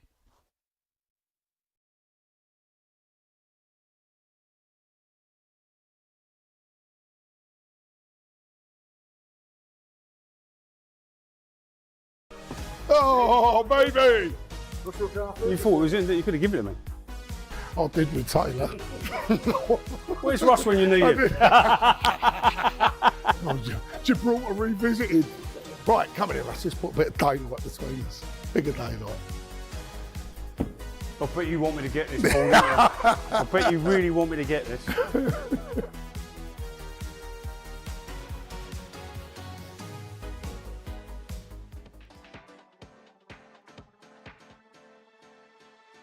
Matthew Edgar has gone for the bullseye on 92. Please tell me, why have you gone this way? Bit of safety. Is that the correct way to go? His next dart would be 17 or treble 17. If he hits the single 17, he's saying he guarantees himself a dart at the ball. It's not quite guaranteed, but the percentage chances of him getting a dart at the ball is quite high. Now, the alternative is going for the treble, so Matt's on 92. Raymond van Barneveld, I believe, was one of the first players to go the treble 20. His basically reasoning was, as a professional dart player, he backs himself with 2 darts being that good to hit a treble. If they don't hit it and they hit a single 20, this is where the next bit of dilemma comes in. Back in the day, they would have probably gone on for the treble again, okay? Nowadays, we don't really see that very often. The next shot with 72 left, 8, maybe 9 times out of 10 is 2 double 18s. I mean, look at the size of the double segment. This is another fact that it's big. The bullseye's tiny. That's the thing, isn't it? I think to myself, I would personally, if you're a good dart player, I think go the single 2 doubles. And then next thing you know, someone's gone the 25 route and I find myself calling game shot. Which route would you do on the 91s, the 92s, the 93s, the 94s? Should you go for it? Or should you lay up? Your opponent's on 212 points. This is a World Championship semi-final. The fans out there, they're all against you. You need something to get them on your side, perhaps. What would you do? Genuinely, what would you do in this situation? I'd be going for it. Got to go for the bullseye. And what's your reason behind that? Why would you do that? Just got to believe in yourself. Give yourself a little bit of a G up. If you hit it, it's going to look incredible. And if you don't, then you've got time to sort it out. Me, as somebody who likes me mathematics, I would probably say do the sensible thing, lay up. This is a World Championship semi-final. Jared, he wants to get the crowd behind him. So there's 2 options. You might be on 170 thinking about whether to go for it. Your opponent is also on 170 and you're thinking to yourself, he's a great dart player. He's in the World Championship semi-final. Is he really going to take out 170 under this pressure in this occasion? Probably not. So you decide to lay up. Now, we've seen examples of that in the past. I think Mensur Sulovic famously took out 161, I believe it was, against Van Gerwen when he chose to lay up. This happens quite a lot. Most of the time, your opponent is not taking out that 170 when they come back. So laying up probably is the best thing to do, but sometimes it backfires and then, well, fair play. Darts maths!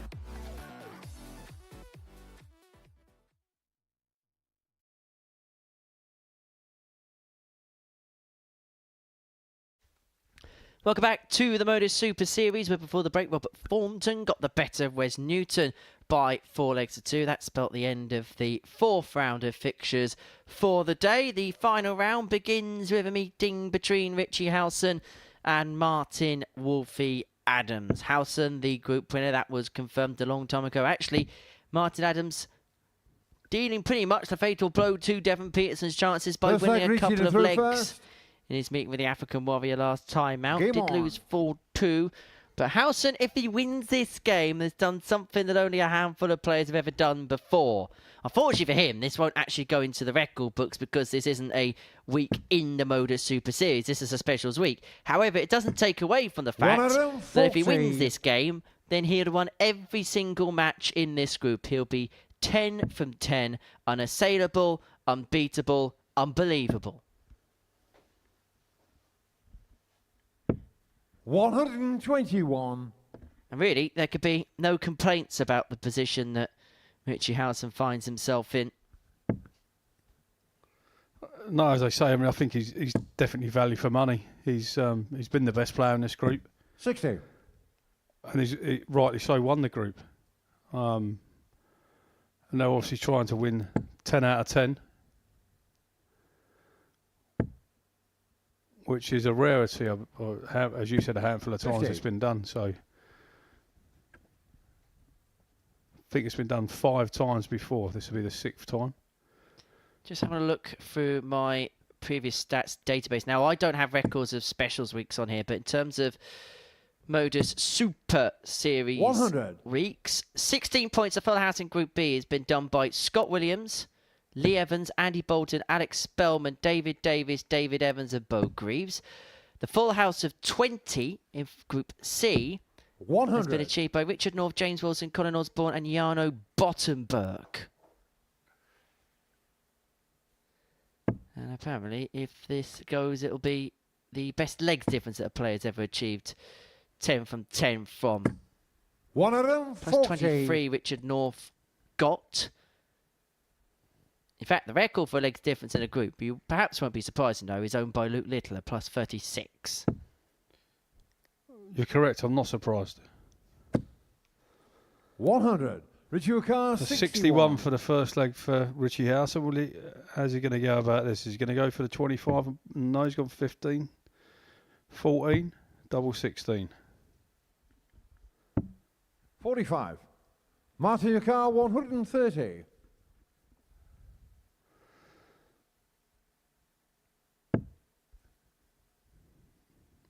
A little bit in the way, that one, so moves to over to the right.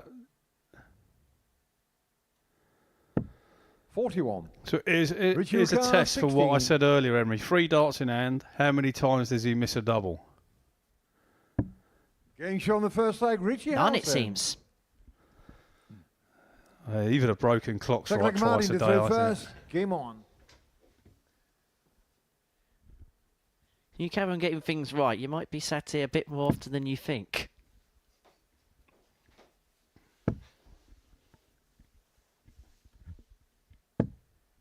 I know somebody that knows some jobs in commentary that's going here at the Super Series.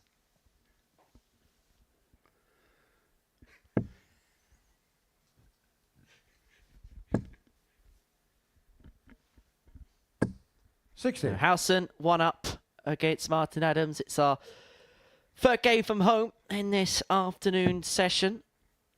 Certainly had our money's worth throughout the course of the day. Howson winning the group from Devon Petersen. Neil Dusser went away this evening from doing exactly the same thing. Group B won all 4 matches, 4-3 on Thursday night. Conan Whitehead and Richie Bonetta in the other 2 qualification positions. 10 p.m. Pluto TV to see how that particular group concludes. Am I right in thinking that Richie Bonnett's has gone for some practice today?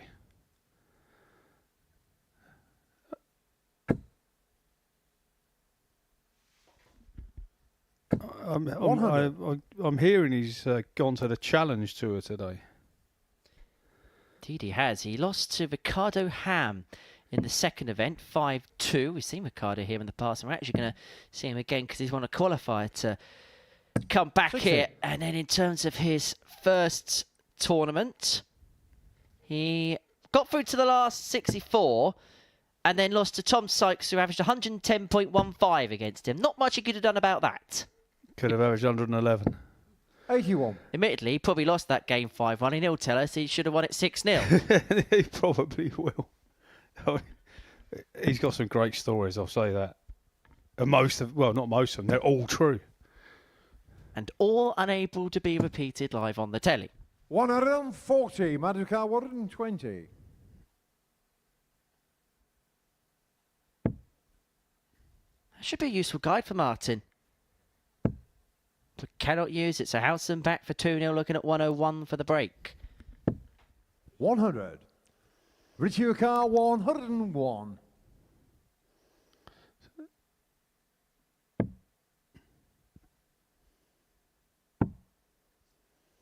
Left 74, so leaves him 69. 32. Martin, your car 20. It's a double 10 to level up. Getting shot on the second leg, Martin Adams. No problem for Martin Adams, 1-1. Third leg, Richie to throw first. Game on. Seemingly found a second wind, shall I say, as the day comes towards a close. Much better performance from Wolfie in comparison, particularly to the stuff that we saw at the beginning of the session.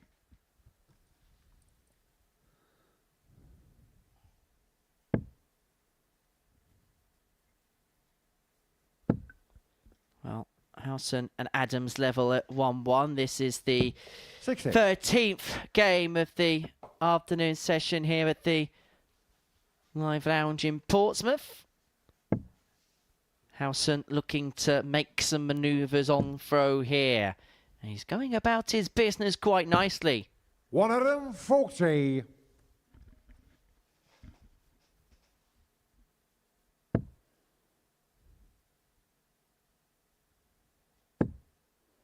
There's that one I was explained about earlier, the one 11. he just lets go out the side of his hand.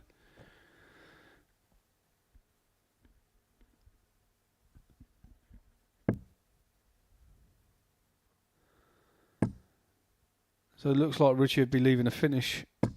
100. Albeit a large one, but he's got plenty of time. 164.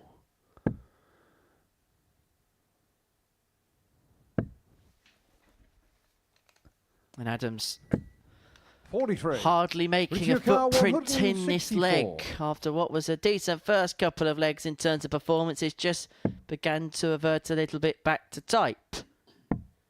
We never know whether Howson would have gone for the ball. 96. Given the space he's got in this leg.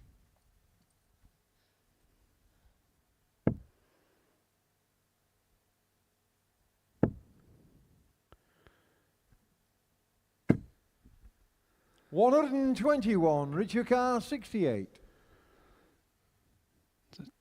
Treble 20 for double 4, so you come for 16, double 16. Doesn't miss, does he? Hardly misses. 2 out of 3 in this game, and that's kind of been the story of his day in terms of the doubling. And Richie Howson here, 2 legs away from a perfect, unblemished Group C campaign. With his finishing stats, Emery, it's hardly surprising that he's top in the group, is it? I mean, his actual strike rate on doubles is way above what you would say was par. So it's not surprising that he's top in the group and has obviously won the group.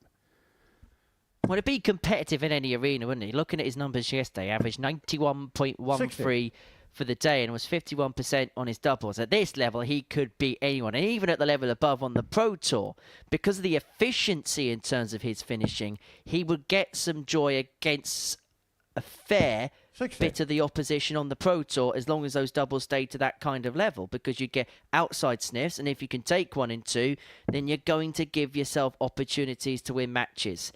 It's pretty much world class. 60. Yeah, I agree. I mean, how many times do you see people win a game with an average 10 or 12 or even 15 points lower than the guy who's lost the match? And that's sort of the when you get chances, you don't have to play well in a best of 11 match. You only have to win 6. You know, you only have to play well in 6 legs to win them. You know, you can get beat, and it happens quite a lot. People will get beat in the other legs that they've played, and they've lost them by miles and played terrible. So their average obviously is diminished by that. But in really, you know, a 90 to there's only like certain. It's all about how many times you go to the board, is it 3 walks, 3 walks? You don't see that many times, obviously, a 9-dart finish, but 4 walks, 5 walks, and 6 walks. The difference between 4, 5, and 6 is huge, but the average isn't. If you get it in, like, say, for instance, you finish in your 13th dart till you finish in your 16th dart, then the average is big. But if you finish like in dart 13 or 14, it's still the same amount of walk. So it doesn't, although your average is different, it doesn't really matter because you've got the 3 darts in. It's an average of what you've actually hit, but not when you've hit them. James Wade has forged a career on that. 15 darters has won him many, many thousands, if not millions of pounds. What I'm trying to say is a 13, 14 and 15 dart are all the same. They're not, obviously, but... Matthew Edgar calls it visit functionality. When you get to a turn, you finish the job off. It doesn't matter how, because you still got the 3 darts in hand. It's not like another sport where someone can intercept. When you're at the board, you just do your business, and that's what Martin Adams has done there to level at 2-2.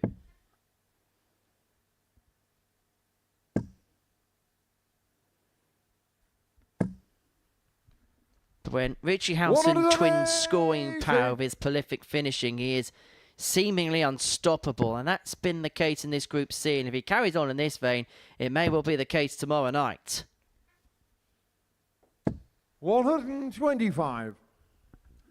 Well, you've refereed a number of 9 darters in your career. Could you imagine if you commentated on one? Well, you may have to dream on. The Henry Deacon curse strikes again. 60. Yeah, I've refereed a few.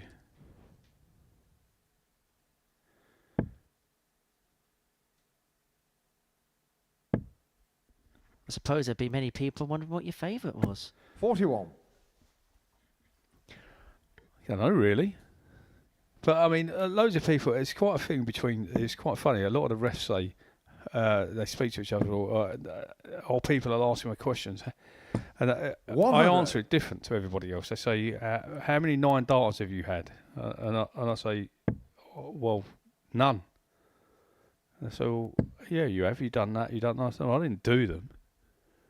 100. I refereed scores. I've never, I've not done a 9 darter on television. But, I have no idea how many I've done. I have no idea. 137. I mean, I guess Phil Taylor done 2 in 1 match at the final of the Premier League against James Wade, or the semi-finals, I think it may have been. 125. I refereed that. 24.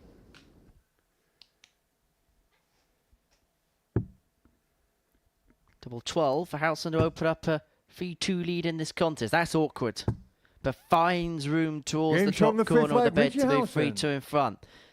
Well, you may not know, but luckily I've got something called Google that can tell us how many that you've done. In recorded matches, so these are games recorded by the statisticians out there, you've called 24, 19 on television, and 7 at the World Championships. 140. Well, I didn't know that, Emery.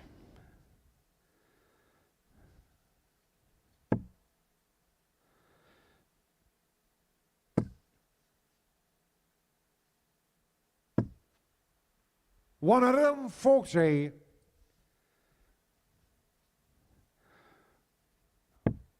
I think I probably know. I think was it Barneveld the first one I ever did? The first ever PDC World 9 darter. 60. There you go. In fact, you did the first 2 PDC World Championship 9 darters. You and Raymond were both on the scene for that. I think I've probably done a few of Phil's. He hit quite a few. 123. First to referee a 9 darter in a world final, Adrian Lewis against Gary Anderson. Yeah, that was early doors as well. Second, third leg of the match or something like that? Something like that, yeah. 41. The rest was boring. The infamous Michael Van Gerwen one, where Freddie Flintoff did the commentary on it. Blackpool.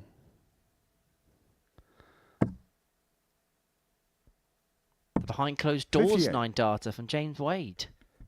We could go on, can we, and really delve into the Yeah, record books. as I said, Emery, I didn't do any of them. Just had the best, well, I'd say best seat in the house. You had the best viewing 95. position in the house. Yeah, I remember like Phil done two in the obviously the Premier League in the same match, and I think in another leg, if I remember rightly, it hit the 2-1-80s and the treble 20 and missed the 8th treble. 60. And he walked up to the board and offered me his chin and told me to hit him, but there was too many people watching.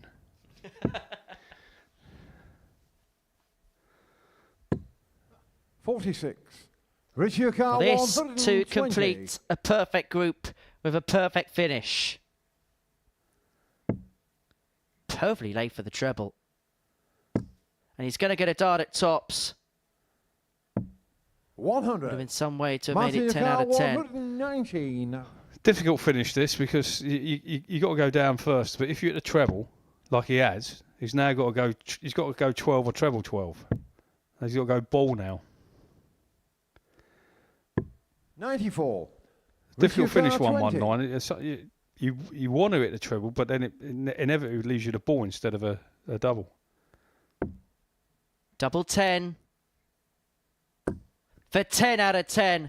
Game a shot of the perfect match, group Richie Howson. for Richie Howson from start to finish. He was the best player and he has illustrated it there. He has completed the card. He's got the full 20 points. Martin Adams just illustrating to Paul Hinks what went wrong. A kiss from the lucky mascot, the owl, which has been there since yesterday, and he hasn't lost since yesterday. An average of 94.6 on 4 out of 9. Richie Howson, 5 out of 5 on Thursday, 5 out of 5 on Friday. He has won the group, having not dropped a match. Next up, Devon Petersen against Wes Newton.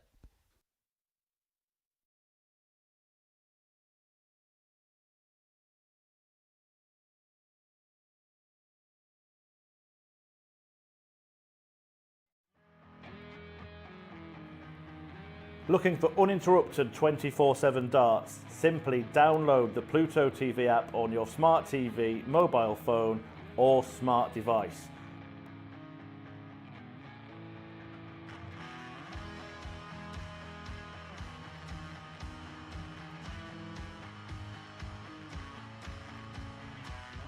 And you can find us on the Modus Super Series Darts channel.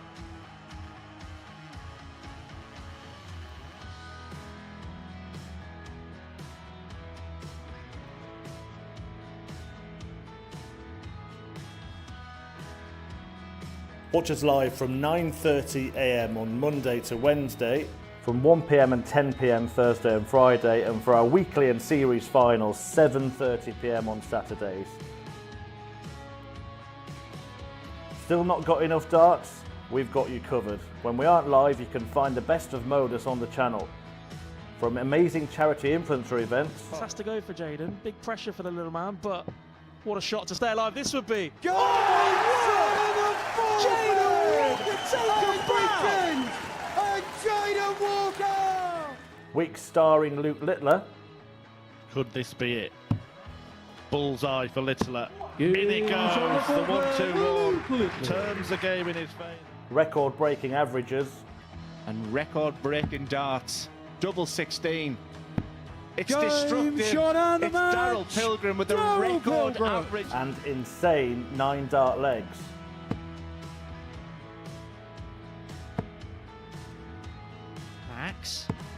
Max. 108. And Sherrick is continuing upon a road towards perfection. That's a second Max in succession. Baron Sherrick wants treble 19. And now double 12. To become the... But that's not all. We also have the exclusive series of On the Hockey. But when I played darts, I was allowed to be me. Deep dives in our tungsten talks. No email at all. That really is. And the words that just come out make me head what? 127 in game. I cried a few tears when they told me. I still love it so much. And Modus documentaries. Everyone knows we're watching something special. this is going to happen. Just when? When is it going to happen? Didn't take long. Darts is on 24/7, so what are you waiting for?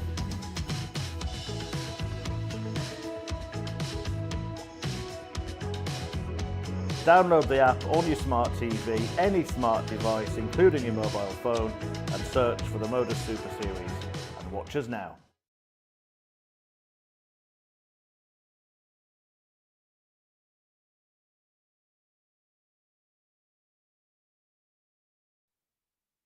Welcome back to the Modus Super Series, where before the break, Richie Howson completed the card on back-to-back days of a 4-2 success against Martin Wolfie Adams. Eyeing up a victory in his last match is Devon Petersen, going through the process Looks like Devon to and throw going first. through the moves. Looking to find his mojo. He's Game comfortably made his way through Group C, but he hasn't played towards his best. He knows that, we know that. And now, knowing that he's safe in the knowledge that he's going to be into Saturday night, 100. He's looking to go into the big evening with a big performance against Wes Newton, who has had glimpses of decent moments, but he's done exactly that. Played in moments as opposed to sustained spells in particular matches. 50. I suppose when you are in a position like Devon, where you know you're comfortable, you know you're through, you know you're into the finals, you want to leave a mark, don't you? You want to leave a statement on the rest of the field to say, don't forget about me, because the plaudits and the headlines will go to Richie Howson, and deservedly so, because of what he's done. Devon doesn't want to just be 45. a bystander towards the excellence of the Owl.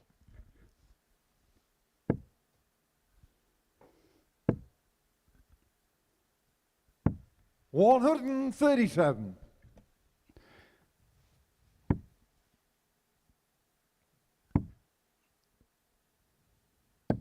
$46.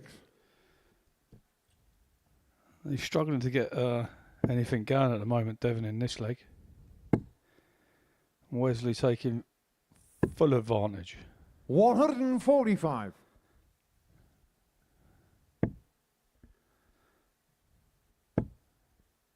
Probably needs to go for ball here. 76. What's your car? 65. 62, so he'd probably still go treble 10. He won't bother with the 12, I wouldn't have thought. 33. Well, Devon's hardly made a mark in this opening leg, but 100. he applies some pressure to this 32, which has been a little bit love-hate for Wes Newton today. He's had a lot of darts like that.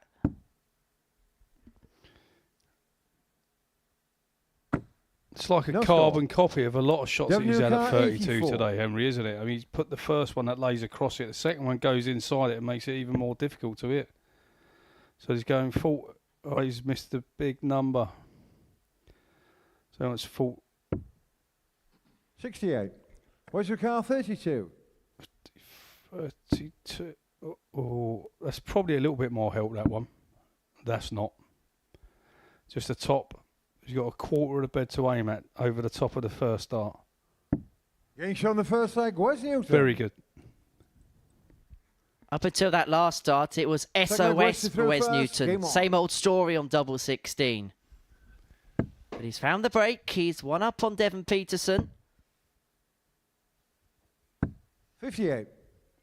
Wins this, he moves on to 8 points. And because Robert Thornton is on minus 11 in terms of legs difference, and Newton, worst case scenario for win would be on minus 1, he would guarantee third place in Group C. 80. Thornton plays Trina Gulliver in the last game of the group.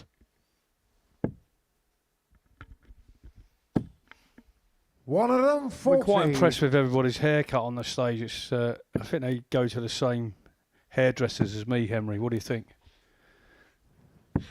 61. I might sit on the fence on this one. I wish I could think of the song, but I know the band. 180. I think there was only 2 of them. Well, Devon was an Oasis. 124, WK 56. Right said Fred. You heard of Right said Fred? Oh, yes. Devon Game's Petersen on the probably second leg, Devon contemplated Petersen. walking onto that at one time, but he's too sexy for this dart, and he's level up at 1 apiece of a 12-darter.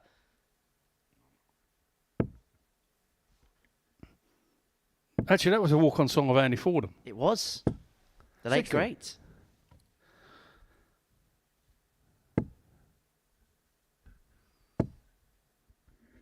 ...2004 world champion beat Mervyn King in that particular final. And I was the referee, Henry. And again, unfortunately, I didn't get a bonus. I didn't win anything. It's the same old story. Tough old life for me.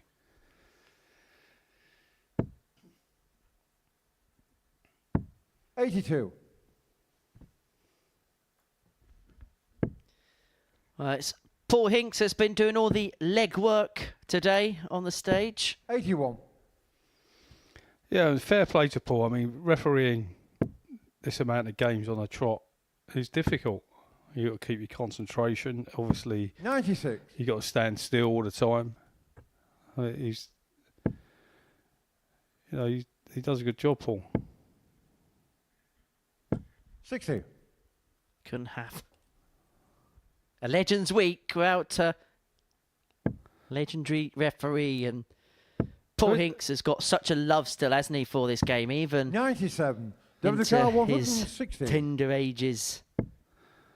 Yeah, I mean, Paul still really enjoys doing it. And 45.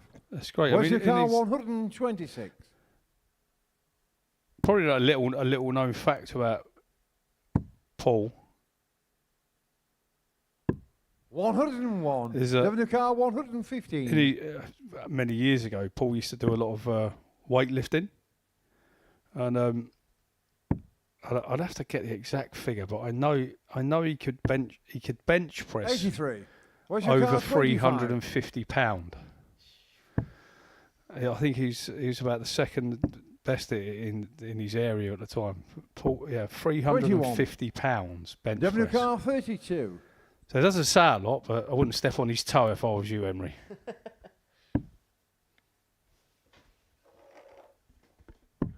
$24. Where's your car? 4. So Petersen spurning more opportunities to go 2 and up. Newton looking at double 2 to get leg 2. Oh, he's drifted the other side into the double 17. Devon Petersen has been given more presents than somebody at Santa's Grotto. And he's 2-1 to the goods.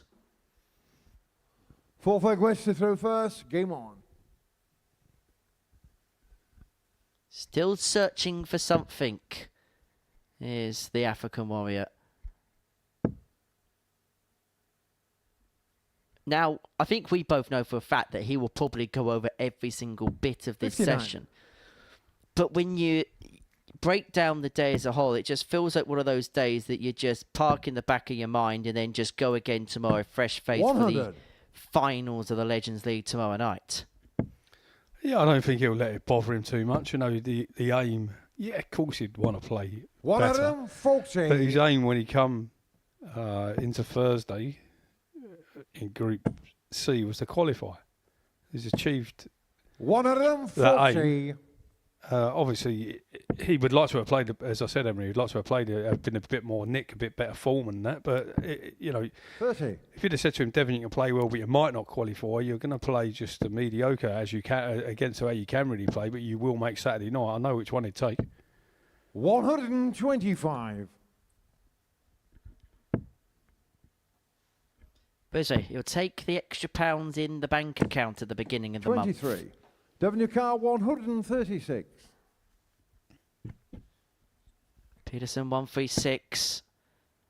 And has got time here to open up a 3-1 advantage 45. in this match. Well, he'll know from that dart he threw there.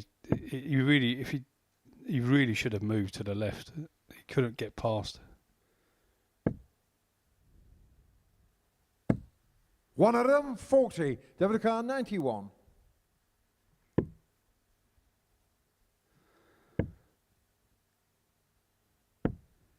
25. Where's your car? 109. Newton 109, and he is going to get a dart. At least he should get a dart. A double top for a third time plus checkout on the day. In that particular department, he hasn't been too bad, Wes Newton. But it's been the wraparounds that have been the big problems for the man from Fleetwood. Yeah, he's been so much better on double 20, double top, than he has on double 16, isn't he? I guess it's... 60. Once he misses outside with the double 16 with the angle of his dart, it actually puts him in a bad spot.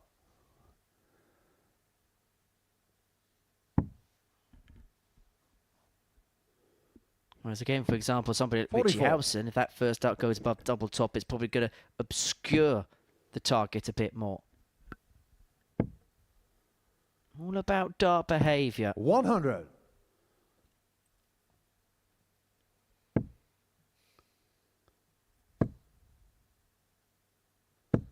One of them, 40.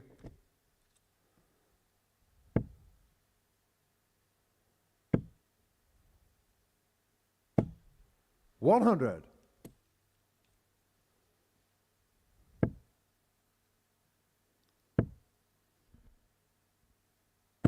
$70.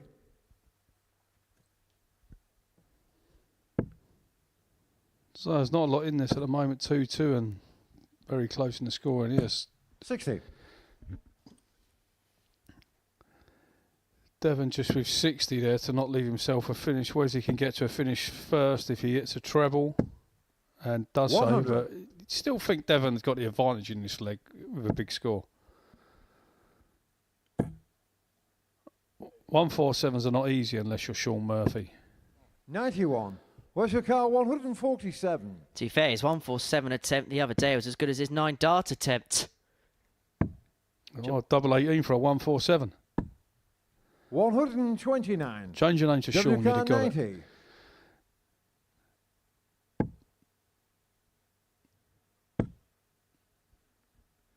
Full. 41. Where's your car? 18. Not to be, and so Newton will come back. And he's going to split this. 10 double 4. Twos. 14. Seem to lose there. Devon, your car? 49.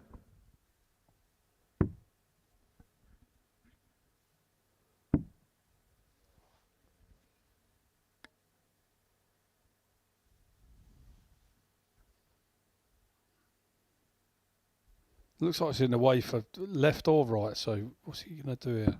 Oh, that's a great shot. On the fifth leg, Devon Petersen. Over the top. 6 leg, West to throw first, game on. 3-2 Petersen, Newton. With a 140 start on throw. Looking to send us to a deciding leg. 140.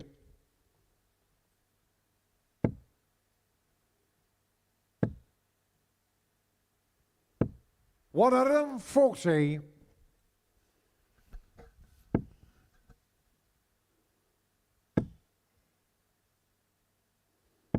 60.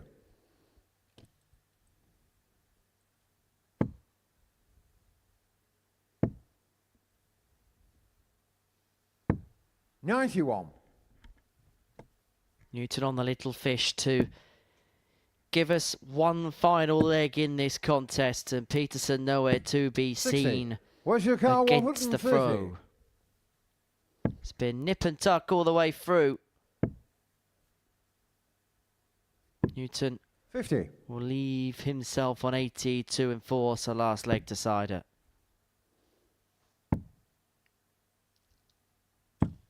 $81. Devon leaving himself on 160, so...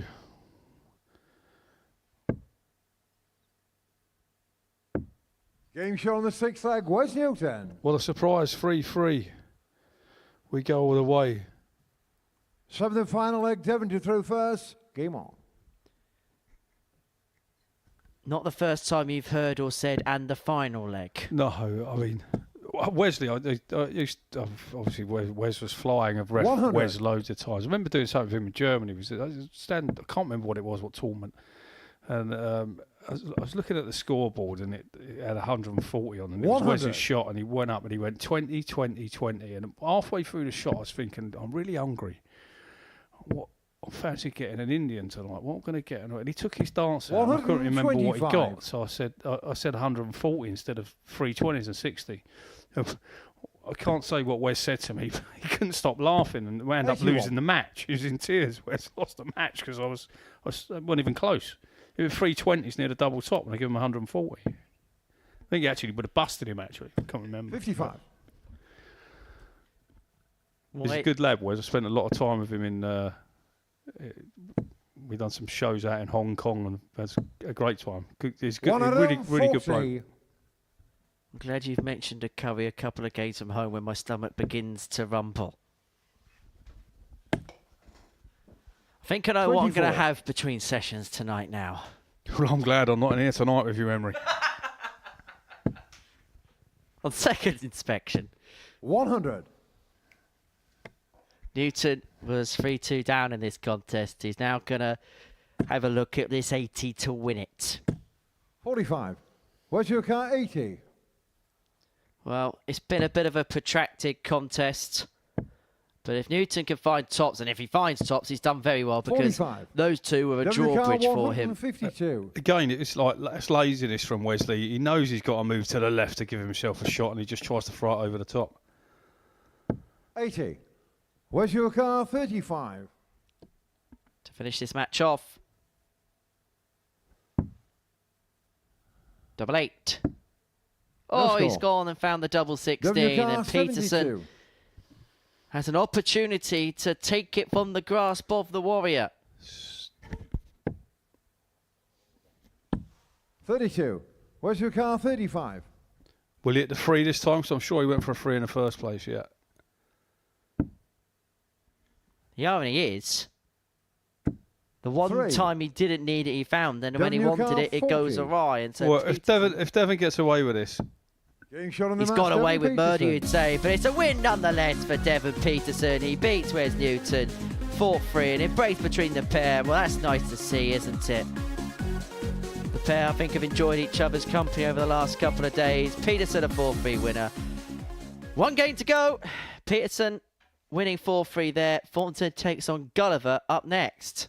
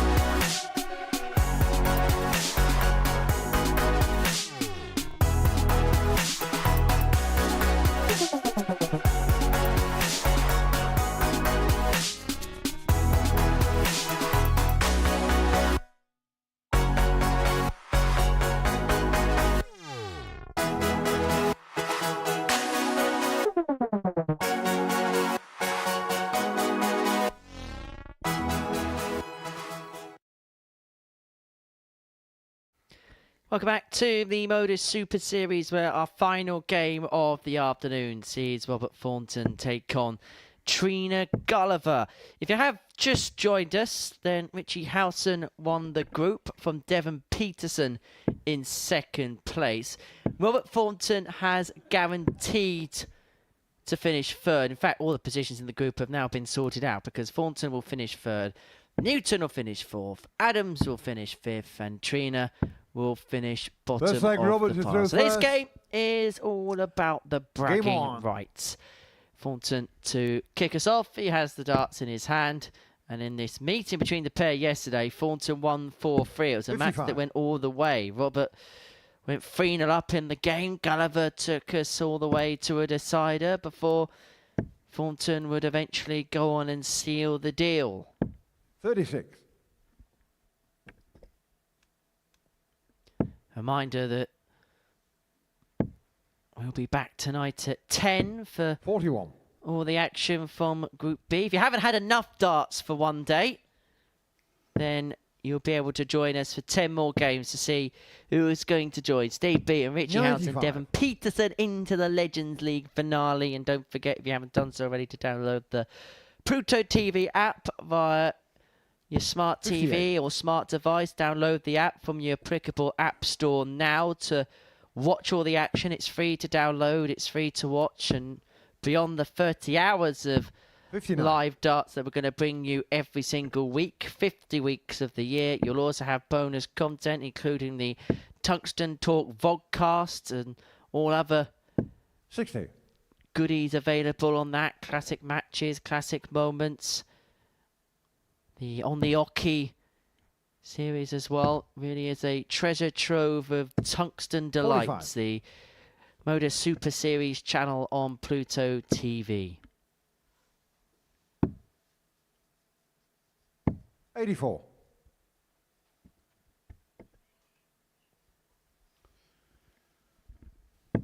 There's like sparring going on early. No big. No one's taking advantage. It's just a bit of backwards and forwards.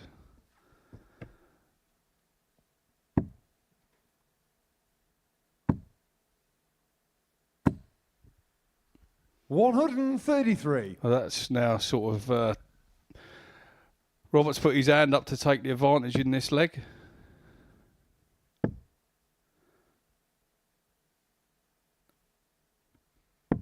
$98. Robert Car, As 70. we've seen so many times today, if players don't take their opportunities against Trina, she has been able to pounce, and so Thornton will want to mop this up as quickly as 50. possible, and has allowed the golden girl a go at 1-2-4.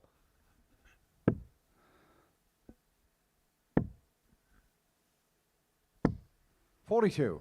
Robert Car, 20. And double 10 for Robert. He's not been prolific on this today. Commentator's eye, Emery. Not been prolific. Straight in first start, bang. Second leg, Trina to throw first. Game on.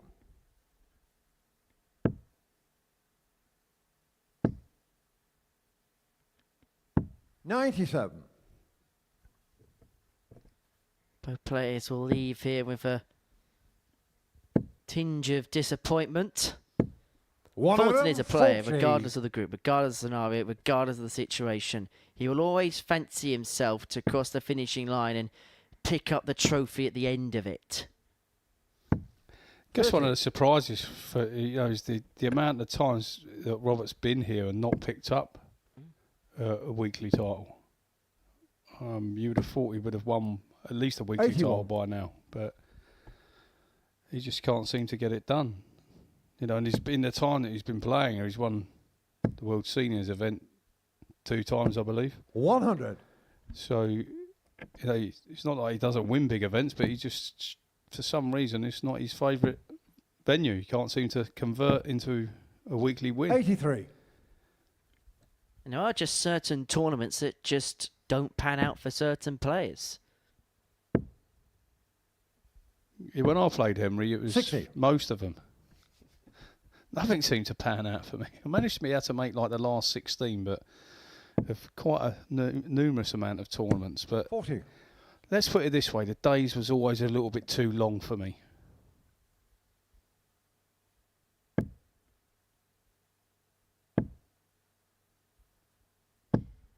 140. Drop the car, Thornton looking 157. at 157 to double the lead. If it doesn't go, Gulliver is going to come back here for 74 to level the score up at 1 apiece.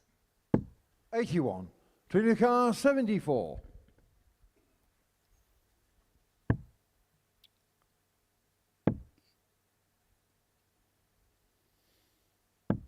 Game shot on the second leg. Never in doubt, was it? Gulliver levels up.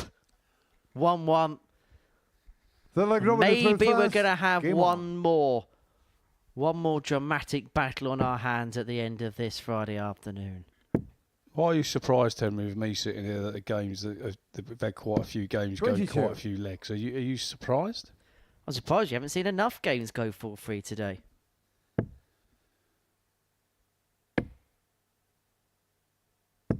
55. Well, as we're calling it this week, the Neil Duff won all 4 matches 4-3 yesterday.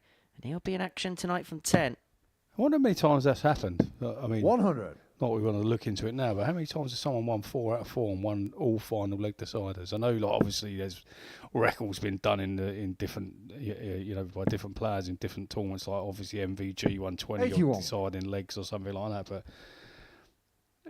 But there wouldn't. But in this, I shouldn't think there's many people that have won 4 games out of 4 and won them all in the last leg. 64. I mean, just based off the top of my head, I can't remember anything like that before. There may well have been, but it jogs my mind at this present moment in time. 100. I'm actually glad I don't ref here, so it's probably I could probably convert some of these into a 4-all draw. 85. We'd have to start half hour early if you started refereeing here. Really would be a 24-hour live darts channel. 40. Yeah, it would be.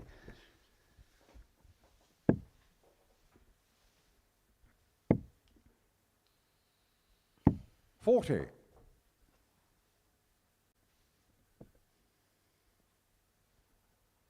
Well, Gulliver's got an opportunity to break the Thornton throw here. 6 starts on 225, but needs to find something tangible with dart 3. That 25 leaves herself on a finish, leaves herself on 160, which she took out twice last week. 140. Trina car, 160. Third time the charm for the Golden Girl? No is the answer. 70. Robert car, 50. You'd think 10 for tops. Missed the 10. Double 16.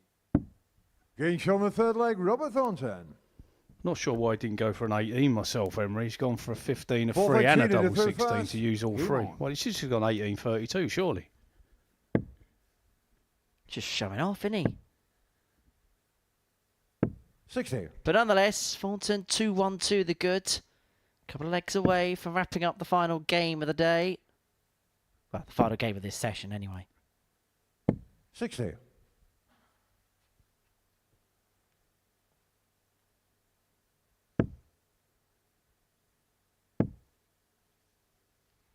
Of course, Monday 45. morning, Super Series 10 is going to begin. Incredible to think now we're at the 10th series. It feels a little bit like yesterday when 97.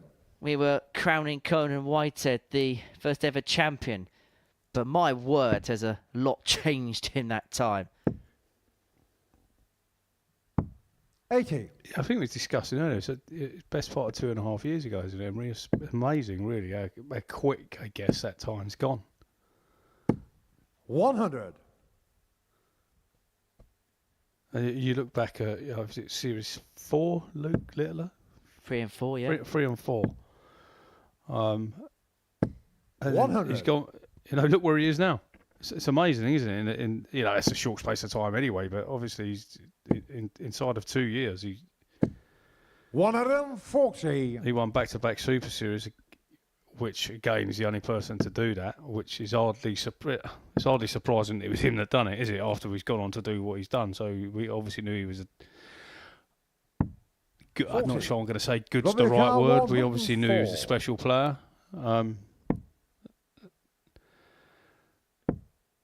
probably be a long time before somebody else wins back-to-back series, I would think.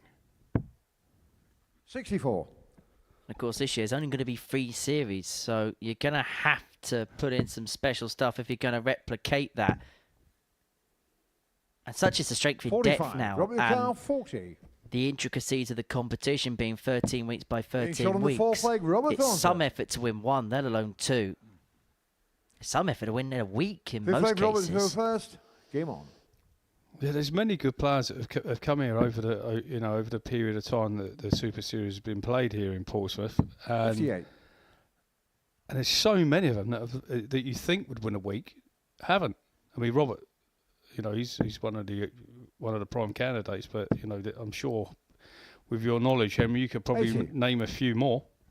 Wesley Prezier's the one that completely stuns me. I know he didn't play here often because of work commitments and other things, but whenever he's been here, he has been a resounding favourite. Never crossed the finishing line. Connor Scott only did it once. Bradley Brooks only did it once. 41.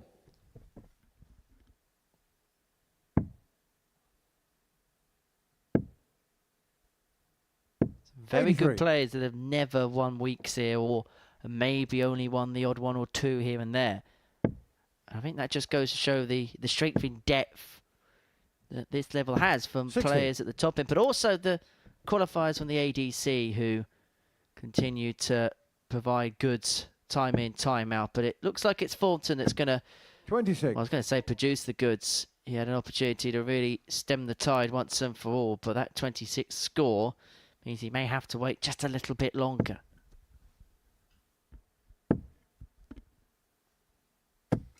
83.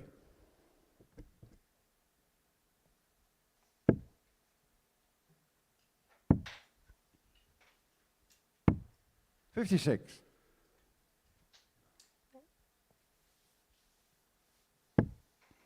Trina's got needs to hit a treble there, or she's going to give Robert 6 starts, 144 to seal the victory in this match.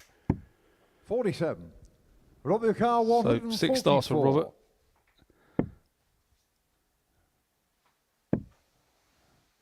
That leaves him 125.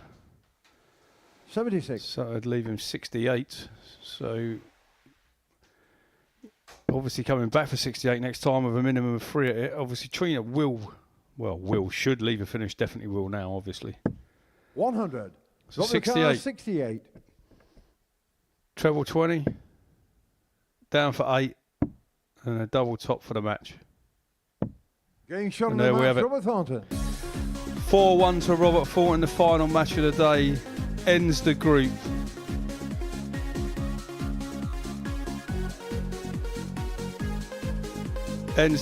Robert winning 4-1. Robert there, 76-71. 4 out of 5 from checkouts. 80% on the checkouts, which is great. Obviously, Trina just the odd leg there, but with 100%. Going through to Group C, obviously, is Devon, Petersen and Richie Howson, and they'll be hit back Saturday night.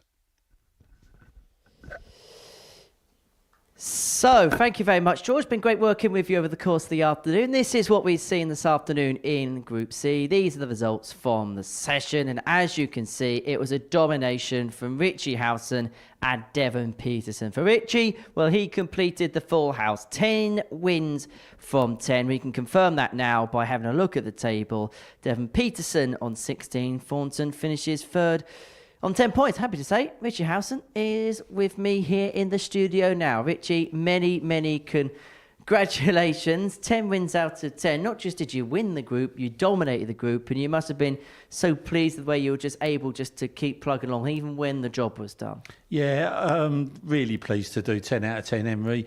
I felt really relaxed today. Didn't feel under any pressure to try and hit big average or anything. It was just do what you had to do. In each game separate, and it went okay. So yeah, very pleased. We spoke about it at the end of the show yesterday, but how key was that game against Devon Petersen to start? Because it felt like once you won that, it was pretty much job done. Yeah, I knew that it'd be an important game.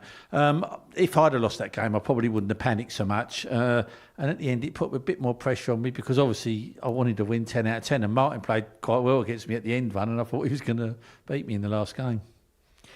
Well, we've seen some big moments, we've seen some big finishes, and I just want to talk about what actually completing the group means for you, because that's not just winning a group, that's dominating. Yeah, it's always a great thing for any dart player to go unbeaten in a campaign, and all it does is just gives you loads and loads of confidence, and I'll be taking that in tomorrow.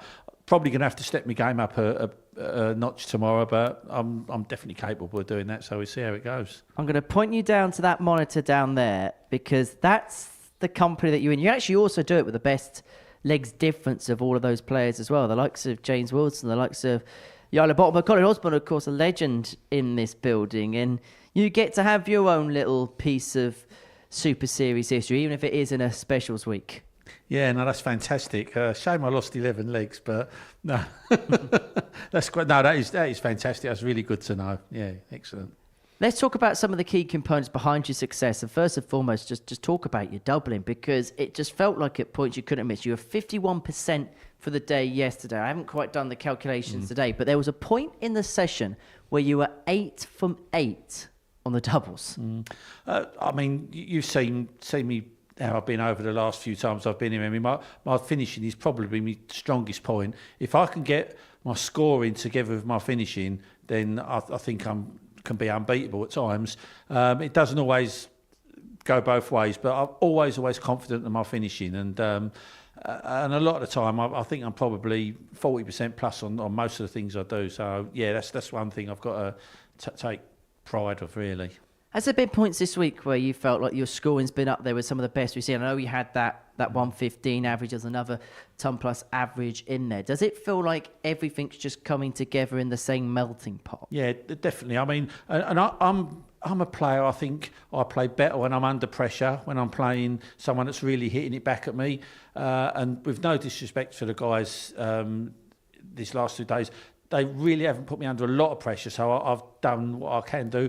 But when they have hit big scores, I've been able to concentrate and get back at them. But yeah, I know what I can do. It's just showing everyone else, really. It's a Legends League, and you're into the legendary 6. How much are you looking forward to playing in front of a packed-out crowd tomorrow? You know you're going to be alongside legends. It's going to be a great night for you. That's going to be absolutely fantastic, yeah. I mean, it's going to be really tough, really good players, and whoever gets through tonight, that's a tough group B, and whoever gets through have done really well, and with Steve along now and Devon in with me, it's going to be a great night. And the Lucky Owl mascot as well. Yeah, that's the one. Well, Richie, many congratulations. We shall see you tomorrow night. Just a final reminder on how the tournament bracket breaks down, because we're going to see Group B later on this evening. Steve Beaton won Group A on Wednesday afternoon. Richie Howson and Devon Petersen, the 2 players through Group C. And then tonight, the battle lines will be drawn for Neil Duff, Richie Burnett, Conan Whitehead, Darryl Fitton and Chris Mason. For Neil Duff, 4-4-3 victories means that he's top of the group on 8 points, whilst for Richie Burnett and Conan Whitehead, well, they're both in qualification positions. Darryl Fitton and Chris Mason with work to do later on this evening. That action is going to be live from 10 o'clock on Pluto TV. Coming up on the other side of the break, we're going to be looking at the Luke Littler story, the 16-year-old sensation who came here to sweep the title on a couple of occasions, and well, he hasn't done too bad since, has he? We're going to be back, as I say, at 10 o'clock this evening to see how Group B is going to culminate. It's Neil Duff with a strong hold in that. But as far as Group C was concerned, it was an absolute hoot for the Owl. Richie Howson, 10 from 10. He sails through to tomorrow night's final. Bye from us.